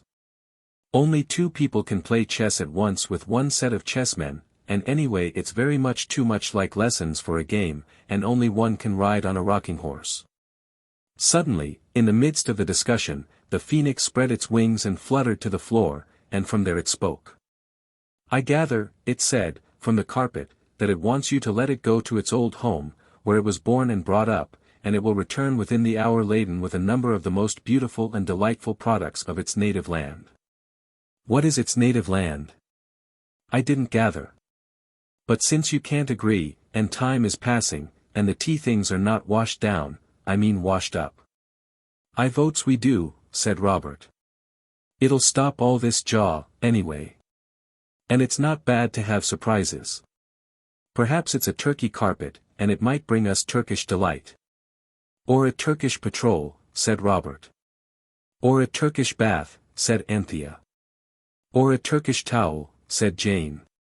Nonsense, Robert urged, it said beautiful and delightful, and towels and baths aren't that, however good they may be for you. Let it go. I suppose it won't give us the slip, he added, pushing back his chair and standing up. Hush! Said the Phoenix, how can you? Don't trample on its feelings just because it's only a carpet. But how can it do it, unless one of us is on it to do the wishing? Asked Robert. He spoke with a rising hope that it might be necessary for one to go, and why not Robert? But the Phoenix quickly threw cold water on his newborn dream. Why, you just write your wish on a paper, and pin it on the carpet. So a leaf was torn from Anthea's arithmetic book, and on it Cyril wrote in large round hand the following. We wish you to go to your dear native home. And bring back the most beautiful and delightful productions of it you can, and not to be gone long, please.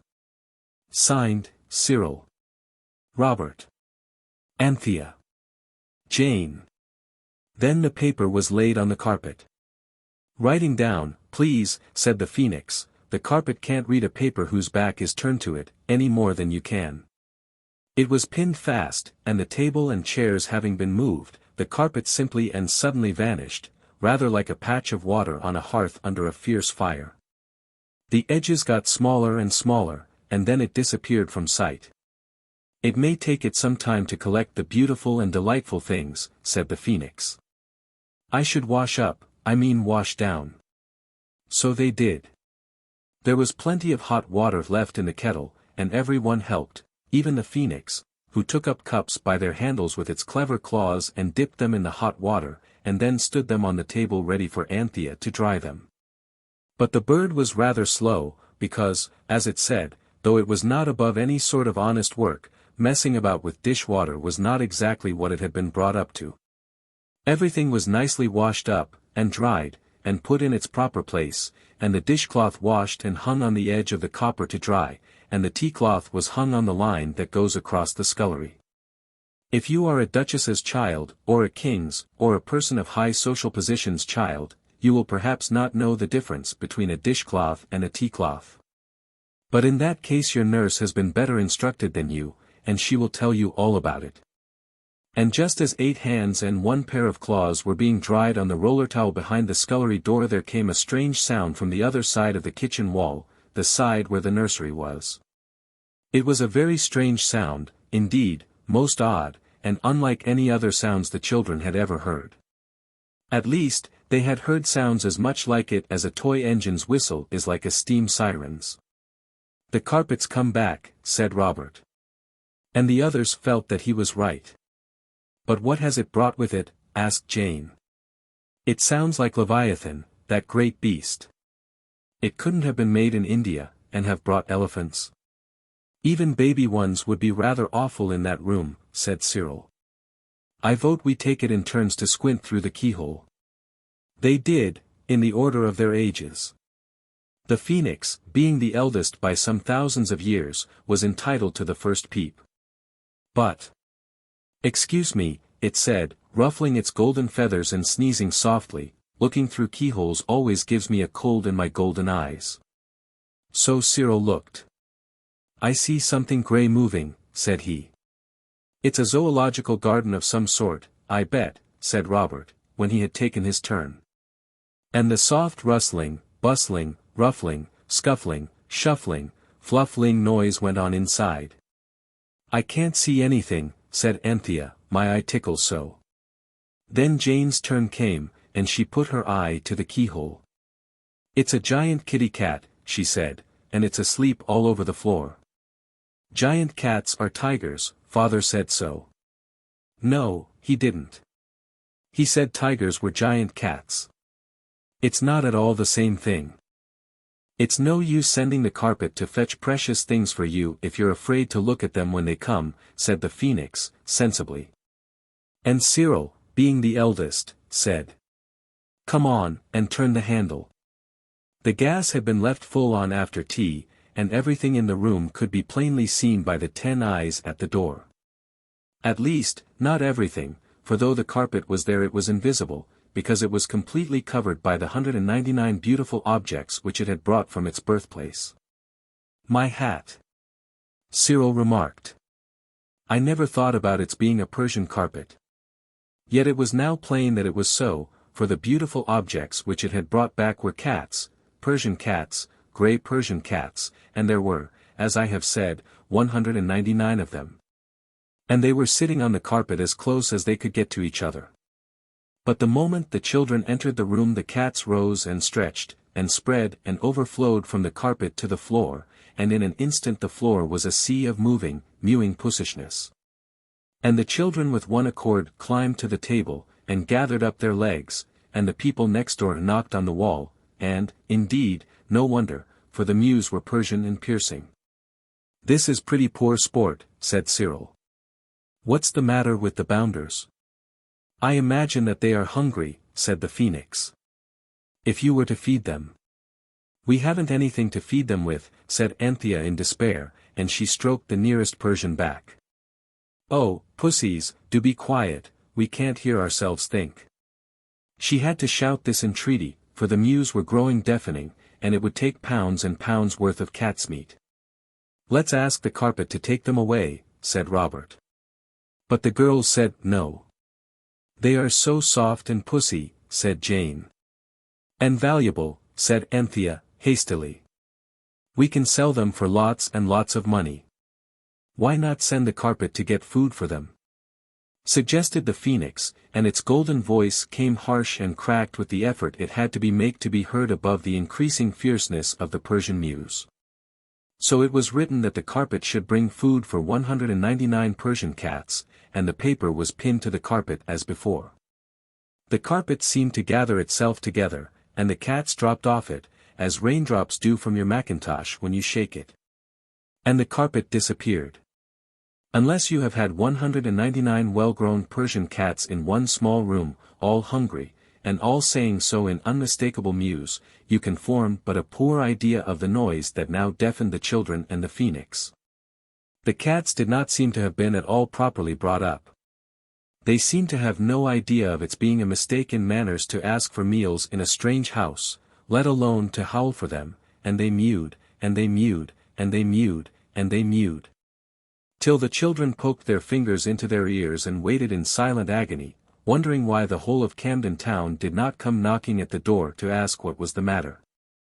And only hoping that the food for the cats would come before the neighbors did, and before all the secret of the carpet and the phoenix had to be given away beyond recall to an indignant neighborhood.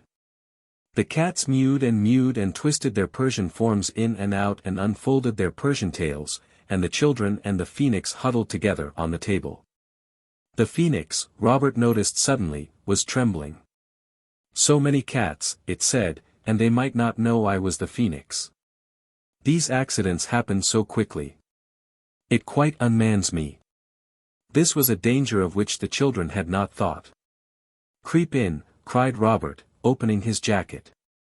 And the phoenix crept in, only just in time, for green eyes had glared, pink noses had sniffed, white whiskers had twitched, and as Robert buttoned his coat he disappeared to the waist in a wave of eager grey Persian fur. And on the instant the good carpet slapped itself down on the floor. And it was covered with rats, 398 of them, I believe, 2 for each cat. How horrible, cried Anthea. Oh, take them away. Take yourself away, said the phoenix, and me. I wish we'd never had a carpet, said Anthea, in tears. They hustled and crowded out of the door, and shut it and locked it. Cyril, with great presence of mind, lit a candle and turned off the gas at the main. The rats'll have a better chance in the dark, he said. The mewing had ceased. Every one listened in breathless silence. We all know that cats eat rats, it is one of the first things we read in our little brown reading books, but all those cats eating all those rats, it wouldn't bear thinking of. Suddenly Robert sniffed, in the silence of the dark kitchen, where the only candle was burning all on one side, because of the draught. What a funny scent, he said. And as he spoke, a lantern flashed its light through the window of the kitchen, a face peered in, and a voice said, "What's all this row about? You let me in." It was the voice of the police. Robert tiptoed to the window, and spoke through the pane that had been a little cracked since Cyril accidentally knocked it with a walking stick when he was playing at balancing it on his nose. It was after they had been to a circus. "What do you mean?" he said. "There's no row. You listen, everything's as quiet as quiet." And indeed it was. The strange sweet scent grew stronger, and the phoenix put out its beak. The policeman hesitated. "They're muskrats," said the phoenix. "I suppose some cats eat them, but never Persian ones. What a mistake for a well-informed carpet to make. Oh, what a night we're having." "Do go away," said Robert, nervously. "We're just going to bed, that's our bedroom candle, there isn't any row. Everything's as quiet as a mouse." A wild chorus of mews drowned his words, and with the mews were mingled the shrieks of the muskrats. What had happened? Had the cats tasted them before deciding that they disliked the flavor? "I'm coming in," said the policeman. "You've got a cat shut up there."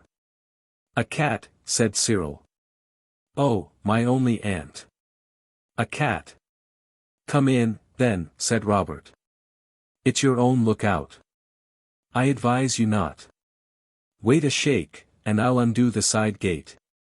He undid the side gate, and the policeman, very cautiously, came in. And there in the kitchen, by the light of one candle, with the mewing and the screaming going like a dozen steam sirens, 20 waiting on motor cars, and 100 squeaking pumps. For agitated voices shouted to the policeman for mixed and wholly different explanations of the very mixed events of the evening. Did you ever try to explain the simplest thing to a policeman? 8. The cats, the cow, and the burglar. The nursery was full of Persian cats and muskrats that had been brought there by the wishing carpet. The cats were mewing and the muskrats were squeaking so that you could hardly hear yourself speak. In the kitchen were the 4 children, 1 candle, a concealed phoenix, and a very visible policeman. "Now then, look here," said the policeman, very loudly, and he pointed his lantern at each child in turn, "what's the meaning of this here yelling and caterwauling? I tell you you've got a cat here, and someone's ill-treating of it." "What do you mean by it, eh?" It was 5-1, counting the phoenix, but the policeman, who was 1, was of unusually fine size, and the 5, including the phoenix, were small. The mews and the squeaks grew softer, and in the comparative silence, Cyril said. It's true. There are a few cats here. But we've not hurt them. It's quite the opposite. We've just fed them. It don't sound like it, said the policeman grimly. I dare say they're not real cats, said Jane madly, perhaps they're only dream cats. I'll dream cat you, my lady, was the brief response of the force.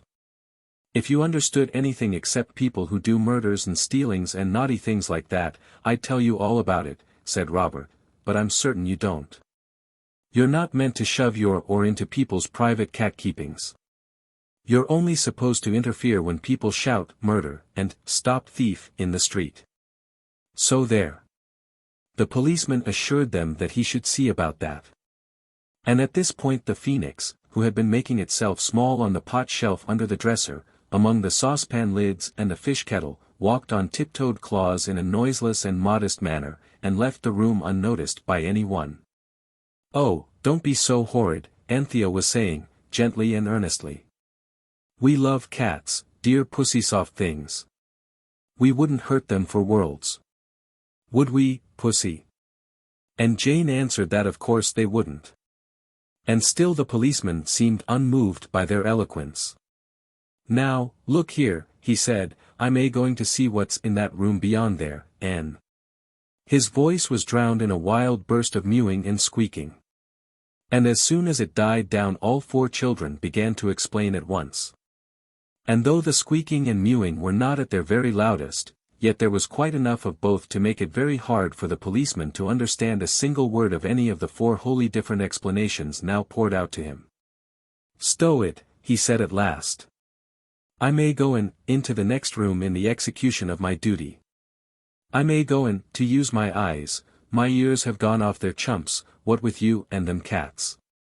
And he pushed Robert aside, and strode through the door. Don't say I didn't warn you, said Robert. It's tigers really, said Jane. Father said so. I wouldn't go in, if I were you.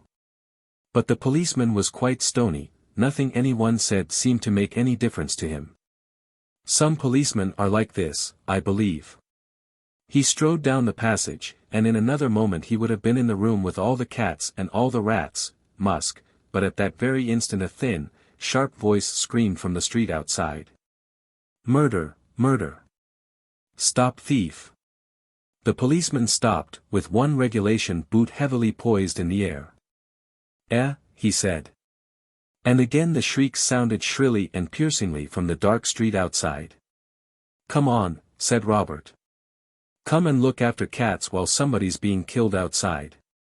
For Robert had an inside feeling that told him quite plainly who it was that was screaming. You young rip, said the policeman, I'll settle up with you bimeby. And he rushed out, and the children heard his boots going weightily along the pavement, and the screams also going along, rather ahead of the policeman, and both the murder screams and the policeman's boots faded away in the remote distance. Then Robert smacked his knickerbocker loudly with his palm, and said. Good old Phoenix. I should know its golden voice anywhere. And then everyone understood how cleverly the Phoenix had caught at what Robert had said about the real work of a policeman being to look after murderers and thieves, and not after cats, and all hearts were filled with admiring affection. But he'll come back, said Anthea, mournfully, as soon as it finds the murderer is only a bright vision of a dream, and there isn't one at all really. No he won't, said the soft voice of the clever Phoenix, as it flew in. He does not know where your house is. I heard him own as much to a fellow mercenary. Oh! What a night we are having!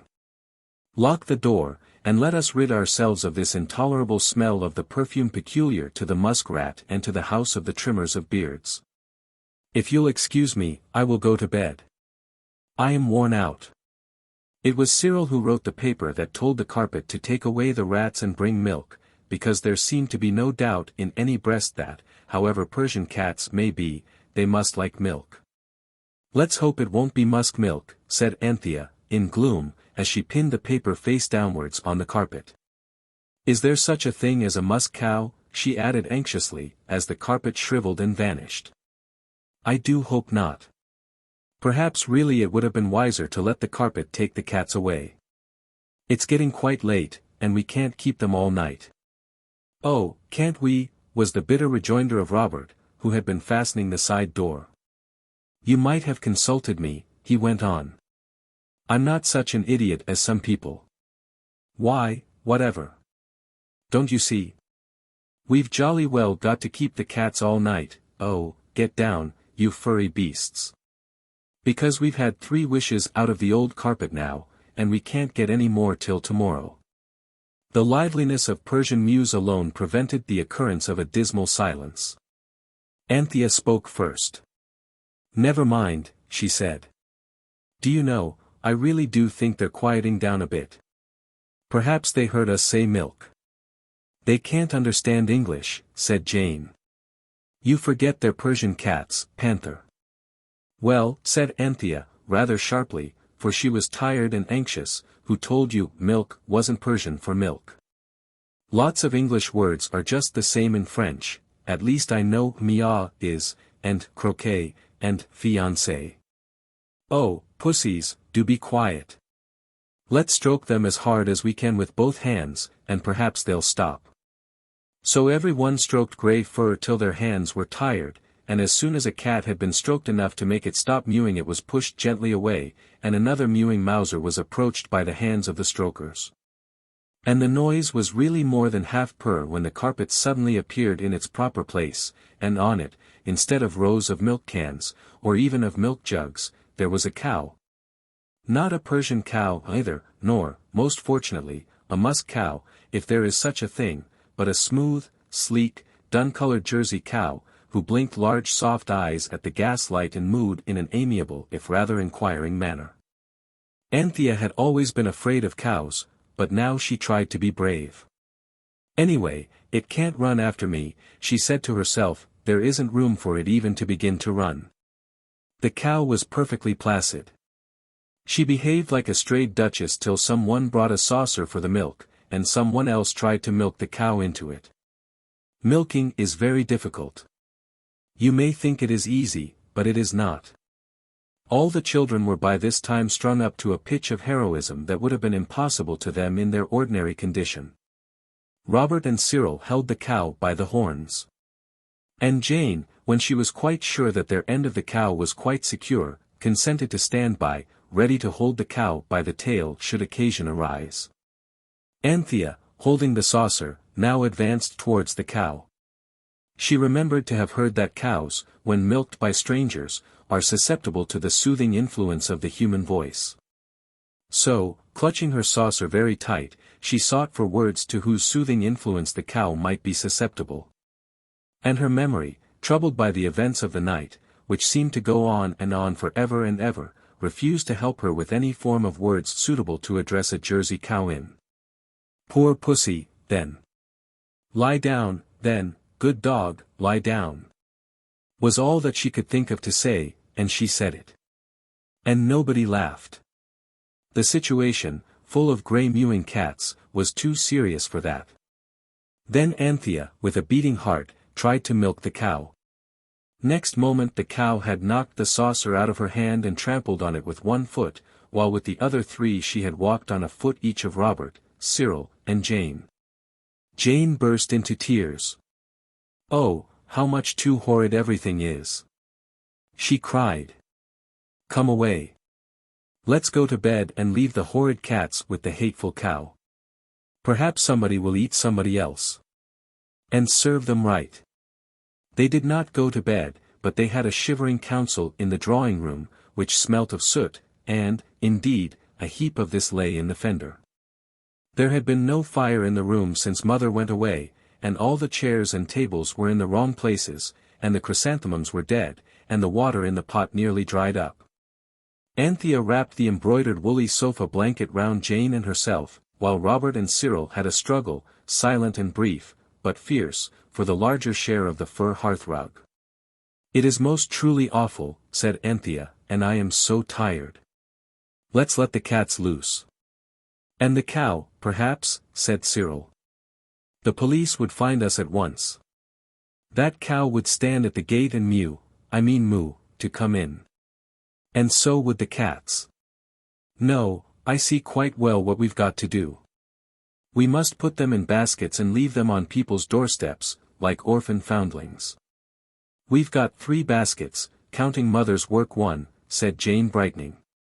And there are nearly 200 cats, said Anthea, besides the cow, and it would have to be a different-sized basket for her, and then I don't know how you'd carry it, and you'd never find a doorstep big enough to put it on. Except the church one, Anne. Oh, well, said Cyril, if you simply make difficulties. I'm with you, said Robert. Don't fuss about the cow, Panther. It's simply got to stay the night, and I'm sure I've read that the cow is a remunerating creature, and that means it will sit still and think for hours. The carpet can take it away in the morning. And as for the baskets, we'll do them up in dusters, or pillowcases, or bath towels. Come on, Squirrel. You girls can be out of it if you like. His tone was full of contempt, but Jane and Anthea were too tired and desperate to care. Even being out of it, which at other times they could not have borne, now seemed quite a comfort. They snuggled down in the sofa blanket, and Cyril threw the fur hearthrug over them. Ah, he said, that's all women are fit for, to keep safe and warm, while the men do the work and run dangers and risks and things. I'm not, said Anthea, you know I'm not. But Cyril was gone. It was warm under the blanket and the hearthrug, and Jane snuggled up close to her sister, and Anthea cuddled Jane closely and kindly, and in a sort of dream they heard the rise of a wave of mewing as Robert opened the door of the nursery. They heard the booted search for baskets in the back kitchen. They heard the side door open and close, and they knew that each brother had gone out with at least one cat. Anthea's last thought was that it would take at least all night to get rid of 199 cats by twos. There would be 99 journeys of 2 cats each, and 1 cat over. I almost think we might keep the 1 cat over, said Anthea. I don't seem to care for cats just now, but I dare say I shall again some day. And she fell asleep. Jane also was sleeping. It was Jane who awoke with a start, to find Anthea still asleep. As, in the act of awakening, she kicked her sister, she wondered idly why they should have gone to bed in their boots, but the next moment she remembered where they were. There was a sound of muffled, shuffled feet on the stairs. Like the heroine of the classic poem, Jane thought it was the boys, and as she felt quite wide awake, and not nearly so tired as before, she crept gently from Anthea's side and followed the footsteps. They went down into the basement. The cats, who seemed to have fallen into the sleep of exhaustion, awoke at the sound of the approaching footsteps and mewed piteously. Jane was at the foot of the stairs before she saw it was not her brothers whose coming had roused her and the cats, but a burglar. She knew he was a burglar at once, because he wore a fur cap and a red and black charity check comforter, and he had no business where he was. If you had been stood in Jane's shoes you would no doubt have run away in them, appealing to the police and neighbors with horrid screams. But Jane knew better. She had read a great many nice stories about burglars, as well as some affecting pieces of poetry, and she knew that no burglar will ever hurt a little girl if he meets her when burgling. Indeed, in all the cases Jane had read of, his burglarishness was almost at once forgotten in the interest he felt in the little girl's artless prattle. So if Jane hesitated for a moment before addressing the burglar, it was only because she could not at once think of any remark sufficiently prattling and artless to make a beginning with. In the stories and the affecting poetry the child could never speak plainly, though it always looked old enough to in the pictures. And Jane could not make up her mind to lisp and talk baby, even to a burglar. And while she hesitated he softly opened the nursery door and went in. Jane followed, just in time to see him sit down flat on the floor, scattering cats as a stone thrown into a pool splashes water. She closed the door softly and stood there, still wondering whether she could bring herself to say, "What's doing here, Mr. Wobber," and whether any other kind of talk would do.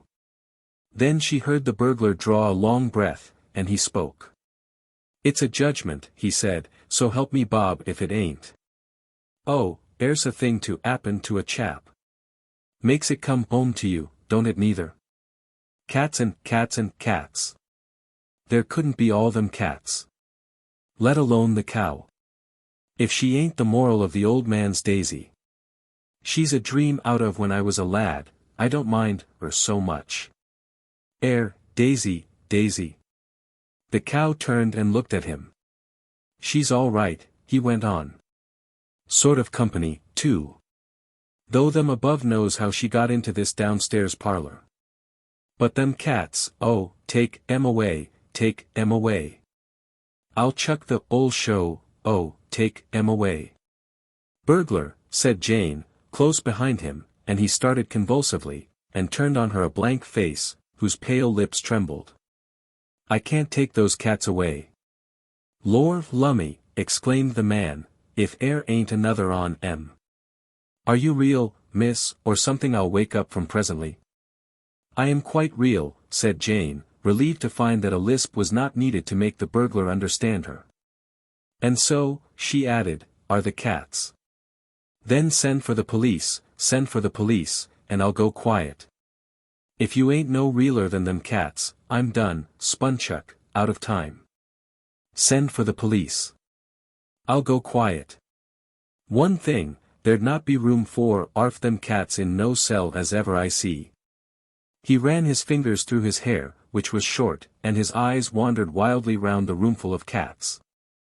Burglar, said Jane, kindly and softly, if you didn't like cats, what did you come here for? Send for the police, was the unfortunate criminal's only reply. I'd rather you would, honest, I'd rather. I daren't, said Jane, and besides, I've no one to send. I hate the police. I wish he'd never been born. You've a feeling art, miss, said the burglar, but them cats is really a little bit too thick. Look here, said Jane, I won't call the police. And I am quite a real little girl, though I talk older than the kind you've met before when you've been doing your burglings. And they are real cats, and they want real milk, and, didn't you say the cow was like somebody's Daisy that you used to know? Wish I may die if she ain't the very spit of her, replied the man. Well, then, said Jane, and a thrill of joyful pride ran through her, perhaps you know how to milk cows? Perhaps I does, was the burglar's cautious rejoinder. Then, said Jane, if you will only milk ours, you don't know how we shall always love you. The burglar replied that loving was all very well. If those cats only had a good long, wet, thirsty drink of milk, Jane went on with eager persuasion, they'd lie down and go to sleep as likely as not, and then the police won't come back. But if they go on mewing like this he will, and then I don't know what'll become of us, or you either. This argument seemed to decide the criminal. Jane fetched the washbowl from the sink, and he spat on his hands and prepared to milk the cow. At this instant boots were heard on the stairs. It's all up, said the man, desperately, this air's a plant. Air's the police. He made as if to open the window and leap from it. It's all right, I tell you, whispered Jane, in anguish. I'll say you're a friend of mine, or the good clergyman called in, or my uncle, or anything, only do milk the cow. Oh, don't go, oh, thank goodness it's only the boys. It was. And their entrance had awakened Anthea, who, with her brothers, now crowded through the doorway. The man looked about him like a rat looks round a trap. This is a friend of mine, said Jane. He's just called in, and he's going to milk the cow for us. Isn't it good and kind of him? She winked at the others, and though they did not understand they played up loyally. How do, said Cyril, very glad to meet you. Don't let us interrupt the milking. I shall ave a ead and a arf in the morning, and no bloomin' error, remarked the burglar, but he began to milk the cow. Robert was winked at to stay and see that he did not leave off milking or try to escape, and the others went to get things to put the milk in. For it was now spurting and foaming in the washbowl, and the cats had ceased from mewing and were crowding round the cow, with expressions of hope and anticipation on their whiskered faces. We can't get rid of any more cats, said Cyril, as he and his sisters piled a tray high with saucers and soup plates and platters and pie dishes. The police nearly got us as it was. Not the same one, a much stronger sort. He thought it really was a foundling orphan we'd got. If it hadn't been for me throwing the 2 bags of cat slap in his eye and hauling Robert over a railing, and lying like mice under a laurel bush, well, it's jolly lucky I'm a good shot, that's all. He pranced off when he'd got the cat bags off his face, thought we bolted. And here we are. The gentle samishness of the milk swishing into the hand bowl seemed to have soothed the burglar very much. He went on milking in a sort of happy dream, while the children got a cap and ladled the warm milk out into the pie dishes and plates, and platters and saucers, and set them down to the music of Persian purrs and lappings. It makes me think of old times, said the burglar, smearing his ragged coat cuff across his eyes, about the apples in the orchard at home, and the rats at threshing time, and the rabbits and the ferrets. And how pretty it was seeing the pigs killed. Finding him in this softened mood, Jane said. I wish you'd tell us how you came to choose our house for your burglaring tonight. I am awfully glad you did. You have been so kind. I don't know what we should have done without you, she added hastily. We all love you ever so. Do tell us. The others added their affectionate entreaties, and at last the burglar said. Well, it's my first job, and I didn't expect to be made so welcome, and that's the truth, young gents and ladies. And I don't know but what it won't be my last. For this cow, she reminds me of my father, and I know 'ow I'd me if I'd laid ends on a penny as wasn't my own. I'm sure he would, Jane agreed kindly, but what made you come here? Well, miss, said the burglar, you know best, 'ow you come by them cats, and why you don't like the police, so I'll give myself away free, and trust to your noble hurts. You'd best bail out a bit, the pan's getting foolish. I was selling oranges off of my barrow, for I ain't a burglar by trade, though you ave used the name so free, and there was a lady bought 3 aporth off me. And, while she was pickin' of them out, very careful indeed, and I'm always glad when them sort gets a few overripe ones, there was 2 other ladies talkin' over the fence. And one on said to the other on just like this. I've told both gels to come, and they can doss in with Maria and Jane, 'cause their boss and his missus is miles away and the kids too. So they can just lock up the ooze and leave the gas burning, so's no one won't know, and get back bright and early by 11 o'clock. And we'll make a night of it, Mrs. Prosser, so we will. I'm just going to run out to pop the letter in the post. And then the lady what had chosen the 3 ha'porth so careful, she said, Lor, Mrs. Wigson, I wonder at you, and your hands all over suds. This good gentleman'll slip it into the post for yer, I'll be bound, seeing I'm a customer of his. So they give me the letter, and of course I read the direction what was written on it afore I shoved it into the post. And then when I'd sold my barrowful, I was goin' 'ome with the chink in my pocket, and I'm blowed if some bloomin' thievin' beggar didn't nick the lot whilst I was just wettin' of my whistle, for callin' of oranges is dry work. Nicked the bloomin' lot did, and me with not a farden to take 'ome to my brother and his missus. How awful, said Anthea, with much sympathy. Horful indeed, miss, I believe yer, the burglar rejoined, with deep feeling. You don't know her temper when she's roused. And I'm sure I 'ope you never may, neither. And I'd add all my oranges off of So it came back to me what was wrote on the envelope, and I says to myself, why not, seein' as I've been done myself, and if they keeps 2 slavies there must be some pickings. And so, I am. But them cats, they've brought me back to the ways of honestness. Never no more. Look here, said Cyril, these cats are very valuable, very indeed. And we will give them all to you, if only you will take them away. I see they're a breedy lot, replied the burglar. But I don't want no bother with the coppers. Did you come by them honest now? Straight? They are all our very own, said Anthea, we wanted them, but the confinement. Consignment, whispered Cyril, was larger than we wanted, and they're an awful bother. If you got your barrow, and some sacks or baskets, your brother's missus would be awfully pleased. My father says Persian cats are worth pounds and pounds each. Well, said the burglar, and he was certainly moved by her remarks, I see you're in a hole, and I don't mind lending a helping hand. I don't ask how you come by them. But I've got a pal, he's a mark on cats. I'll fetch him along, and if he thinks they'd fetch anything above their skins I don't mind doing you a kindness. You won't go away and never come back, said Jane, because I don't think I could bear that. The burglar, quite touched by her emotion, swore sentimentally that, alive or dead, he would come back. Then he went, and Cyril and Robert sent the girls to bed and sat up to wait for his return. It soon seemed absurd to await him in a state of wakefulness, but his stealthy tap on the window awoke them readily enough.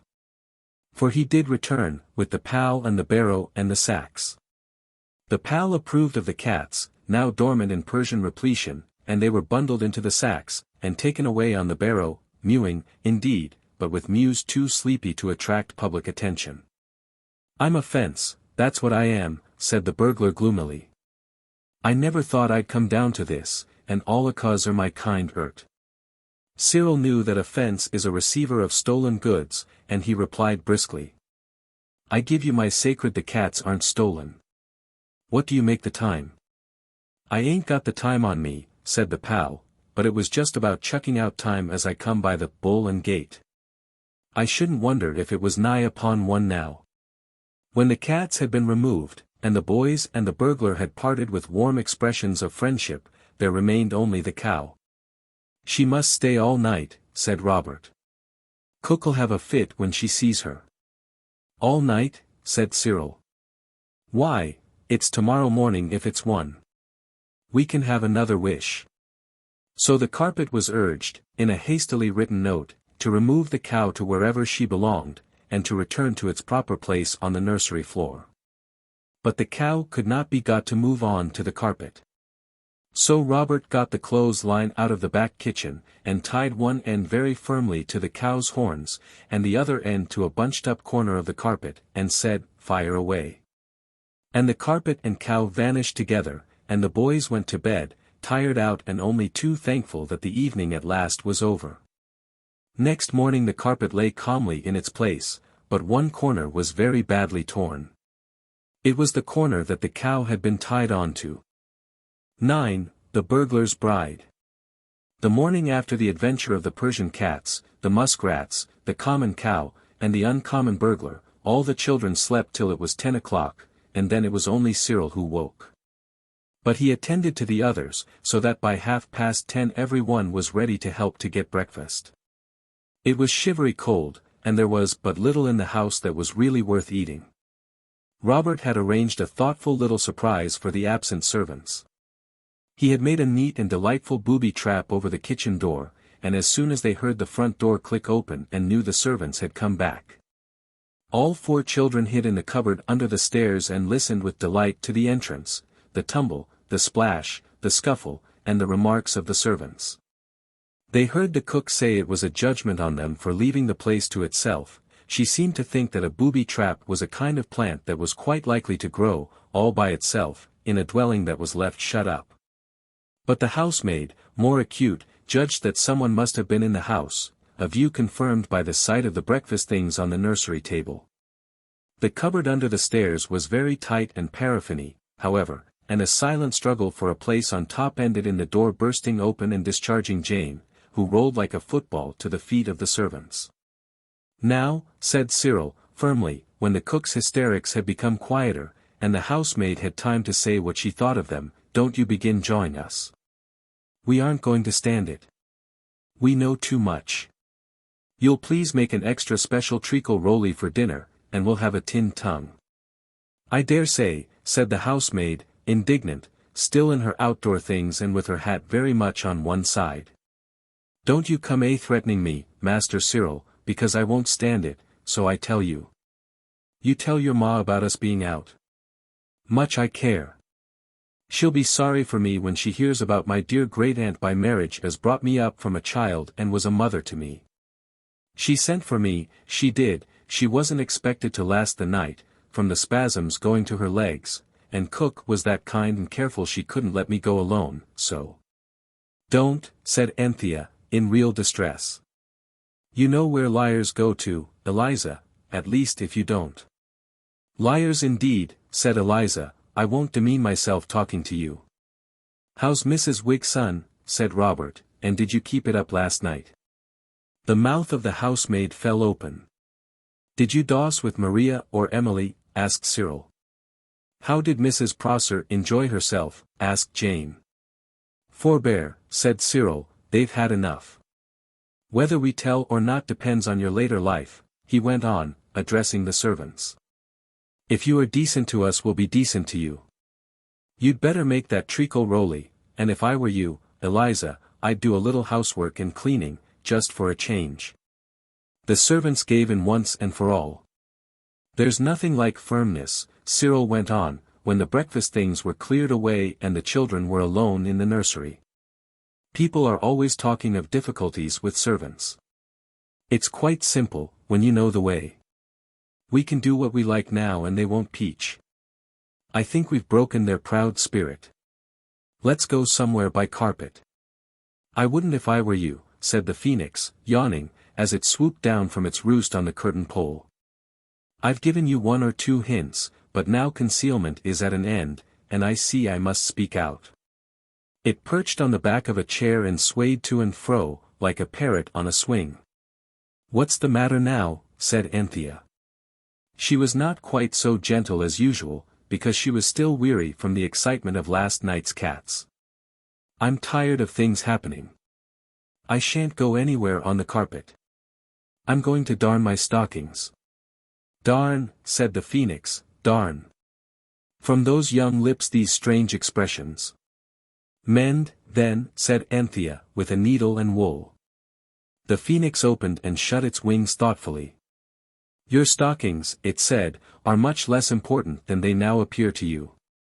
But the carpet, look at the bare worn patches, look at the great rent at yonder corner. The carpet has been your faithful friend, your willing servant. How have you requited its devoted service? Dear Phoenix, Anthea urged, don't talk in that horrid lecturing tone. You make me feel as if I'd done something wrong. And really it is a wishing carpet, and we haven't done anything else to it, only wishes. Only wishes, repeated the phoenix, ruffling its neck feathers angrily, and what sort of wishes? Wishing people to be in a good temper, for instance. What carpet did you ever hear of that had such a wish asked of it? But this noble fabric, on which you trample so recklessly, every one removed its boots from the carpet and stood on the linoleum, this carpet never flinched. It did what you asked, but the wear and tear must have been awful. And then last night, I don't blame you about the cats and the rats, for those were its own choice, but what carpet could stand a heavy cow hanging onto it at one corner? I should think the cats and rats were worse, said Robert, look at all their claws. Yes, said the bird, 11,940 of them, I dare say you noticed. I should be surprised if these had not left their mark. Good gracious, said Jane, sitting down suddenly on the floor, and patting the edge of the carpet softly, do you mean it's wearing out?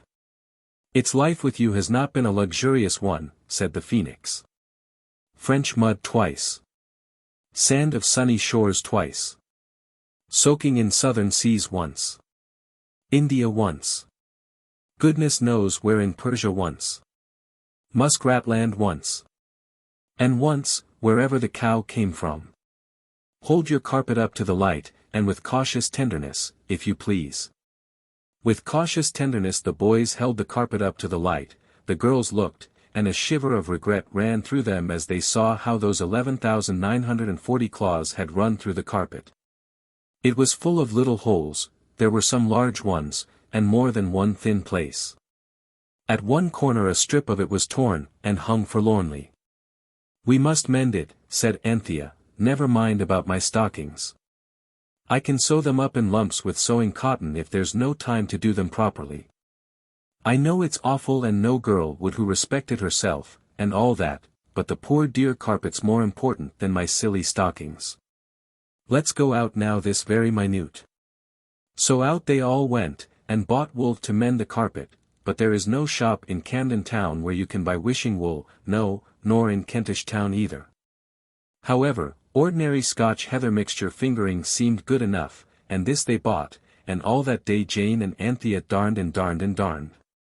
The boys went out for a walk in the afternoon, and the gentle Phoenix paced up and down the table, for exercise, as it said, and talked to the industrious girls about their carpet. It is not an ordinary, ignorant, innocent carpet from Kidderminster, it said, it is a carpet with a past, a Persian past. Do you know that in happier years, when that carpet was the property of caliphs, viziers, kings, and sultans, it never lay on a floor? I thought the floor was the proper home of a carpet, Jane interrupted. Not of a magic carpet, said the Phoenix. Why, if it had been allowed to lie about on floors there wouldn't be much of it left now. No, indeed. It has lived in chests of cedar wood, inlaid with pearl and ivory, wrapped in priceless tissues of cloth of gold, embroidered with gems of fabulous value. It has reposed in the sandalwood caskets of princesses, and in the rose-attar-scented treasure houses of kings. Never, never, had anyone degraded it by walking on it, except in the way of business, when wishes were required, and then they always took their shoes off. And you? Oh, don't, said Jane, very near tears. You know you'd never have been hatched at all if it hadn't been for Mother wanting a carpet for us to walk on. You needn't have walked so much or so hard. Said the bird, but come, dry that crystal tear, and I will relate to you the story of the Princess Zuleika, the Prince of Asia, and the magic carpet. Relate away, said Anthea, please do. The Princess Zuleika, fairest of royal ladies, began the bird, had in her cradle been the subject of several enchantments. Her grandmother had been in her day. But what in her day Zuleika's grandmother had been was destined never to be revealed, for Cyril and Robert suddenly burst into the room, and on each brow were the traces of deep emotion. On Cyril's pale brow stood beads of agitation and perspiration, and on the scarlet brow of Robert was a large black smear. What ails you both? Asked the Phoenix, and it added tartly that storytelling was quite impossible if people would come interrupting like that. Oh, do shut up, for any sake, said Cyril, sinking into a chair. Robert smoothed the ruffled golden feathers, adding kindly. Squirrel doesn't mean to be a beast. It's only that the most awful thing has happened, and stories don't seem to matter so much. Don't be cross. You won't be when you've heard what's happened. Well, what has happened, said the bird, still rather crossly. And Anthea and Jane paused with long needles poised in air, and long needlefuls of Scotch heather mixture fingering wool drooping from them. The most awful thing you can possibly think of, said Cyril. That nice chap, our own burglar, the police have got him, on suspicion of stolen cats. That's what his brother's missus told me. Oh, begin at the beginning, cried Anthea impatiently. Well, then, we went out, and down by where the undertaker's is, with the china flowers in the window, you know. There was a crowd, and of course we went to have a squint. And it was two bobbies and our burglar between them, and he was being dragged along, and he said, I tell you them cats was give me. I got them in exchange for me milking a cow in a basement parlor up Camden Town way. And the people laughed. Beasts. And then one of the policemen said perhaps he could give the name and address of the cow, and he said, no, he couldn't, but he could take them there if they'd only leave go of his coat collar, and give him a chance to get his breath. And the policeman said he could tell all that to the magistrate in the morning. He didn't see us, and so we came away. Oh, Cyril, how could you, said Anthea. Don't be a pudding head, Cyril advised. A fat lot of good it would have done if we'd let him see us. No one would have believed a word we said. They'd have thought we were kidding. We did better than let him see us. We asked a boy where he lived and he told us, and we went there, and it's a little greengrocer's shop, and we bought some Brazil nuts. Here they are. The girls waved away the Brazil nuts with loathing and contempt. Well, we had to buy something, and while we were making up our minds what to buy we heard his brother's missus talking. She said when he came home with all the meowlers she thought there was more in it than met the eye. But he would go out this morning with the two likeliest of them, one under each arm. She said he sent her out to buy blue ribbon to put round their beastly necks, and she said if he got 3 months hard it was her dying word that he'd got the blue ribbon to thank for it. That, and his own silly thieving ways, taking cats that anybody would know he couldn't have come by in the way of business, instead of things that wouldn't have been missed, which Lord knows there are plenty such, Anne. Oh, stop, cried Jane. And indeed it was time, for Cyril seemed like a clock that had been wound up, and could not help going on. Where is he now? At the police station, said Robert, for Cyril was out of breath. The boy told us they'd put him in the cells, and would bring him up before the beak in the morning. I thought it was a jolly lark last night, getting him to take the cats, but now. The end of a lark, said the phoenix, is the beak. Let's go to him, cried both the girls jumping up. Let's go and tell the truth. They must believe us. They can't, said Cyril. Just think. If anyone came to you with such a tale, you couldn't believe it, however much you tried. We should only mix things up worse for him. There must be something we could do, said Jane, sniffing very much, my own dear pet burglar. I can't bear it. And he was so nice, the way he talked about his father, and how he was going to be so extra honest. Dear Phoenix, you must be able to help us. You're so good and kind and pretty and clever. Do tell us what to do. The phoenix rubbed its beak thoughtfully with its claw. You might rescue him, it said, and conceal him here, till the law supporters had forgotten about him. That would be ages and ages, said Cyril, and we couldn't conceal him here. Father might come home at any moment, and if he found the burglar here he wouldn't believe the true truth any more than the police would. That's the worst of the truth. Nobody ever believes it. Couldn't we take him somewhere else? Jane clapped her hands. The sunny southern shore, she cried, where the cook is being queen. He and she would be company for each other. And really the idea did not seem bad, if only he would consent to go. So, all talking at once, the children arranged to wait till evening, and then to seek the dear burglar in his lonely cell. Meantime Jane and Anthea darned away as hard as they could, to make the carpet as strong as possible.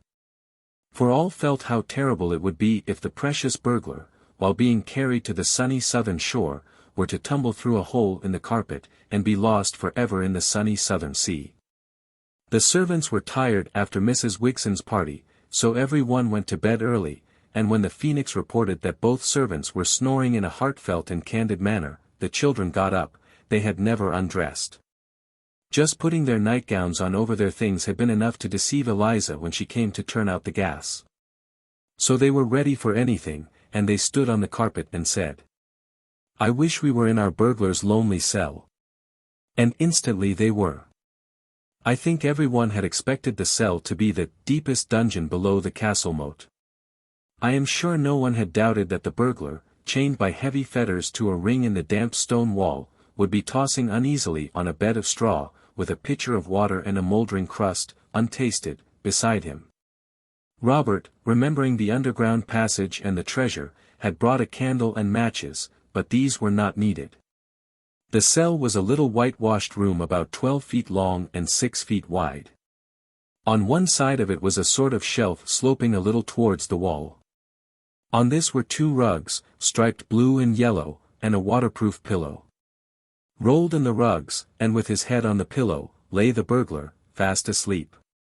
He had had his tea, though this the children did not know, it had come from the coffee shop round the corner, in very thick crockery. The scene was plainly revealed by the light of a gas lamp in the passage outside, which shone into the cell through a pane of thick glass over the door. I shall gag him, said Cyril, and Robert will hold him down. Anthea and Jane and the phoenix can whisper soft nothings to him while he gradually awakes. This plan did not have the success it deserved, because the burglar, curiously enough, was much stronger, even in his sleep, than Robert and Cyril, and at the first touch of their hands he leapt up and shouted out something very loud indeed. Instantly steps were heard outside. Anthea threw her arms round the burglar and whispered. "It's us, the ones that gave you the cats. We've come to save you, only don't let on we're here. Can't we hide somewhere?" Heavy boots sounded on the flagged passage outside, and a firm voice shouted. "Here, you, stop that row, will you?" "All right, governor," replied the burglar, still with Anthea's arms round him, "I was only talking in my sleep. No offense." It was an awful moment. Would the boots and the voice come in? Yes. No. The voice said. "Well, stow it, will you?" And the boots went heavily away, along the passage and up some sounding stone stairs. "Now then," whispered Anthea. "How the blue Moses did you get in?" asked the burglar, in a hoarse whisper of amazement. "On the carpet," said Jane, truly. "Stow that," said the burglar. "One on you I could, swallowed, but four, and a yellow fowl." "Look here," said Cyril, sternly, "you wouldn't have believed anyone if they'd told you beforehand about your finding a cow and all those cats in our nursery." "That I wouldn't," said the burglar, with whispered fervor, "so help me Bob, I wouldn't." "Well, then," Cyril went on, ignoring this appeal to his brother, "just try to believe what we tell you and act accordingly. It can't do you any harm, you know," he went on in hoarse whispered earnestness. "You can't be very much worse off than you are now, you know. But if you'll just trust to us we'll get you out of this right enough. No one saw us come in. The question is, where would you like to go?" "I'd like to go to Boulogne," was the instant reply of the burglar. "I've always wanted to go on that there trip, but I've never 'ad the ready at the right time of the year." "Boulogne is a town like London," said Cyril, well-meaning, but inaccurate. "How could you get a living there?" The burglar scratched his head in deep doubt. "It's 'ard to get a honest living anywheres nowadays," he said, and his voice was sad. "Yes, isn't it?" said Jane, sympathetically, "but how about a sunny southern shore, where there's nothing to do at all unless you want to?" "That's my billet, miss," replied the burglar. "I never did care about work, not like some people, always fussing about." "Did you never like any sort of work?" asked Anthea, severely. "Lor, lummy, yes," he answered, "gardening was my 'obby, so it was. But father died afore 'e could bind me to a nurseryman, and—" "We'll take you to the sunny southern shore," said Jane, "you've no idea what the flowers are like." "Our old cook's there," said Anthea. "She's queen." "Oh, chuck it," the burglar whispered, clutching at his head with both hands. "I knowed the first minute I see them cats and that cow as it was a judgment on me. I don't know now whether I'm standing on my hat or my boots, so help me I don't. If you can get me out, get me, and if you can't, get along with you for goodness sake, and give me a chance to think about what'll be most likely to go down with the beak in the morning." "Come on to the carpet, then," said Anthea, gently shoving. The others quietly pulled, and the moment the feet of the burglar were planted on the carpet Anthea wished. "I wish we were all on the sunny southern shore where Cook is." And instantly they were. There were the rainbow sands, the tropic glories of leaf and flower, and there, of course, was the Cook, crowned with white flowers, and with all the wrinkles of crossness and tiredness and hard work wiped out of her face. "Why, Cook, you're quite pretty," Anthea said, as soon as she had got her breath after the tumble-rush whirl of the carpet. The burglar stood rubbing his eyes in the brilliant tropic sunlight, and gazing wildly round him on the vivid hues of the tropic land. "Penny plain and tuppence coloured," he exclaimed pensively, "and well worth any tuppence, however hard-earned."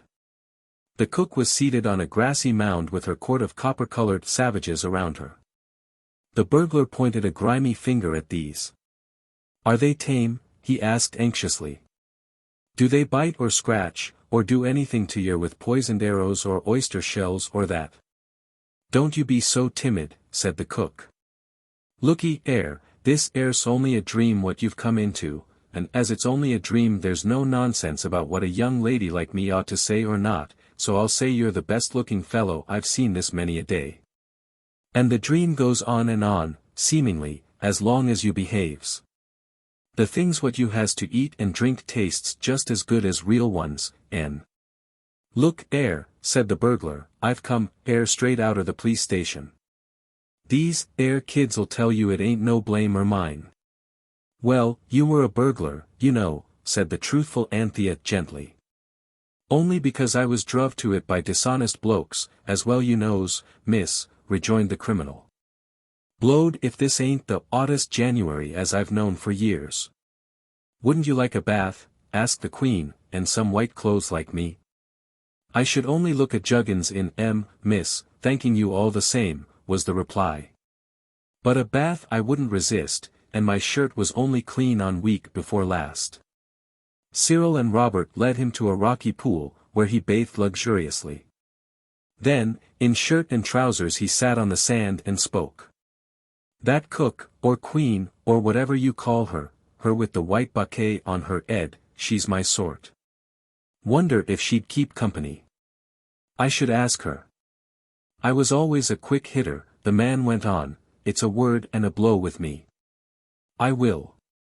In shirt and trousers, and crowned with a scented flowery wreath which Cyril hastily wove as they returned to the court of the Queen, the burglar stood before the cook and spoke.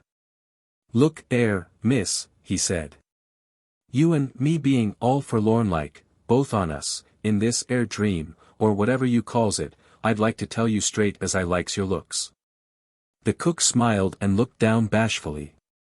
I'm a single man, what you might call a bachelor. I'm mild in my bits, which these kids'll tell you the same, and I'd like to ave the pleasure of walkin' out with you next Sunday. Lor, said the Queen cook, 'ow sudden you are, mister.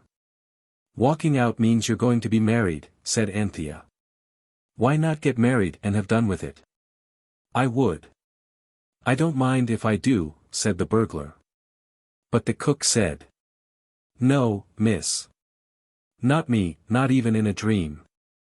I don't say anything in the young chap's looks, but I always swore I'd be married in church, if at all, and, anyway, I don't believe these here savages would know how to keep a registering office, even if I was to show them. No, mister, thanking you kindly, if you can't bring a clergyman into the dream I'll live and die like what I am.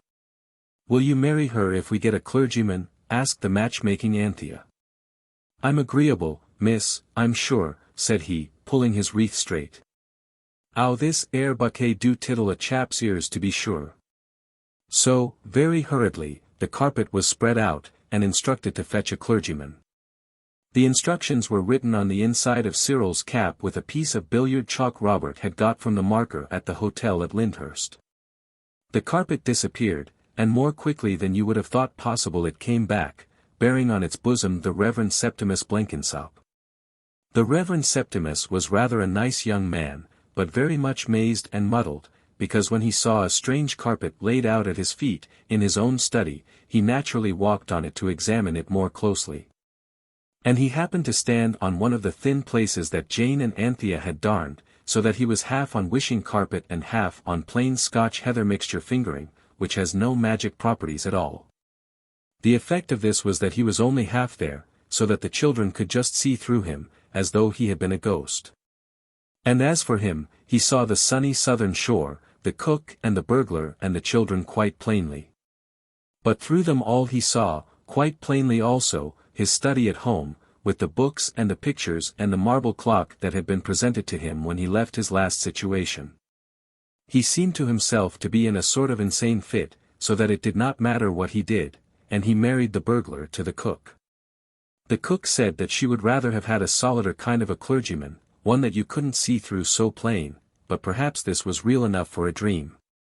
And of course the clergyman, though misty, was really real, and able to marry people, and he did. When the ceremony was over the clergyman wandered about the island collecting botanical specimens, for he was a great botanist, and the ruling passion was strong even in an insane fit. There was a splendid wedding feast. Can you fancy Jane and Anthea, and Robert and Cyril, dancing merrily in a ring, hand in hand with copper-colored savages, round the happy couple, the queen cook and the burglar consort. There were more flowers gathered and thrown than you have ever even dreamed of, and before the children took carpet for home the now married and settled burglar made a speech. "Ladies and gentlemen," he said, "and savages of both kinds, only I know you can't understand what I'm a-saying of, but we'll let that pass. If this is a dream, I'm on. If it ain't, I'm oner than ever. If it's betwixt and between, well, I'm honest, and I can't say more. I don't want no more London society, I've got someone to put my arm around of. And I've got the whole lot of this air island for my allotment, and if I don't grow some broccoli as'll open the judge's eye at the cottage flower shows, well, strike me pink. All I ask is, as these young gents and ladies'll bring some parsley seed into the dream, and a penn'orth of radish seed, and thripp'orth of onion, and I wouldn't mind goin' to 4 pence or 5 pence for mixed kale, only I ain't got a brown. So I don't deceive you. And there's one thing more, you might take away the parson. I don't like things what I can see out through, so here's how." He drained a coconut shell of palm wine. It was now past midnight, though it was tea time on the island. With all good wishes the children took their leave.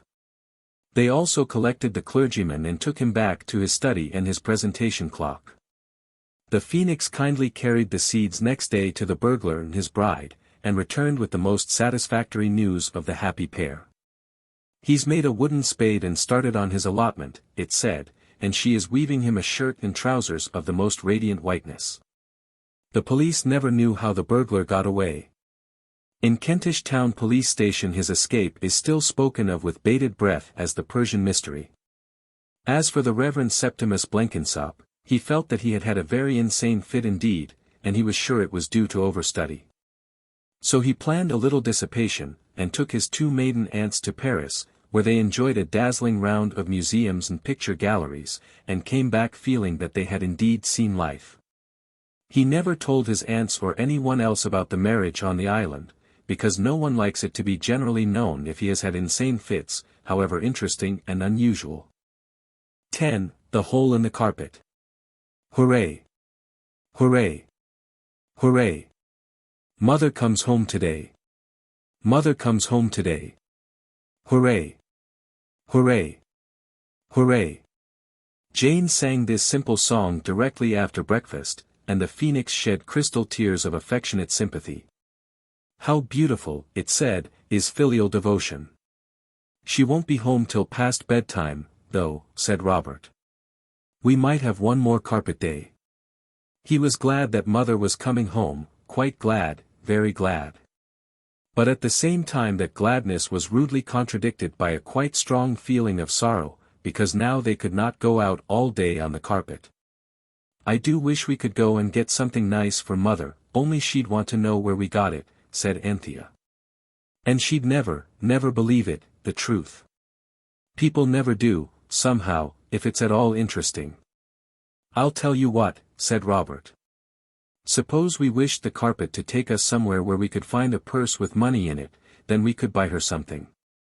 Suppose it took us somewhere foreign, and the purse was covered with strange Eastern devices, embroidered in rich silks, and full of money that wasn't money at all here, only foreign curiosities, then we couldn't spend it. And people would bother about where we got it, and we shouldn't know how on earth to get out of it at all." Cyril moved the table off the carpet as he spoke, and its leg caught in one of Anthea's darns and ripped away most of it, as well as a large slit in the carpet. "Well, now you have done it," said Robert. But Anthea was a really first-class sister. She did not say a word till she had got out the Scotch heather mixture fingering wool and the darning needle and the thimble and the scissors, and by that time she had been able to get the better of her natural wish to be thoroughly disagreeable. And was able to say quite kindly, "Never mind, squirrel, I'll soon mend it." Cyril thumped her on the back. He understood exactly how she had felt, and he was not an ungrateful brother. Respecting the purse containing coins, the phoenix said, scratching its invisible ear thoughtfully with its shining claw, "It might be as well, perhaps, to state clearly the amount which you wish to find. As well as the country where you wish to find it, and the nature of the coins which you prefer." It would be indeed a cold moment when you should find a purse containing but 3 oboloi. How much is an oboloi? An obol is about 2 halfpenny, the phoenix replied. Yes, said Jane, and if you find a purse I suppose it is only because someone has lost it, and you ought to take it to the policeman. The situation, remarked the phoenix, does indeed bristle with difficulties. What about a buried treasure, said Cyril, and everyone was dead that it belonged to. Mother wouldn't believe that, said more than one voice. Suppose, said Robert, suppose we asked to be taken where we could find a purse and give it back to the person it belonged to, and they would give us something for finding it? We aren't allowed to take money from strangers. You know we aren't, Bobs, said Anthea, making a knot at the end of a needleful of Scotch heather mixture fingering wool, which is very wrong, and you must never do it when you are darning. No, that wouldn't do, said Cyril. Let's chuck it and go to the North Pole, or somewhere really interesting. No, said the girls together, there must be some way. Wait a sec, Anthea added. I've got an idea coming. Don't speak. There was a silence as she paused with the darning needle in the air. Suddenly she spoke. I see. Let's tell the carpet to take us somewhere where we can get the money for Mother's present, and get it some way that she'll believe in and not think wrong. Well, I must say you are learning the way to get the most out of the carpet, said Cyril. He spoke more heartily and kindly than usual, because he remembered how Anthea had refrained from snarking him about tearing the carpet. Yes, said the phoenix, you certainly are. And you have to remember that if you take a thing out it doesn't stay in. No one paid any attention to this remark at the time, but afterwards everyone thought of it. Do hurry up, Panther, said Robert. And that was why Anthea did hurry up, and why the big darn in the middle of the carpet was all open and webby like a fishing net, not tight and close like woven cloth, which is what a good, well-behaved darn should be. Then everyone put on its outdoor things, the phoenix fluttered on to the mantelpiece and arranged its golden feathers in the glass, and all was ready. Everyone got on to the carpet. Please go slowly, dear carpet, Anthea began. We like to see where we're going. And then she added the difficult wish that had been decided on. Next moment the carpet, stiff and raft-like, was sailing over the roofs of Kentish Town. No, I don't mean that. I mean it's a pity we aren't higher up, said Anthea, as the edge of the carpet grazed a chimney pot. That's right. Be careful, said the phoenix, in warning tones. If you wish when you're on a wishing carpet, you do wish, and there's an end of it. So for a short time no one spoke, and the carpet sailed on in calm magnificence over Street Pancras and King's Cross stations and over the crowded streets of Clerkenwell. We're going out Greenwich way, said Cyril, as they crossed the streak of rough, tumbled water that was the Thames. We might go and have a look at the palace.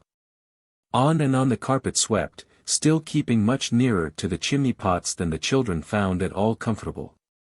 And then, just over New Cross, a terrible thing happened. Jane and Robert were in the middle of the carpet. Part of them was on the carpet, and part of them, the heaviest part, was on the great central darn. It's all very misty, said Jane, it looks partly like out of doors and partly like in the nursery at home.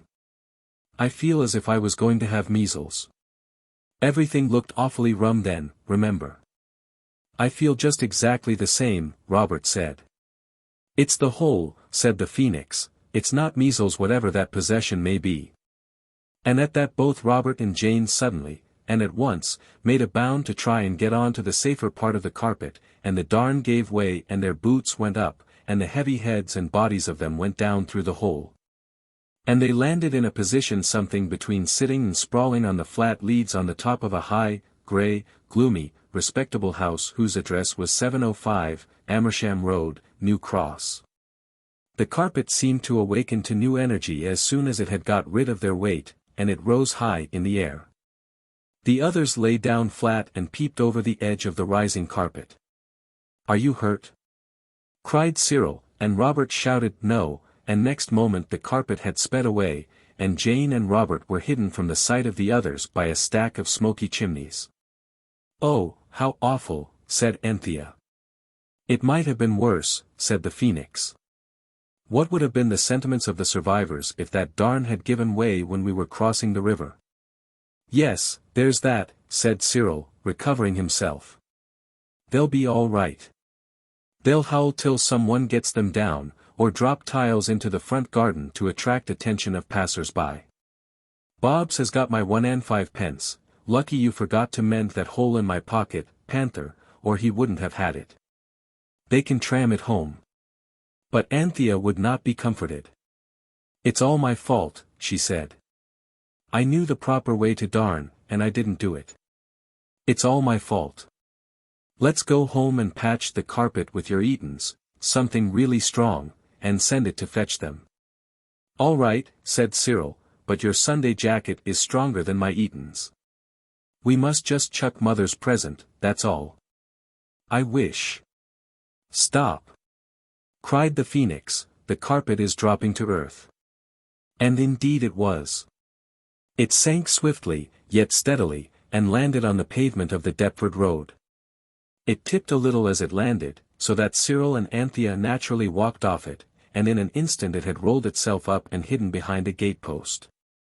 It did this so quickly that not a single person in the Deptford Road noticed it. The Phoenix rustled its way into the breast of Cyril's coat, and almost at the same moment a well-known voice remarked. Well, I never. What on earth are you doing here? They were face to face with their pet uncle, their Uncle Reginald. We did think of going to Greenwich Palace and talking about Nelson, said Cyril, telling as much of the truth as he thought his uncle could believe. And where are the others? Asked Uncle Reginald. I don't exactly know, Cyril replied, this time quite truthfully. Well, said Uncle Reginald, I must fly. I've a case in the county court. That's the worst of being a beastly solicitor. One can't take the chances of life when one gets them.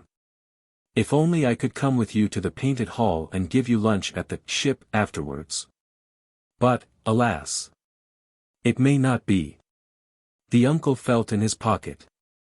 I mustn't enjoy myself, he said, but that's no reason why you shouldn't. Here, divide this by 4, and the product ought to give you some desired result. Take care of yourselves. Adieu. And waving a cheery farewell with his neat umbrella, the good and high-hatted uncle passed away, leaving Cyril and Anthea to exchange eloquent glances over the shining golden sovereign that lay in Cyril's hand. Well, said Anthea. Well, said Cyril. Well, said the Phoenix. Good old carpet, said Cyril, joyously. It was clever of it, so adequate and yet so simple, said the Phoenix, with calm approval. Oh, come on home and let's mend the carpet. I am a beast. I'd forgotten the others just for a minute, said the conscience-stricken Anthea. They unrolled the carpet quickly and slyly, they did not want to attract public attention, and the moment their feet were on the carpet Anthea wished to be at home, and instantly they were. The kindness of their excellent uncle had made it unnecessary for them to go to such extremes as Cyril's Eatons or Anthea's Sunday jacket for the patching of the carpet. Anthea set to work at once to draw the edges of the broken darn together, and Cyril hastily went out and bought a large piece of the marble-patterned American oilcloth which careful housewives use to cover dressers and kitchen tables. It was the strongest thing he could think of. Then they set to work to line the carpet throughout with the oilcloth. The nursery felt very odd and empty without the others, and Cyril did not feel so sure as he had done about their being able to tram it home. So he tried to help Anthea, which was very good of him, but not much use to her. The Phoenix watched them for a time, but it was plainly growing more and more restless. It fluffed up its splendid feathers, and stood first on one gilded claw and then on the other, and at last it said, I can bear it no longer. This suspense. My Robert, who set my egg to hatch, in the bosom of whose Norfolk raiment I have nestled so often and so pleasantly. I think, if you'll excuse me. Yes, do, cried Anthea, I wish we'd thought of asking you before. Cyril opened the window. The Phoenix flapped its sunbright wings and vanished. So that's all right, said Cyril, taking up his needle and instantly pricking his hand in a new place. Of course I know that what you have really wanted to know about all this time is not what Anthea and Cyril did, but what happened to Jane and Robert after they fell through the carpet onto the leads of the house which was called number 705. Amersham Road. But I had to tell you the other first. That is one of the most annoying things about stories, you cannot tell all the different parts of them at the same time. Robert's first remark when he found himself seated on the damp, cold, sooty leads was, "Here's a go." Jane's first act was tears. "Dry up, pussy, don't be a little duffer," said her brother, kindly, "it'll be all right." And then he looked about, just as Cyril had known he would, for something to throw down, so as to attract the attention of the wayfarers far below in the street.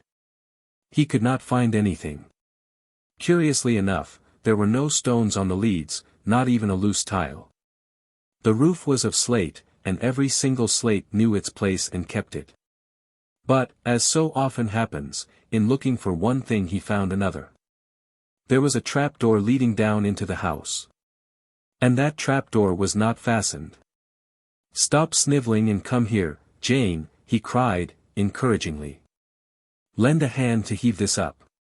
If we can get into the house, we might sneak down without meeting anyone, with luck. Come on." They heaved up the door till it stood straight up, and, as they bent to look into the hole below, the door fell back with a hollow clang on the leads behind, and with its noise was mingled a blood-curdling scream from underneath. "Discovered!" hissed Robert. "Oh, my cat's alive!" They were indeed discovered.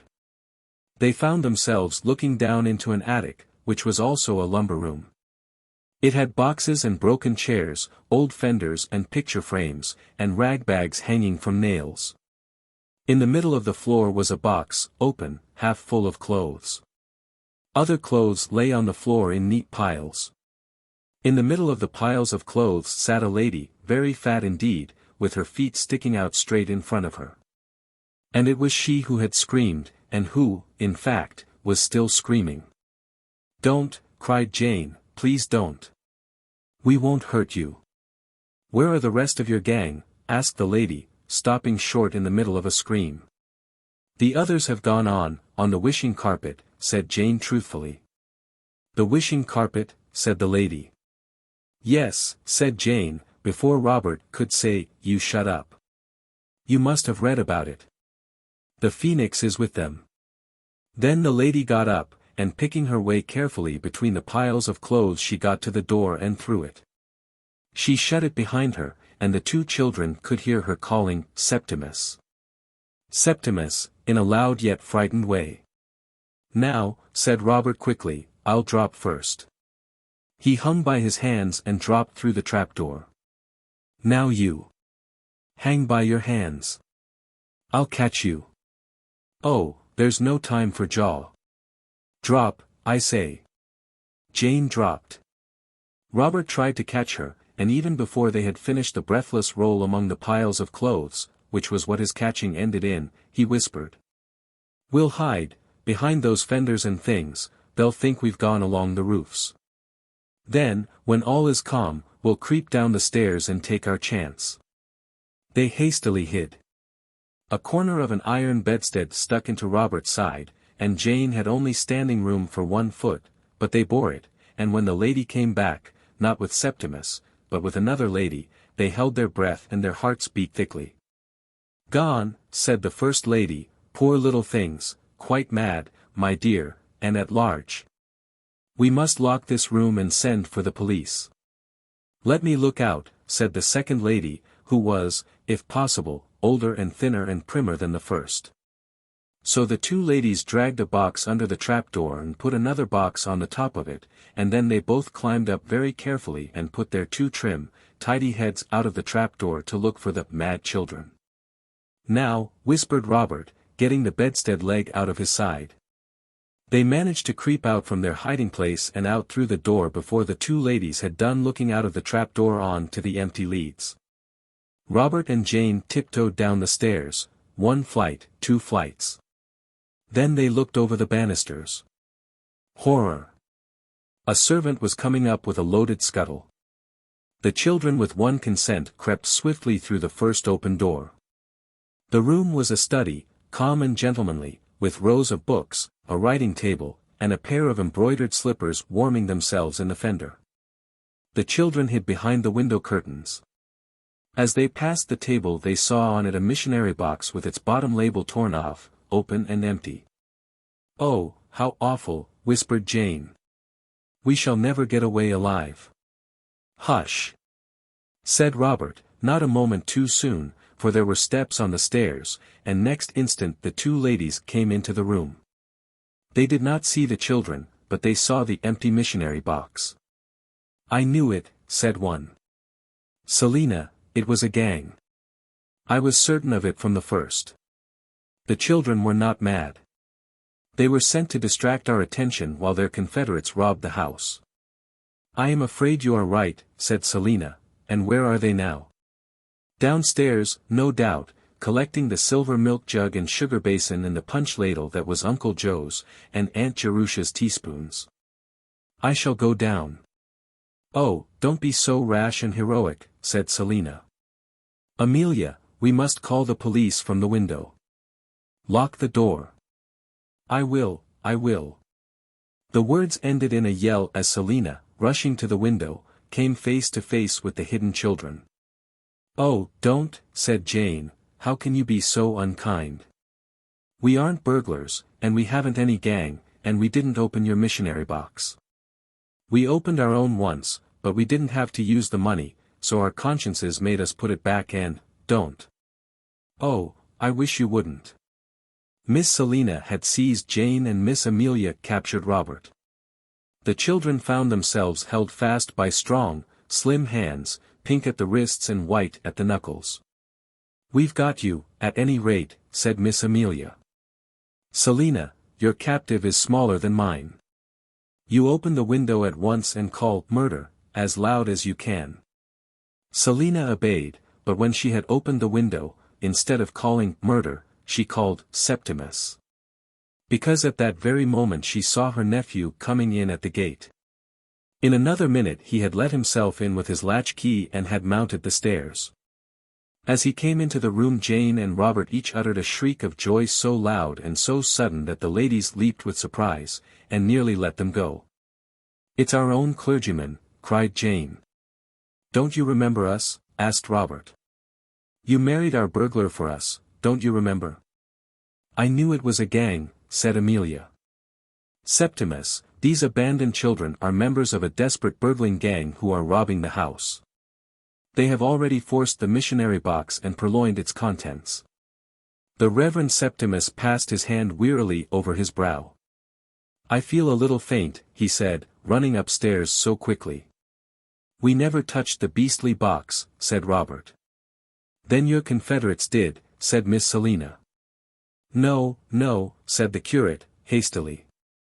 "I opened the box myself. This morning I found I had not enough small change for the mother's independent unity measles and croup insurance payments. I suppose this is not a dream, is it?" "Dream? No, indeed. Search the house. I insist upon it." The curate, still pale and trembling, searched the house, which, of course, was blamelessly free of burglars. When he came back he sank wearily into his chair. "Aren't you going to let us go?" asked Robert, with furious indignation, for there is something in being held by a strong lady that sets the blood of a boy boiling in his veins with anger and despair. "We've never done anything to you. It's all the carpet. It dropped us on the leads. We couldn't help it. You know how it carried you over to the island, and you had to marry the burglar to the cook." "Oh, my head," said the curate. "Never mind your head just now," said Robert. "Try to be honest and honorable, and do your duty in that state of life." "This is a judgment on me for something, I suppose," said the Reverend Septimus, wearily, "but I really cannot at the moment remember what." "Send for the police," said Miss Selina. "Send for a doctor," said the curate. "Do you think they are mad, then?" said Miss Amelia. "I think I am," said the curate. Jane had been crying ever since her capture. Now she said, "You aren't now, but perhaps you will be, and it would serve you jolly well right, too." "Aunt Selina," said the curate, and Aunt Amelia, "believe me, this is only an insane dream. You will realize it soon. It has happened to me before. But do not let us be unjust, even in a dream. Do not hold the children, they have done no harm. As I said before, it was I who opened the box." The strong, bony hands unwillingly loosened their grasp. Robert shook himself and stood in sulky resentment. But Jane ran to the curate and embraced him so suddenly that he had not time to defend himself. "You're a dear," she said. "It is like a dream just at first, but you get used to it. Now do let us go. There's a good, kind, honorable clergyman." "I don't know," said the Reverend Septimus, "it's a difficult problem. It is such a very unusual dream. Perhaps it's only a sort of other life, quite real enough for you to be mad in. And if you're mad, there might be a dream asylum where you'd be kindly treated, and in time restored, cured, to your sorrowing relatives. It is very hard to see your duty plainly, even in ordinary life, and these dream circumstances are so complicated." "If it's a dream," said Robert, "you will wake up directly, and then you'd be sorry if you'd sent us into a dream asylum. Because you might never get into the same dream again and let us out, and so we might stay there forever, and then what about our sorrowing relatives who aren't in the dreams at all?" But all the curate could now say was, "Oh, my head." And Jane and Robert felt quite ill with helplessness and hopelessness. A really conscientious curate is a very difficult thing to manage. And then, just as the hopelessness and the helplessness were getting to be almost more than they could bear, the two children suddenly felt that extraordinary shrinking feeling that you always have when you are just going to vanish. And the next moment they had vanished, and the Reverend Septimus was left alone with his aunts. "I knew it was a dream," he cried, wildly. "I've had something like it before." "Did you dream it too, Aunt Selina, and you, Aunt Amelia?" "I dreamed that you did, you know." Aunt Selina looked at him and then at Aunt Amelia. Then she said boldly, "What do you mean? We haven't been dreaming anything. You must have dropped off in your chair." The curate heaved a sigh of relief. "Oh, if it's only I," he said, "if we'd all dreamed it I could never have believed it, never." Afterwards Aunt Selina said to the other aunt, "Yes, I know it was an untruth, and I shall doubtless be punished for it in due course. But I could see the poor dear fellow's brain giving way before my very eyes. He couldn't have stood the strain of 3 dreams. It was odd, wasn't it? All 3 of us dreaming the same thing at the same moment. We must never tell dear Seppi. But I shall send an account of it to the Psychical Society, with stars instead of names, you know." And she did. And you can read all about it in one of the Society's fat blue books. Of course, you understand what had happened. The intelligent phoenix had simply gone straight off to the Psammead, and had wished Robert and Jane at home. And, of course, they were at home at once. Cyril and Anthea had not half finished mending the carpet. When the joyful emotions of reunion had calmed down a little, they all went out and spent what was left of Uncle Reginald's sovereign in presents for Mother. They bought her a pink silk handkerchief, a pair of blue and white vases, a bottle of scent, a packet of Christmas candles, and a cake of soap shaped and colored like a tomato. And one that was so like an orange that almost anyone you had given it to would have tried to peel it, if they liked oranges, of course. Also they bought a cake with icing on, and the rest of the money they spent on flowers to put in the vases. When they had arranged all the things on a table, with the candles stuck up on a plate ready to light the moment Mother's cab was heard, they washed themselves thoroughly and put on tidier clothes. Then Robert said, "Good old Psammead," and the others said so too. "But, really, it's just as much good old Phoenix," said Robert. "Suppose it hadn't thought of getting the wish." "Ah," said the Phoenix, "it is perhaps fortunate for you that I am such a competent bird." "There's Mother's cab," cried Anthea, and the Phoenix hid and they lighted the candles, and next moment Mother was home again. She liked her presents very much, and found their story of Uncle Reginald and the sovereign easy and even pleasant to believe. "Good old carpet," were Cyril's last sleepy words. "What there is of it," said the phoenix, from the cornice pole. 11. The beginning of the end. "Well, I must say," Mother said, looking at the wishing carpet as it lay, all darned and mended and backed with shiny American cloth, on the floor of the nursery, "I must say I've never in my life bought such a bad bargain as that carpet." A soft "oh" of contradiction sprang to the lips of Cyril, Robert, Jane, and Anthea. Mother looked at them quickly, and said, "Well, of course, I see you've mended it very nicely, and that was sweet of you, dears." "The boys helped too," said the dears, honorably. "But, still, 22 and 9 pence. It ought to have lasted for years. It's simply dreadful now." "Well, never mind, darlings, you've done your best. I think we'll have coconut matting next time. A carpet doesn't have an easy life of it in this room, does it? It's not our fault, Mother, is it, that our boots are the really reliable kind?" Robert asked the question more in sorrow than in anger. "No, dear, we can't help our boots," said Mother, cheerfully, "but we might change them when we come in, perhaps. It's just an idea of mine. I wouldn't dream of scolding on the very first morning after I've come home." "Oh, my lamb, how could you?" This conversation was at breakfast, and the lamb had been beautifully good until everyone was looking at the carpet, and then it was for him but the work of a moment to turn a glass dish of syrupy blackberry jam upside down on his young head. It was the work of a good many minutes and several persons to get the jam off him again, and this interesting work took people's minds off the carpet. And nothing more was said just then about its badness as a bargain and about what Mother hoped for from coconut matting.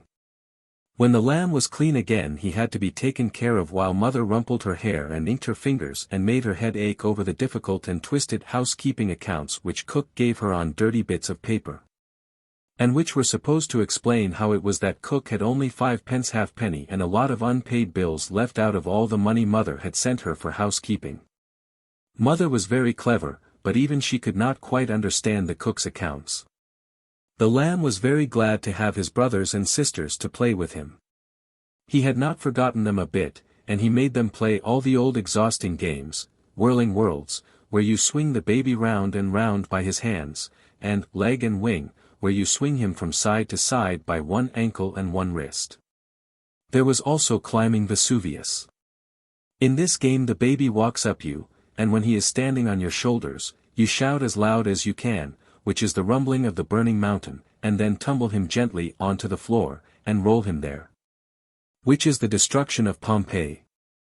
All the same, I wish we could decide what we'd better say next time Mother says anything about the carpet, said Cyril, breathlessly ceasing to be a burning mountain.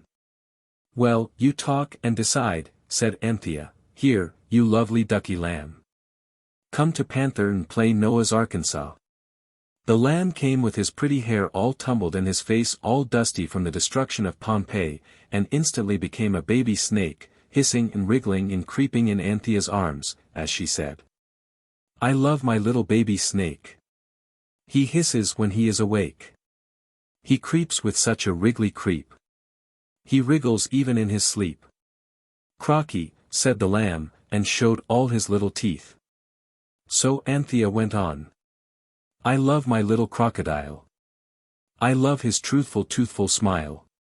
It is so wonderful and wide. I like to see it, from outside. Well, you see, Cyril was saying. It's just the old bother. Mother can't believe the real true truth about the carpet, Anne. You speak sooth, oh Cyril, remarked the phoenix, coming out from the cupboard where the black beetles lived, and the torn books, and the broken slates, and odd pieces of toys that had lost the rest of themselves. Now hear the wisdom of Phoenix, the son of the phoenix. There is a society called that, said Cyril. Where is it? And what is a society? Asked the bird. It's a sort of joined together lot of people, a sort of brotherhood, a kind of, well, something very like your temple, you know, only quite different. I take your meaning, said the phoenix. I would fain see these calling themselves sons of the phoenix. But what about your words of wisdom? Wisdom is always welcome, said the phoenix. Pretty Polly, remarked the lamb, reaching his hands towards the golden speaker. The phoenix modestly retreated behind Robert, and Anthea hastened to distract the attention of the lamb by murmuring, "I love my little baby rabbit. But oh! He has a dreadful habit of paddling out among the rocks and soaking both his bunny socks." "I don't think you'd care about the sons of the phoenix, really," said Robert. "I have heard that they don't do anything fiery. They only drink a great deal. Much more than other people, because they drink lemonade and fizzy things, and the more you drink of those the more good you get." "In your mind, perhaps," said Jane, "but it wouldn't be good in your body. You'd get too balloony." The phoenix yawned. "Look here," said Anthea, "I really have an idea. This isn't like a common carpet. It's very magic indeed. Don't you think, if we put tattoo on it, and then gave it a rest, the magic part of it might grow, like hair is supposed to do?" "It might," said Robert. "But I should think paraffin would do as well, at any rate as far as the smell goes, and that seems to be the great thing about tattoo." But with all its faults Anthea's idea was something to do, and they did it. It was Cyril who fetched the tattoo bottle from Father's washhand stand. But the bottle had not much in it. "We mustn't take it all," Jane said, in case Father's hair began to come off suddenly. If he hadn't anything to put on it, it might all drop off before Eliza had time to get round to the chemist's for another bottle. It would be dreadful to have a bald father, and it would all be our fault. "And wigs are very expensive, I believe," said Anthea. "Look here, leave enough in the bottle to wet Father's head all over with in case any emergency emerges, and let's make up with paraffin. I expect it's the smell that does the good really, and the smell's exactly the same." So a small teaspoonful of the tattoo was put on the edges of the worst darn in the carpet and rubbed carefully into the roots of the hairs of it. And all the parts that there was not enough tattoo for had paraffin rubbed into them with a piece of flannel. Then the flannel was burned. It made a gay flame, which delighted the phoenix and the lamb. "How often," said Mother, opening the door, "how often am I to tell you that you are not to play with paraffin? What have you been doing?" "We have burned a paraffiny rag," Anthea answered. It was no use telling Mother what they had done to the carpet. She did not know it was a magic carpet, and no one wants to be laughed at for trying to mend an ordinary carpet with lamp oil. "Well, don't do it again," said Mother. "And now, away with melancholy. Father has sent a telegram. Look." She held it out, and the children, holding it by its yielding corners, read. "Box for kiddies at Garrick. Stalls for us, Haymarket. Meet Charing Cross, 6.30. "That means," said Mother, "that you're going to see the water babies, all by your happy selves, and Father and I will take you and fetch you. Give me the lamb, dear, and you and Jane put clean lace in your red evening frocks, and I shouldn't wonder if you found they wanted ironing. This paraffin smell is ghastly. Run and get out your frocks." The frocks did want ironing, wanted it rather badly, as it happened, for, being of tomato-colored Liberty silk, they had been found very useful for tableaux vivants when a red dress was required for Cardinal Richelieu. They were very nice tableaux, these, and I wish I could tell you about them, but one cannot tell everything in a story. You would have been specially interested in hearing about the tableau of the princes in the tower, when one of the pillows burst. And the youthful princes were so covered with feathers that the picture might very well have been called Michaelmas Eve. Or, Plucking the Geese.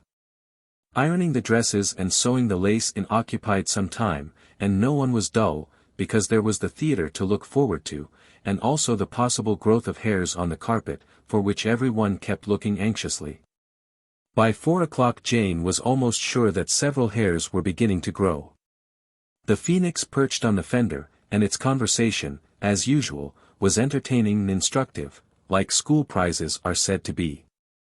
But it seemed a little absent-minded, and even a little sad. "Don't you feel well, Phoenix, dear?" asked Anthea, stooping to take an iron off the fire. "I am not sick," replied the golden bird, with a gloomy shake of the head. "But I am getting old."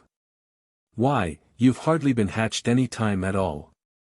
"Time," remarked the Phoenix, "is measured by heartbeats. I'm sure the palpitations I've had since I've known you are enough to blanch the feathers of any bird." "But I thought you lived 500 years, said Robert, "and you've hardly begun this set of years. Think of all the time that's before you." "Time," said the Phoenix, "is, as you are probably aware, merely a convenient fiction. There is no such thing as time. I have lived in these 2 months at a pace which generously counterbalances 500 years of life in the desert. I am old, I am weary. I feel as if I ought to lay my egg, and lay me down to my fiery sleep. But unless I'm careful I shall be hatched again instantly, and that is a misfortune which I really do not think I could endure. But do not let me intrude these desperate personal reflections on your youthful happiness. What is the show at the theater tonight? Wrestlers? Gladiators? A combat of cameleopards and unicorns? I don't think so, said Cyril. It's called The Water Babies, and if it's like the book there isn't any gladiating in it. There are chimney sweeps and professors, and a lobster and an otter and a salmon, and children living in the water. It sounds chilly. The Phoenix shivered, and went to sit on the tongs. I don't suppose there will be real water, said Jane. And theaters are very warm and pretty, with a lot of gold and lamps. Wouldn't you like to come with us? I was just going to say that, said Robert, in injured tones, only I know how rude it is to interrupt. Do come, Phoenix, old chap. It will cheer you up. It'll make you laugh like anything. Mr. Borgia always makes ripping plays. You ought to have seen Shock-Headed Peter last year. Your words are strange, said the Phoenix, but I will come with you. The revels of this Borgia, of whom you speak, may help me to forget the weight of my years. So that evening the Phoenix snugged inside the waistcoat of Robert's Eaton's, a very tight fit it seemed both to Robert and to the Phoenix, and was taken to the play. Robert had to pretend to be cold at the glittering, many-mirrored restaurant where they ate dinner, with father in evening dress, with a very shiny white shirt front, and mother looking lovely in her grey evening dress. That changes into pink and green when she moves. Robert pretended that he was too cold to take off his greatcoat, and so sat sweltering through what would otherwise have been a most thrilling meal. He felt that he was a blot on the smart beauty of the family, and he hoped the Phoenix knew what he was suffering for its sake. Of course, we are all pleased to suffer for the sake of others, but we like them to know it unless we are the very best and noblest kind of people, and Robert was just ordinary. Father was full of jokes and fun, and every one laughed all the time, even with their mouths full, which is not manners. Robert thought father would not have been quite so funny about his keeping his overcoat on if father had known all the truth. And there Robert was probably right. When dinner was finished to the last grape and the last paddle in the finger glasses, for it was a really truly grown-up dinner, the children were taken to the theater, guided to a box close to the stage, and left. Father's parting words were, "Now, don't you stir out of this box, whatever you do. I shall be back before the end of the play. Be good and you will be happy." Is this zone torrid enough for the abandonment of greatcoats, Bobs? No. Well, then, I should say you were sickening for something, mumps or measles or thrush or teething. Goodbye. He went, and Robert was at last able to remove his coat, mop his perspiring brow, and release the crushed and dishevelled Phoenix. Robert had to arrange his damp hair at the looking-glass at the back of the box, and the Phoenix had to preen its disordered feathers for some time before either of them was fit to be seen. They were very, very early. When the lights went up fully, the Phoenix, balancing itself on the gilded back of a chair, swayed in ecstasy. "How fair a scene is this," it murmured, "how far fairer than my temple. Or have I guessed aright? Have you brought me hither to lift up my heart with emotions of joyous surprise? Tell me, my Robert, is it not that this is my true temple, and the other was but a humble shrine frequented by outcasts? I don't know about outcasts, said Robert, but you can call this your temple if you like. Hush. The music is beginning. I am not going to tell you about the play. As I said before, one can't tell everything, and no doubt you saw the water babies yourselves. If you did not, it was a shame, or, rather, a pity. What I must tell you is that, though Cyril and Jane and Robert and Anthea enjoyed it as much as any children possibly could, the pleasure of the Phoenix was far, far greater than theirs. This is indeed my temple, it said again and again. What radiant rites! And all to do honor to me. The songs in the play it took to be hymns in its honor. The choruses were choric songs in its praise.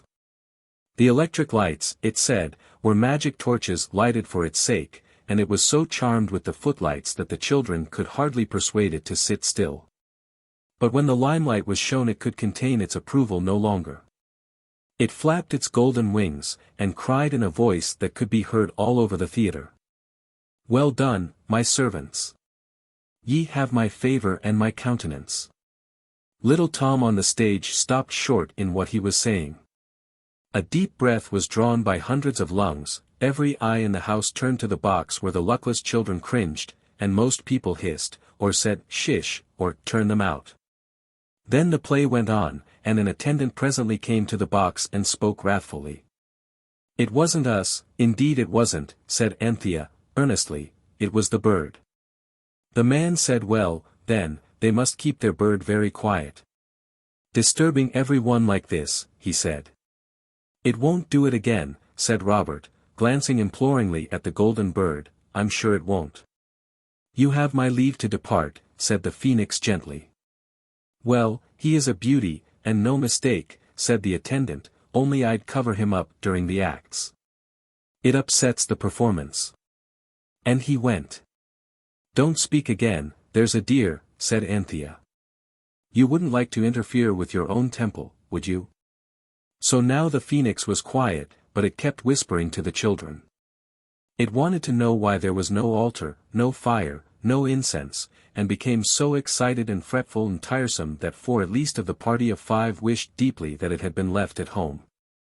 What happened next was entirely the fault of the Phoenix. It was not in the least the fault of the theater people, and no one could ever understand afterwards how it did happen. No one, that is, except the guilty bird itself and the 4 children. The Phoenix was balancing itself on the gilt back of the chair, swaying backwards and forwards and up and down, as you may see your own domestic parrot do. I mean the grey one with the red tail. All eyes were on the stage, where the lobster was delighting the audience with that gem of a song, if you can't walk straight, walk sideways, when the Phoenix murmured warmly. No altar, no fire, no incense. And then, before any of the children could even begin to think of stopping it, it spread its bright wings and swept round the theater, brushing its gleaming feathers against delicate hangings and gilded woodwork. It seemed to have made but one circular wing sweep, such as you may see a gull make over grey water on a stormy day. Next moment it was perched again on the chair back, and all round the theater, where it had passed, little sparks shone like tinsel seeds, then little smoke wreaths curled up like growing plants, little flames opened like flower buds. People whispered, then people shrieked. Fire! Fire! The curtain went down, the lights went up. Fire, cried every one, and made for the doors. A magnificent idea, said the Phoenix, complacently. An enormous altar, fire supplied free of charge. Doesn't the incense smell delicious? The only smell was the stifling smell of smoke, of burning silk, or scorching varnish. The little flames had opened now into great flame flowers. The people in the theater were shouting and pressing towards the doors. Oh, how could you, cried Jane. Let's get out. Father said stay here, said Anthea, very pale, and trying to speak in her ordinary voice. He didn't mean stay and be roasted, said Robert. No boys on burning decks for me, thank you. Not much, said Cyril, and he opened the door of the box. But a fierce waft of smoke and hot air made him shut it again. It was not possible to get out that way. They looked over the front of the box. Could they climb down? It would be possible, certainly, but would they be much better off? Look at the people, moaned Anthea, we couldn't get through. And, indeed, the crowd round the doors looked as thick as flies in the jam-making season. I wish we'd never seen the phoenix, cried Jane. Even at that awful moment Robert looked round to see if the bird had overheard a speech which, however natural, was hardly polite or grateful. The phoenix was gone. Look here, said Cyril, I've read about fires in papers. I'm sure it's all right. Let's wait here, as father said. We can't do anything else, said Anthea bitterly. Look here, said Robert, I'm not frightened, no, I'm not. The phoenix has never been a skunk yet, and I'm certain it'll see us through somehow. I believe in the phoenix. The phoenix thanks you, oh Robert, said a golden voice at his feet, and there was the phoenix itself, on the wishing carpet. Quick! It said. Stand on those portions of the carpet which are truly antique and authentic, Anne. A sudden jet of flame stopped its words. Alas! The phoenix had unconsciously warmed to its subject, and in the unintentional heat of the moment had set fire to the paraffin with which that morning the children had anointed the carpet. It burned merrily. The children tried in vain to stamp it out. They had to stand back and let it burn itself out. When the paraffin had burned away it was found that it had taken with it all the darns of Scotch heather mixture fingering. Only the fabric of the old carpet was left, and that was full of holes. Come, said the phoenix, I'm cool now. The four children got on to what was left of the carpet. Very careful they were not to leave a leg or a hand hanging over one of the holes. It was very hot, the theatre was a pit of fire. Everyone else had got out. Jane had to sit on Anthea's lap. Home! Said Cyril, and instantly the cool draught from under the nursery door played upon their legs as they sat.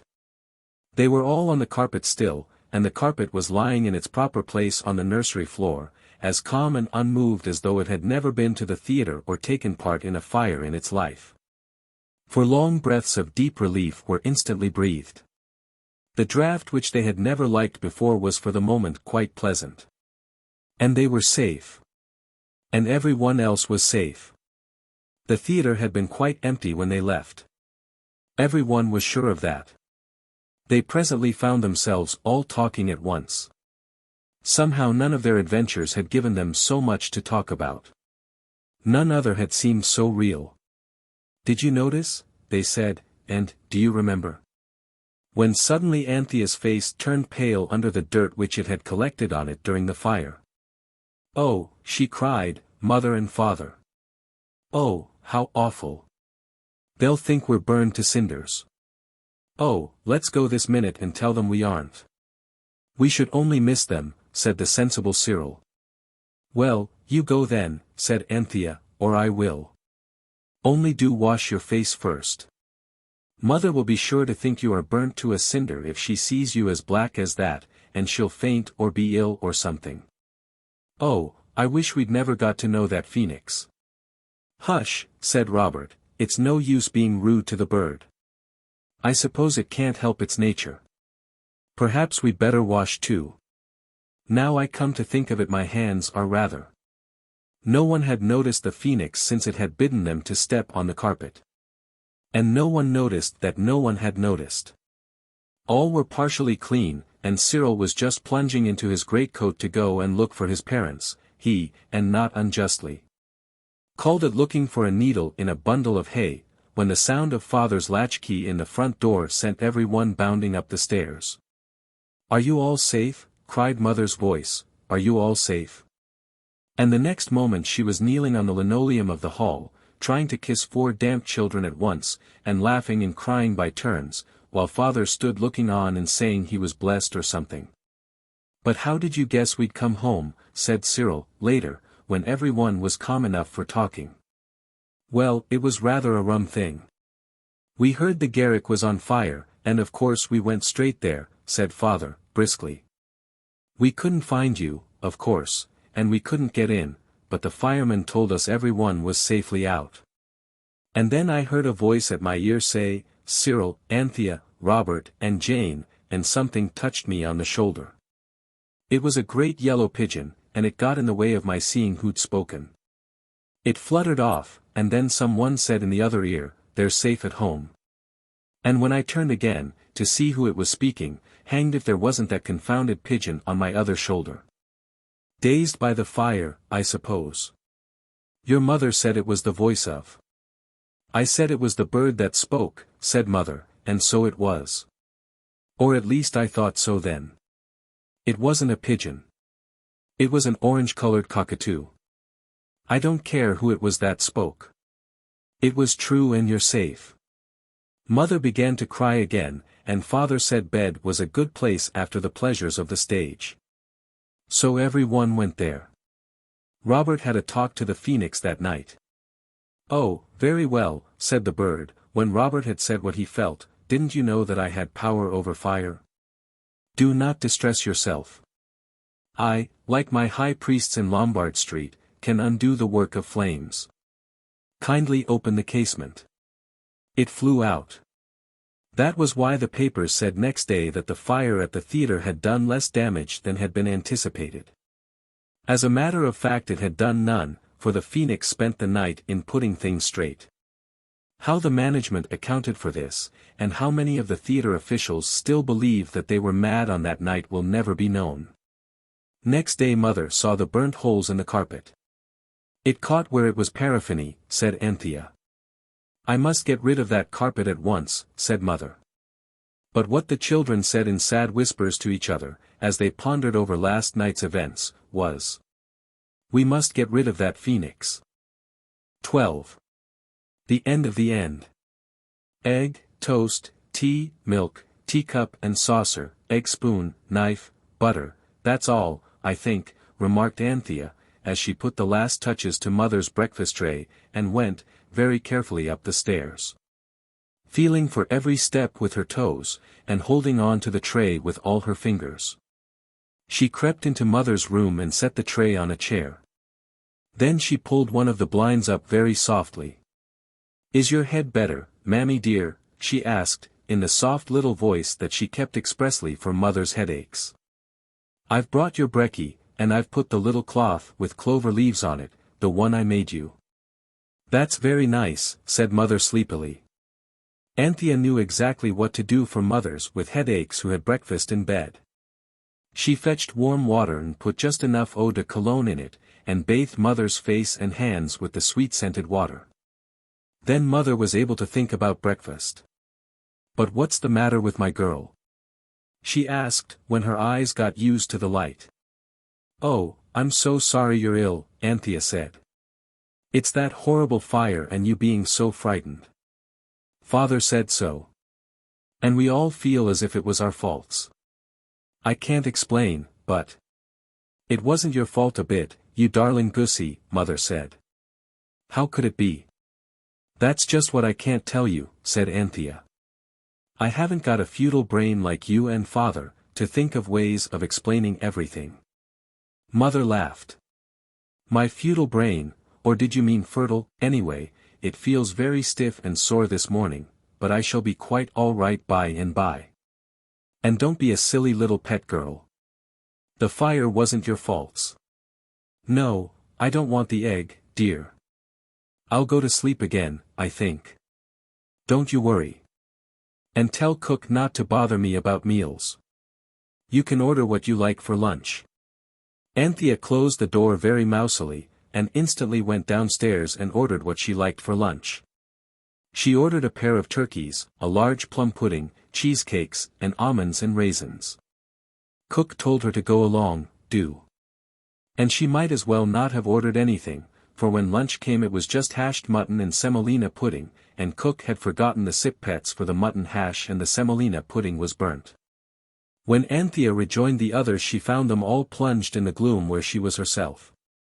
For everyone knew that the days of the carpet were now numbered.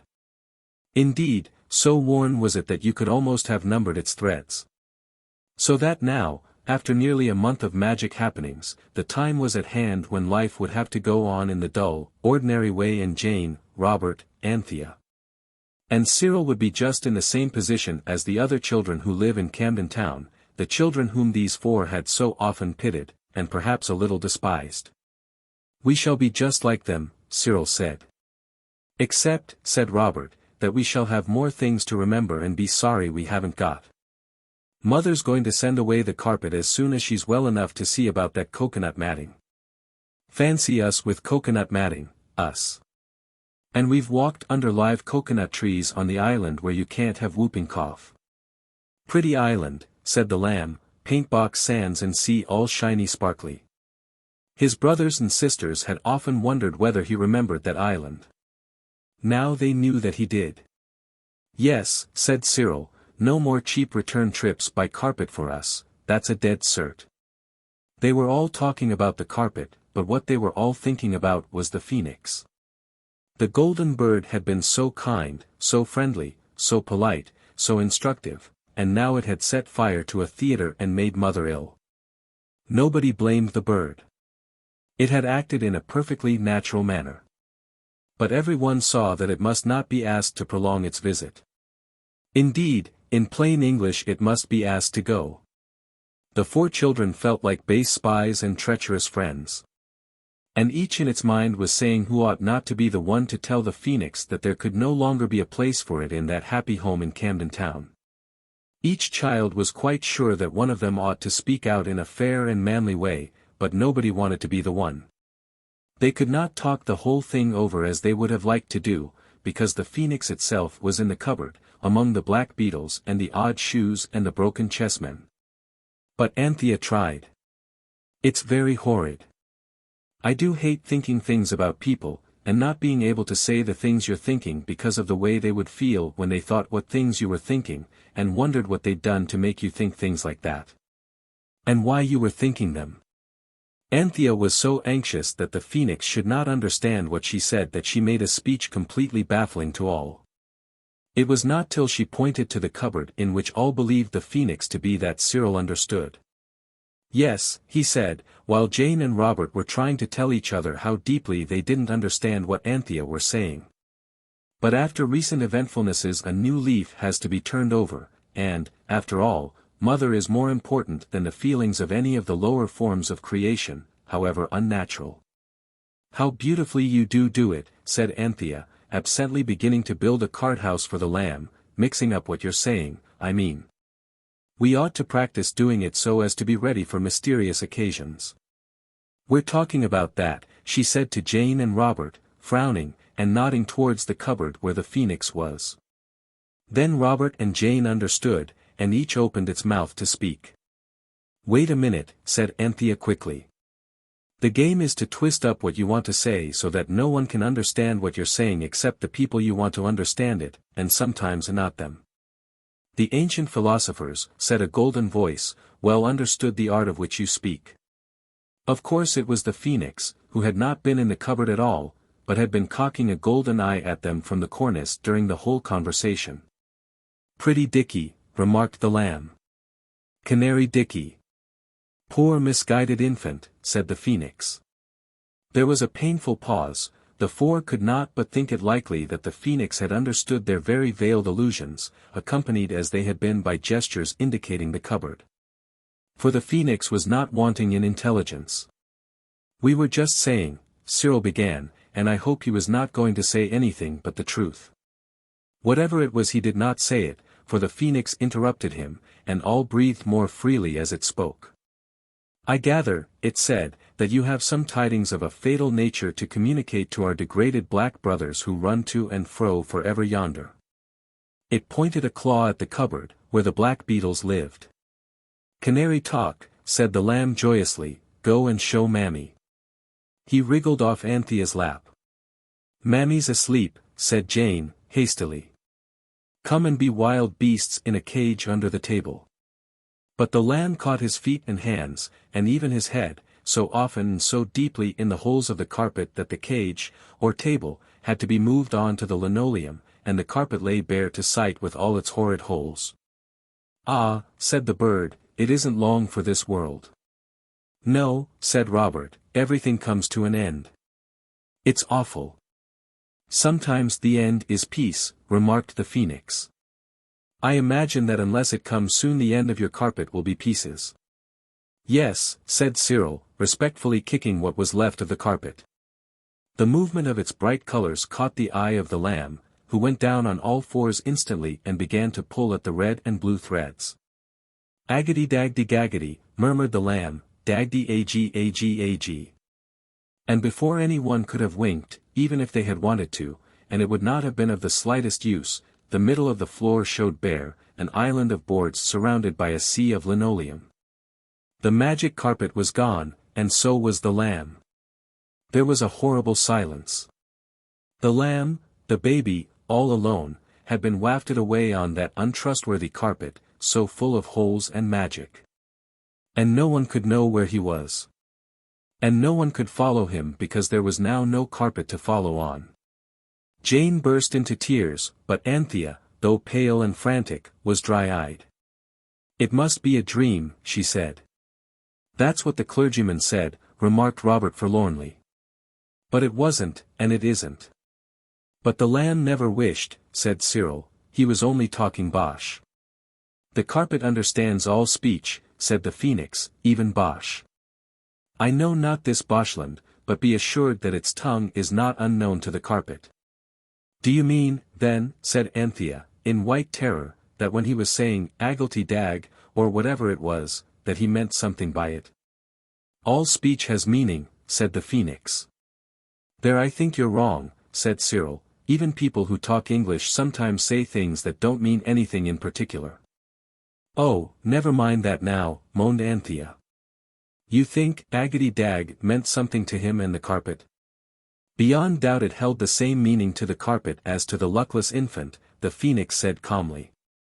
And what did it mean? Oh what? Unfortunately, the bird rejoined, I never studied bosh. Jane sobbed noisily, but the others were calm with what is sometimes called the calmness of despair. The lamb was gone, the lamb, their own precious baby brother, who had never in his happy little life been for a moment out of the sight of eyes that loved him, he was gone. He had gone alone into the great world with no other companion and protector than a carpet with holes in it. The children had never really understood before what an enormously big place the world is. And the lamb might be anywhere in it. And it's no use going to look for him. Cyril, in flat and wretched tones, only said what the others were thinking. Do you wish him to return? The phoenix asked, it seemed to speak with some surprise. Of course we do, cried everybody. Isn't he more trouble than he's worth? Asked the bird doubtfully. No, no. Oh, we do want him back. We do. Then, said the wearer of gold plumage, if you'll excuse me, I'll just pop out and see what I can do. Cyril flung open the window, and the phoenix popped out. Oh, if only mother goes on sleeping. Oh, suppose she wakes up and wants the lamb. Oh, suppose the servants come. Stop crying, Jane. It's no earthly good. No, I'm not crying myself, at least I wasn't till you said so, and I shouldn't anyway if there was any mortal thing we could do. Oh, oh, oh. Cyril and Robert were boys, and boys never cry, of course. Still, the position was a terrible one, and I do not wonder that they made faces in their efforts to behave in a really manly way. And at this awful moment mother's bell rang. A breathless stillness held the children. Then Anthea dried her eyes. She looked round her and caught up the poker. She held it out to Cyril. Hit my hand hard, she said, I must show mother some reason for my eyes being like they are. Harder, she cried as Cyril gently tapped her with the iron handle. And Cyril, agitated and trembling, nerved himself to hit harder, and hit very much harder than he intended. Anthea screamed. Oh, Panther, I didn't mean to hurt, really, cried Cyril, clattering the poker back into the fender. It's all right, said Anthea breathlessly, clasping the hurt hand with the one that wasn't hurt, it's getting red. It was, a round red and blue bump was rising on the back of it. Now, Robert, she said, trying to breathe more evenly, you go out, oh, I don't know where, onto the dustbin, anywhere, and I shall tell mother you and the lamb are out. Anthea was now ready to deceive her mother for as long as ever she could. Deceit is very wrong, we know, but it seemed to Anthea that it was her plain duty to keep her mother from being frightened about the lamb as long as possible. And the phoenix might help. It always has helped, Robert said. It got us out of the tower, and even when it made the fire in the theater it got us out all right. I'm certain it will manage somehow. Mother's bell rang again. Oh, Eliza's never answered it, cried Anthea, she never does. Oh, I must go. And she went. Her heart beat bumpingly as she climbed the stairs. Mother would be certain to notice her eyes, well, her hand would account for that. But the lamb. No, I must not think of the lamb, she said to herself, and bit her tongue till her eyes watered again, so as to give herself something else to think of. Her arms and legs and back, and even her tear-reddened face, felt stiff with her resolution not to let mother be worried if she could help it. She opened the door softly. Yes, mother, she said. Dearest, said mother, the lamb. Anthea tried to be brave. She tried to say that the lamb and Robert were out. Perhaps she tried too hard. Anyway, when she opened her mouth no words came. So she stood with it open. It seemed easier to keep from crying with one's mouth in that unusual position. The lamb, mother went on. He was very good at first, but he's pulled the toilet cover off the dressing table with all the brushes and pots and things, and now he's so quiet I'm sure he's in some dreadful mischief.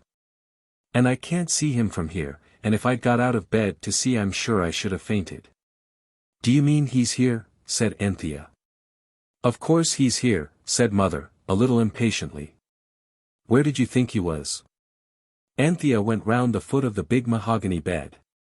There was a pause. He's not here now, she said. That he had been there was plain, from the toilet cover on the floor, the scattered pots and bottles, the wandering brushes and combs. All involved in the tangle of ribbons and laces which an open drawer had yielded to the baby's inquisitive fingers. He must have crept out, then, said mother, do keep him with you, there's a darling. If I don't get some sleep I shall be a wreck when father comes home. Anthea closed the door softly. Then she tore downstairs and burst into the nursery, crying. He must have wished he was with mother. He's been there all the time. Agady dag. The unusual word was frozen on her lip, as people say in books.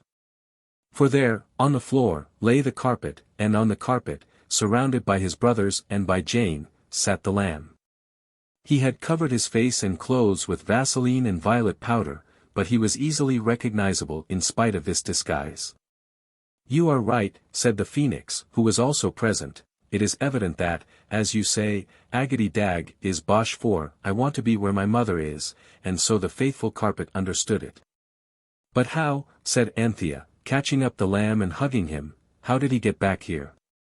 Oh, said the phoenix, I flew to the Psammead and wished that your infant brother were restored to your midst, and immediately it was so. Oh, I am glad, cried Anthea, still hugging the baby. Oh, you darling.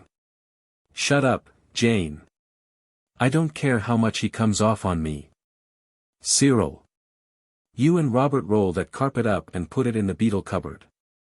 He might say, agady dag, again, and it might mean something quite different next time. Now, my lamb, Panther'll clean you a little. Come on. I hope the beetles won't go wishing, said Cyril, as they rolled up the carpet. 2 days later mother was well enough to go out, and that evening the coconut matting came home. The children had talked, and thought, but they had not found any polite way of telling the phoenix that they did not want it to stay any longer. The days had been days spent by the children in embarrassment, and by the phoenix in sleep. And, now the matting was laid down, the phoenix awoke and fluttered down onto it. It shook its crested head. I like not this carpet, it said. It is harsh and unyielding, and it hurts my golden feet. We've jolly well got to get used to its hurting our golden feet, said Cyril. This, then, said the bird, supersedes the wishing carpet. Yes, said Robert, if you mean that it's instead of it. And the magic web? Inquired the phoenix, with sudden eagerness. It's the rag-and-bottle man's day tomorrow, said Anthea, in a low voice. He will take it away. The phoenix fluttered up to its favorite perch on the chair back. Hear me. It cried, O youthful children of men, and restrain your tears of misery and despair, for what must be, and I would not remember you, thousands of years hence, as base ingrates and crawling worms compact of low selfishness. I should hope not, indeed, said Cyril.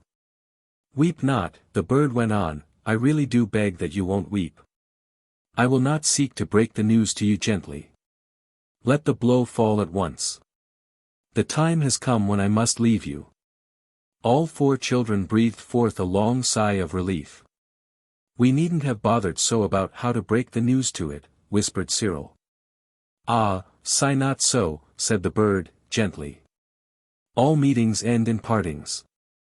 I must leave you. I have sought to prepare you for this. Ah, do not give way. Must you really go, so soon? Murmured Anthea. It was what she had often heard her mother say to calling ladies in the afternoon. I must, really.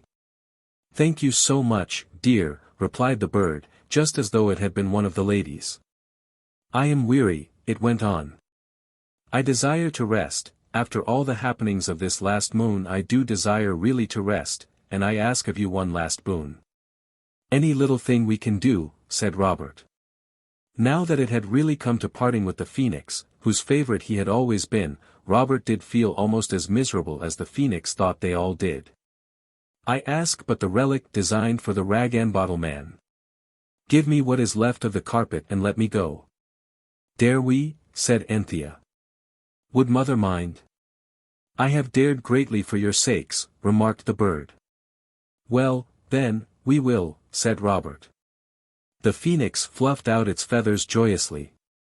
Nor shall you regret it, children of golden hearts, it said. Quick, spread the carpet and leave me alone, but first pile high the fire.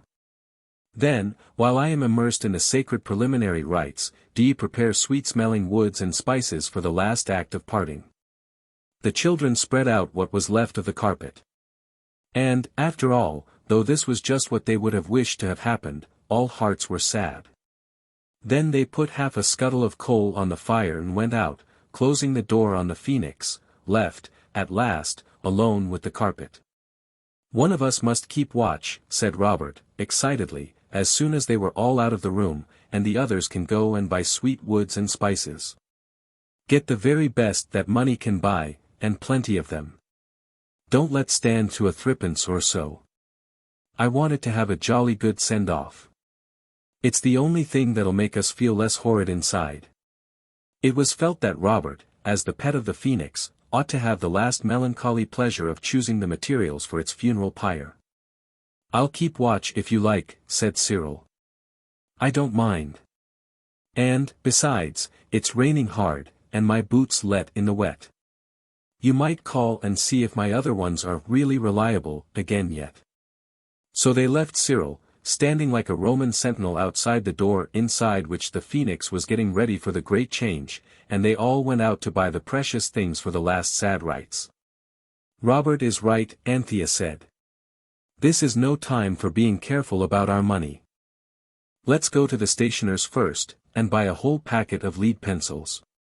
They're cheaper if you buy them by the packet. This was a thing that they had always wanted to do, but it needed the great excitement of a funeral pyre and a parting from a beloved phoenix to screw them up to the extravagance.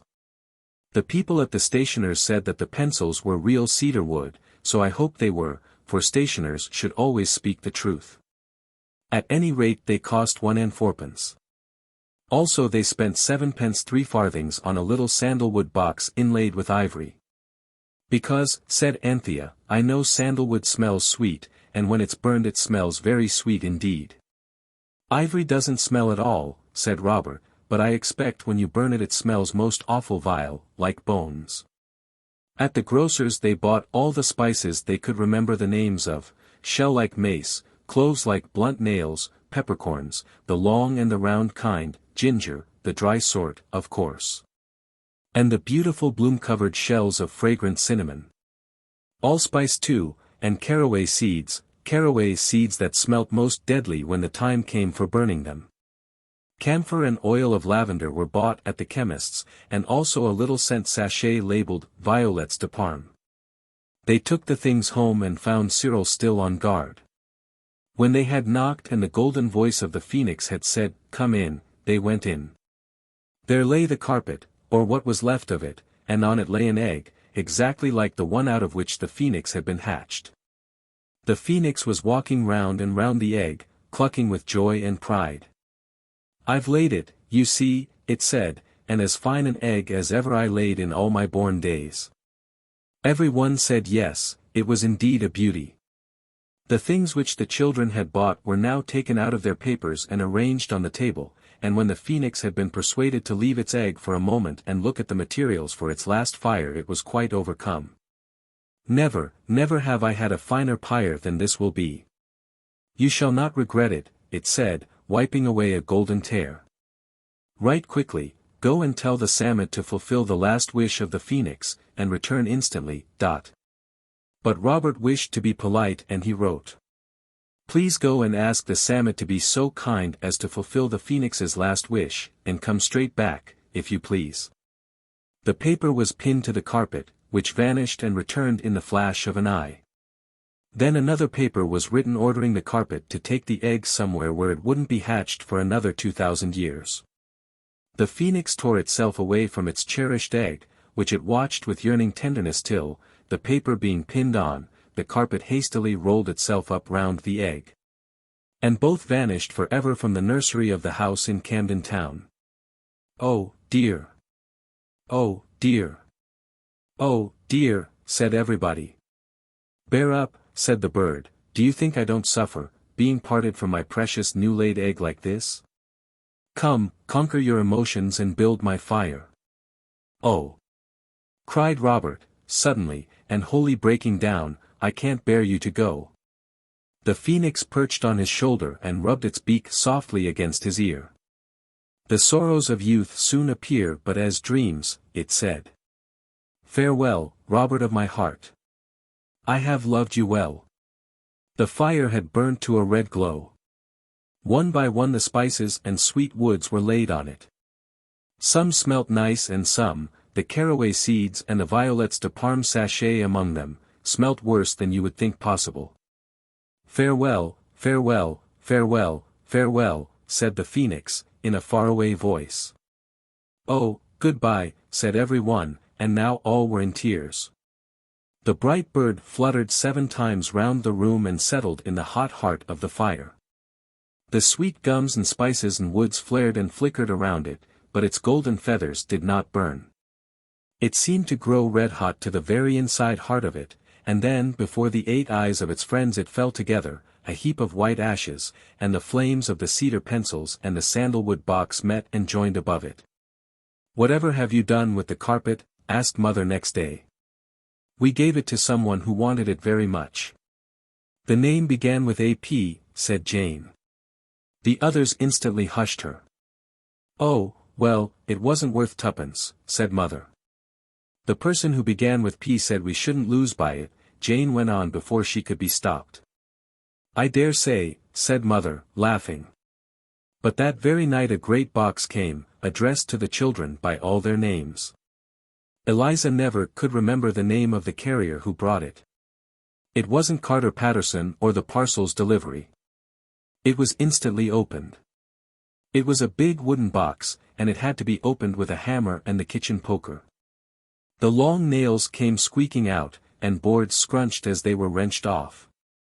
Inside the box was soft paper, with beautiful Chinese patterns on it, blue and green and red and violet. And under the paper, well, almost everything lovely that you can think of. Everything of reasonable size, I mean, for, of course, there were no motors or flying machines or thoroughbred chargers. But there really was almost everything else.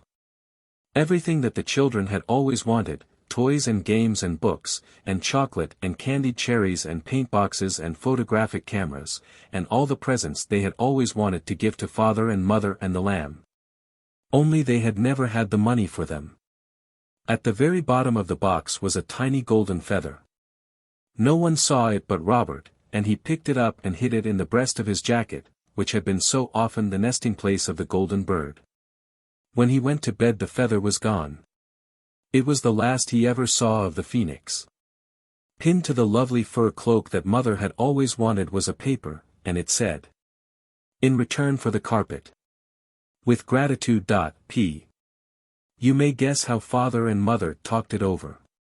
They decided at last the person who had had the carpet, and whom, curiously enough, the children were quite unable to describe, must be an insane millionaire who amused himself by playing at being a rag-and-bone man. But the children knew better. They knew that this was the fulfillment, by the powerful Psammead, of the last wish of the phoenix, and that this glorious and delightful boxful of treasures was really the very, very, very end of the phoenix and the carpet. The end.